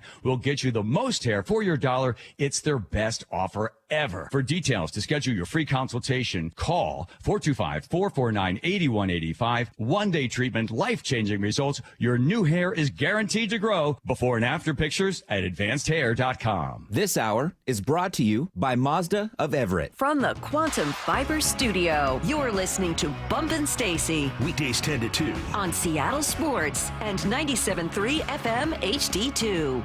Very quick roster move, Seahawks roster move updates here before I get to Hype Train Bump. Let me know if any of this is giving you pause or if you're like, I'm cool with it. The Seahawks placed 7 players on the physically unable to perform list. This is the preseason PUP list. It doesn't mean anything for the start of the regular season unless they are on it at roster cutdown. So, Abe Lucas, who obviously had knee surgery following last season. Take your time. Both linebackers who were already out for OTAs and minicamp, Jerome Baker, Tyrell Dodson. Also, cornerback Lance Boykin, safety Jarek Reed, linebacker Drake Thomas, and nose tackle Cam Young. Obviously, wish everyone was healthy, but nothing too crazy. Yeah. You know? It's not like these are guys. Well, obviously, the linebackers you're going to depend on, but we haven't seen them anyway. Abe's been going through what he has to go through. Jarek was hurt last year. Mm-hmm. You said Cam Young is on that thing as well. And then I have an NFI list for you, too. Okay. I'm all right with that list. I'm good. NFI list, so guys that were injured outside of the team activities, so dealing with some kind of injury. Anthony Bradford, so you're watching for the interior line there. That's obviously not great. You got another linebacker, Easton Gibbs, so you're going to be so thin there in camp with depth. Already. Radigan and who else was getting those reps? Was it Gibbs? I don't even know. Yeah. D. Williams, a wide receiver, and then both drafted corners, DJ James and Nehemiah Pritchett. You know what the messed up part is about this? Here's the reality of this situation. All right, when you are a guy competing for a roster spot or someone's coming for your spot, you never wish anyone gets hurt, but you see somebody get hurt, you go, okay. So you think Ray Williams like, great. More reps. I'm not saying he's like, oh, I'm glad they're hurt, but he's like, all right, I'm getting more reps, though. All right, get your questions in for what I need to know. I need to collect a couple over the next 10, 15 minutes or so. 866-979-3776, 866-979-3776. Send those now. Let's head to the station for Hype Train. First one in, the Mariners open up the second half of the season with a series against the Astros here at T-Mobile Park. I'm keeping it simple for this one. The Mariners get a series victory. There's two ways to think about this. My mind says no. My mind says they're going to come in here. But my body. They're going to come here and drop 6 or 7 runs, and you're not going to be able to recover. But I do understand that Castillo's on the mound, and it was a Kirby on the mound as well. Castillo, Kirby, and then Woo. My body, my heart, my soul is telling me they going to get it done. So let's go with the vibes, baby. Come on now. Yes. Let's get it. Curtis, are you also boarding this train that the Mariners take this series against the Astros? It's not a sweep. It's just taking the series. What stinks is that Houston's biggest weakness is their starting pitching. The problem is that these 3 guys that are going against the Mariners this weekend are also pretty good. I mean, Hunter Brown got off to a horrible start this season, but he has been very rock solid for them over the last couple of months. Valdez, we know what he can do. Blanco threw a no-hitter earlier this season, so it's going to be tough offensively. I think, though, the Mariners get it done winning Friday and Saturday, so we're boarding that train. Sunday, I'm a little iffy on. I would have preferred to see Logan Gilbert in that spot, but hopefully Brian Wu is feeling healthy enough to hopefully bring home a series sweep. Why do they got to play the Astros coming out of the break like they did, last year and the year before that? A perfect chance to take your fate in your own hands. I mean, the one team that's creeping up on you, they're not going out to play the Rockies. They're playing you in your home stadium. This is what a first-place team should want. Yeah. Go get it, son. I'll board this one, too. One more train horn sound. Next train into the station. ESPN listed their top 100 athletes of the 2000s. This was a very difficult list to put together, I'm sure. It's one thing when you're looking at the 90s, 80s, 70s, and you're like, yeah, this person won a lot. Get to the top 10, man, you're having fights in the office between people about who to include there. I'm looking at the top 5, though, where Tom Brady came in at number 5. He's the best quarterback I think I'll ever see in my entire life. I don't think anyone will ever touch the records that he set, nor his Super Bowl rings. However, Tom Brady is not a top 5 athlete of the 2000s. There are athletes on this list that are way better athletes than Tom Brady. Felix Jones is like 60-something, and she's a better athlete. Shohei Ohtani's a better athlete. He's at 60-something. Ronaldo's a better athlete. He's at 13. When you talk about just the athlete itself, I always say I can tell how good of an athlete somebody is if I make them sprint, stop, shuffle left, shuffle right, and sprint again. I can tell if you're a decent athlete or not. I think Tom Brady would do that, and I'd look past him and look for another quarterback. All right. Why is in the 6th round? But we're talking about achievements. We're talking about achievements. He's in the top 5. We're talking about athletic ability. No, he's not. Yeah. But I think this list is based off of achievement, mixed in some ability. Obviously, his achievements are great.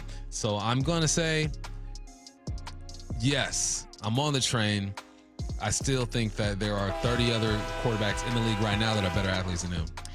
Tom Brady is not a top 5 athlete of the 2000s. Winningest quarterback we'll ever see.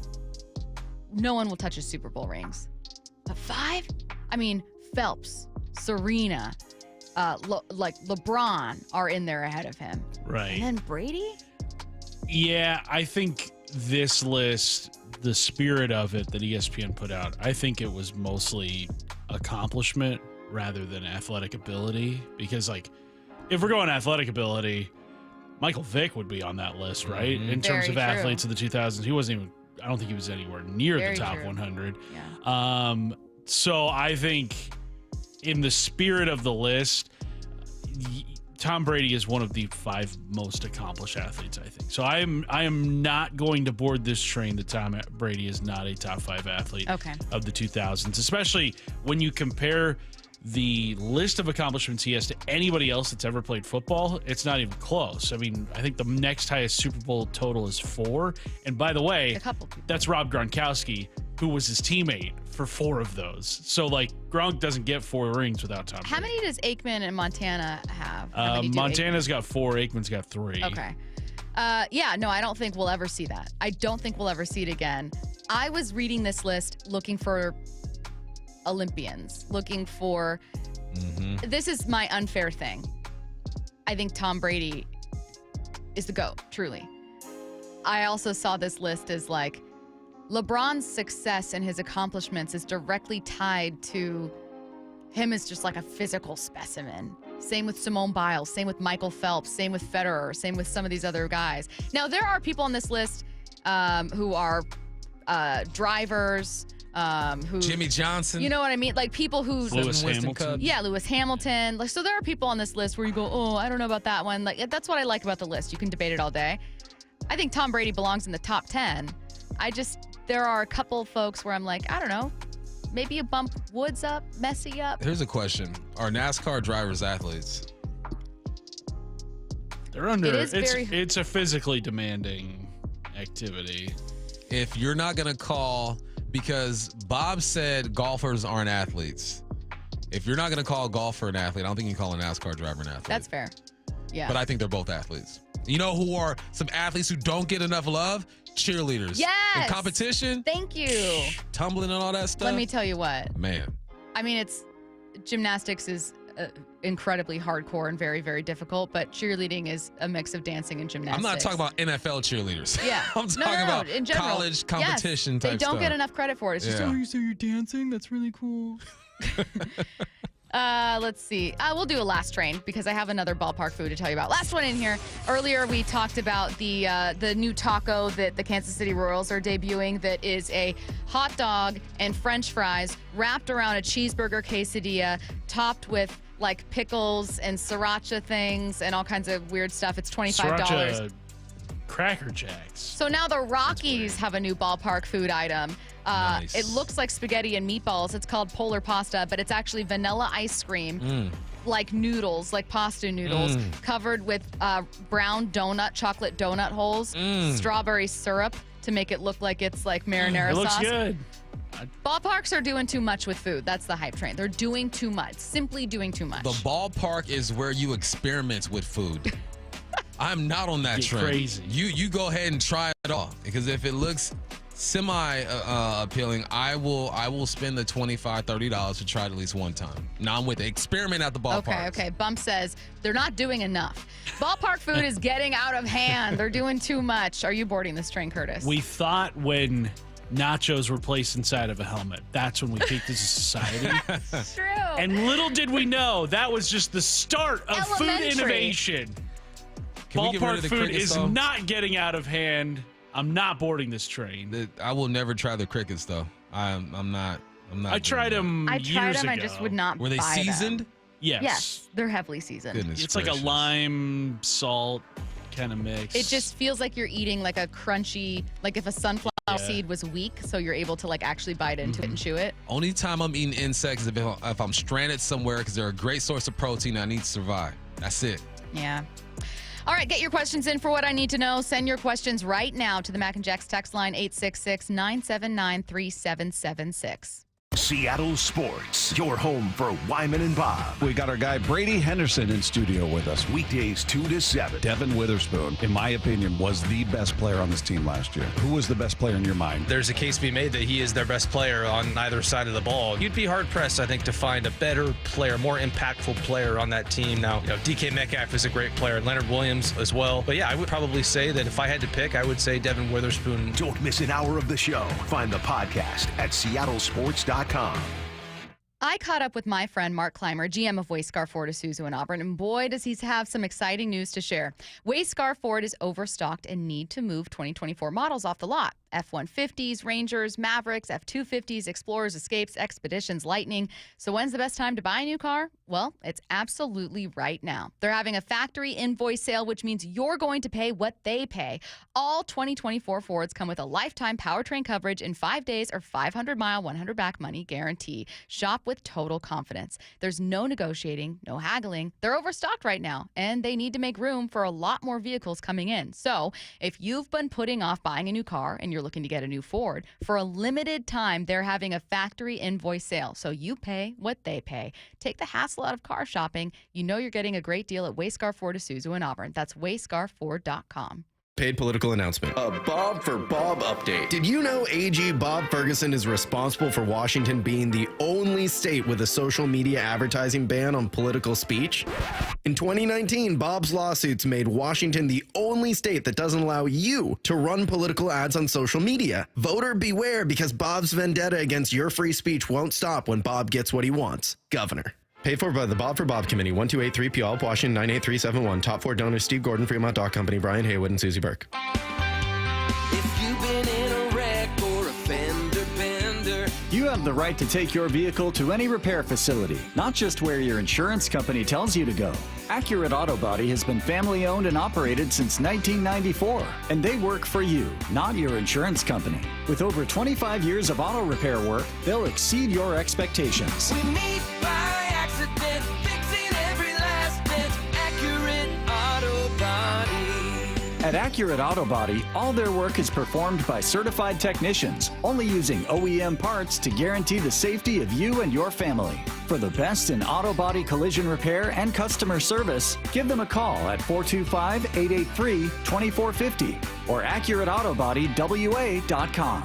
Your insurance company may not love them, but you will, because we meet by accident, fixing every last dent. Accurate Auto Body.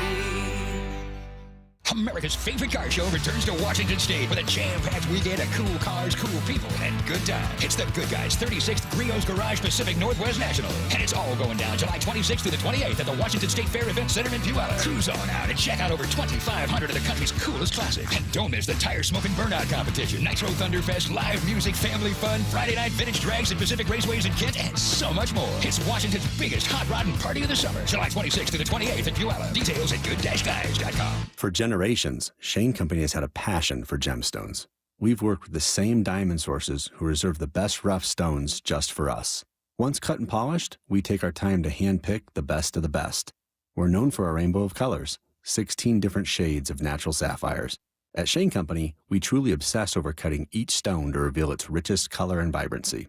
And we'll continue to source the most beautiful gemstones on earth so that you can always shine bright. Shane Company, your friend and jeweler. Listen throughout the week to the Mariners Player Spotlight. Ever since I got here, I want to win a World Series in Seattle, and this city's starving for another winning team. Presented by Muckleshoot Casino Resort. Did you know there's a revolutionary pediatric cancer treatment called immunotherapy going on at Seattle Children's Hospital? Kids with cancer know that true strength comes from within. And with immunotherapy, they can fight cancer from the inside out with their own superpower, their immune systems. However, pediatric cancer research and trials are severely underfunded. G. Scott here asking you to join the fight for all kid kind. Next time you're at Safeway checkout, please choose to make a donation. Thank you for becoming an immuno hero. You gotta love baseball season, but when it comes to your windows, you don't want any curveballs. Rick Riz here, reminding you to trust your clubhouse with locally owned Pella Windows and Doors of Western Washington. Experience the difference with high-quality products, expert installation, and top-notch customer service. It's always a home run with Pella. Schedule a free consultation with Pella Windows and Doors of Western Washington. Just go to PellaPNW.com. That's PellaPNW.com. Have you been searching for a local, trustworthy group of professionals to assist with your mortgage? Hey, this is Brock Heward, and you can count on Tila Mortgage. They've been the go-to mortgage experts in Washington for over 25 years. If you are 62 or older and want to learn more about reverse mortgages, well, Tila can help you decide if it's the right choice for you. If monthly payments are impacting your credit score and just killing your cash flow, Tila can assist you in consolidating your debt with proven programs like a refinance loan or a home equity line of credit, a HELOC, enabling you to maintain your low fixed rate first mortgage. Additionally, if you're purchasing a new home, well, Tila can guide you through the ins and outs of a home loan as well. With hundreds of 5-star reviews, Tila, spelled T-I-L-A, is a trusted source for honest and ethical mortgage advice. Call Tila today at 206-766-8888 or TilaMortgage.com. Tila Mortgage LLC is a mortgage broker. NMLS 2472046. From the Quantum Fiber Studio. This is Bumpin' Stacy. Weekdays 10 to 2. On Seattle Sports and 97.3 FM HD2. What I need to know, brought to you by Cookies Country Chicken. Get your questions in. Any question to the Mac and Jacks text line 866-979-3776. What I need to know, who's the most hated figure in sports? Dan Snyder or the guy who used to own the Clippers? Donald Sterling. Yeah, I think it's Snyder because Snyder. this person didn't remember Sterling. Snyder. Yeah, it's got to be Snyder. I think it's Snyder. You know what? To be quite honest, if you were to poll 100 football fans and say, who's your least favorite person, I think more would say Jerry Jones.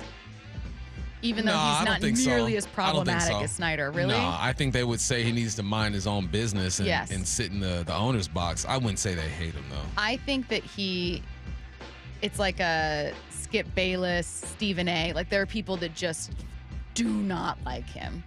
And I think Dan Snyder was able to get away with a lot without a big spotlight on him. If you don't like the Cowboys, then keep cheering for Jerry Jones. Yes. He will be around. Seriously.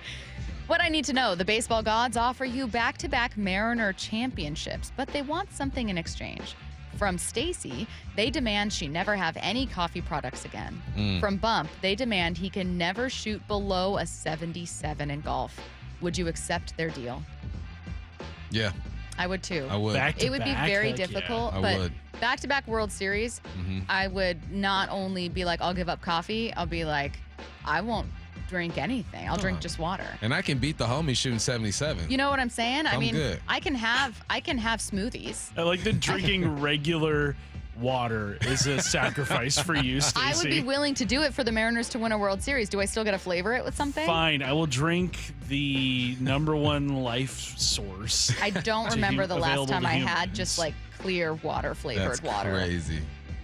Water flavored water is not it. That's not a flavor. I know it tastes like water, Yeah. but I like it to taste like grape. There's nothing more refreshing than like I disagree. ice water. I actually disagree entirely. I think more refreshing than ice water is popping open a cold LaCroix. I think that's it's entirely not. more refreshing. Not at all. More refreshing than ice water is a nice iced coffee It's with a been little bit of brown described. sugar. LaCroix tastes like somebody left a fruit in another room. I've never had a LaCroix. You're they're not delicious. missing anything, Well, Bob. do you ever have You're not sparkling missing. water? Sparkling Nah. water is water, but with more personality.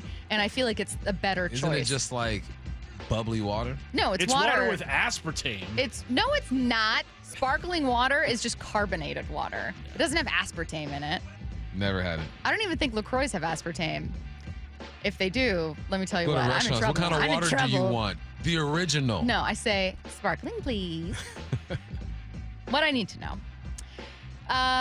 My wife and I, for the last 7 years, have had an ongoing debate about how to pronounce Fanta. She and her family say Fanta, and I say Fanta. Even after showing significant evidence, she still holds her ground. The name Fanta comes from the word fantastic. I may need you guys to play the divorce lawyers for men commercial before you clock out, just in case. Do you not remember the commercials? Wanna Fanta? Don't you wanna Fanta? No, Don't they you say wanna... Fanta. What? With Fanta. with the accent, the Wanna Latina Fanta? accent. Don't you wanna Fanta? Don't you? Wow, which one is it? I say depends on where Wanna you're from. Fanta? If Fanta? you speak Spanish, it's is, Fanta. You're right. It is Fanta in the commercial. I always say like, oh, there's some Fanta here. I say Fanta if I'm just pointing to it in real life. Fanta, I think you're right. Oh no, sir, I think your wife is right. She might be right. I think she's right. What I need to know. First of all, I hope it's many, but which Mariner hitter will come back, quote, hot after the break? Luis Urias. Light it up, kid. Yeah.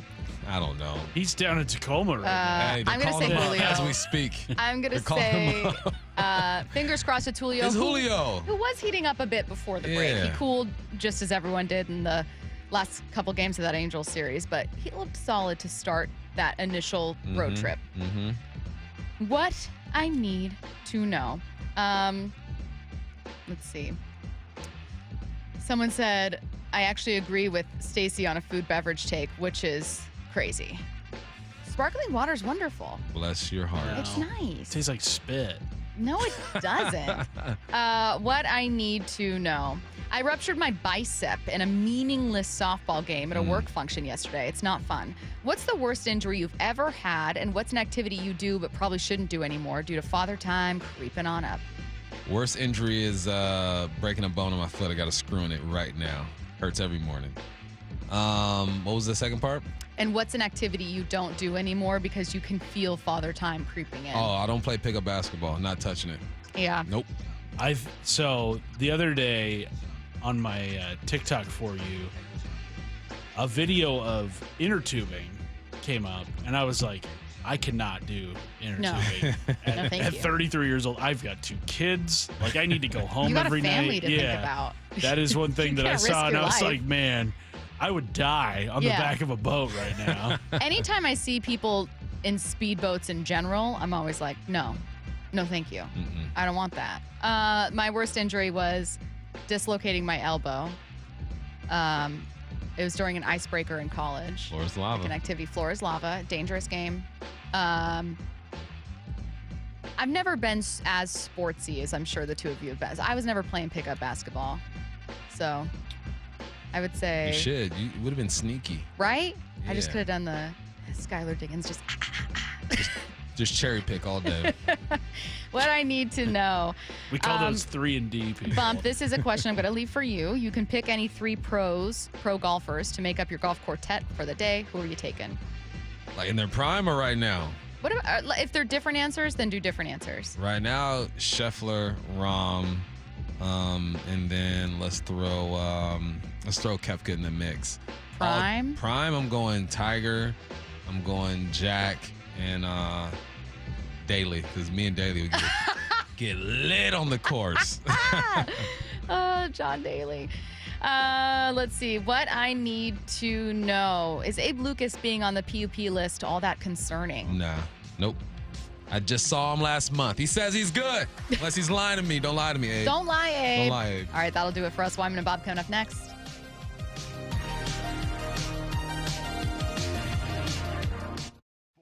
Your home for Wyman and Bob. Marcellus Wiley is with us. What have you kind of taken away from this changing training camp situation? And if there's one word that can really underline what everyone is saying, it's easier. No one is dying on the football field anymore in practice. They have come to the understanding that it's all about a Sunday product. No more Oklahoma drills, no more full contact back-to-back practices. Guys are telling me they will play at least 5 years longer just because of the practice schedule. And frankly, I believe it. Streaming live on the Seattle Sports app. Trucks, pickups, and more SUVs. You want a better selection of dependable new and pre-owned trucks? Well, you've got it when you visit Chevrolet Buick GMC of Puyallup or Chevrolet of Everett, part of the Harnish Auto family. You simply won't find a better experience when buying your next truck. Plus, enjoy oil changes and powertrain warranty for life on all new vehicles, taking care of you for over 4 decades. Check out the outstanding selection from the Harnish Auto family, Chevrolet of Everett and Chevrolet Buick GMC of Puyallup. A better experience. Matt Coker here from West Coast Men's Health. Guys, if you're taking Viagra or any other pill for ED, I want you to ask yourself this question. Do I want to continue to do this for the rest of my life? If you're like most men, the answer is no. Here at West Coast Men's Health, we can restore blood flow naturally without pumping your body full of chemicals like you've been doing. Guys, you need to come in today and fix this problem now. Why are you putting this off? Viagra's not going to magically start working next week, and you don't want to use shots or go under the knife. Call us today and speak with our clinic manager. Ask him any question you like, how it works, the science behind it, and even the cost. Change your life today like the thousands of men who already have.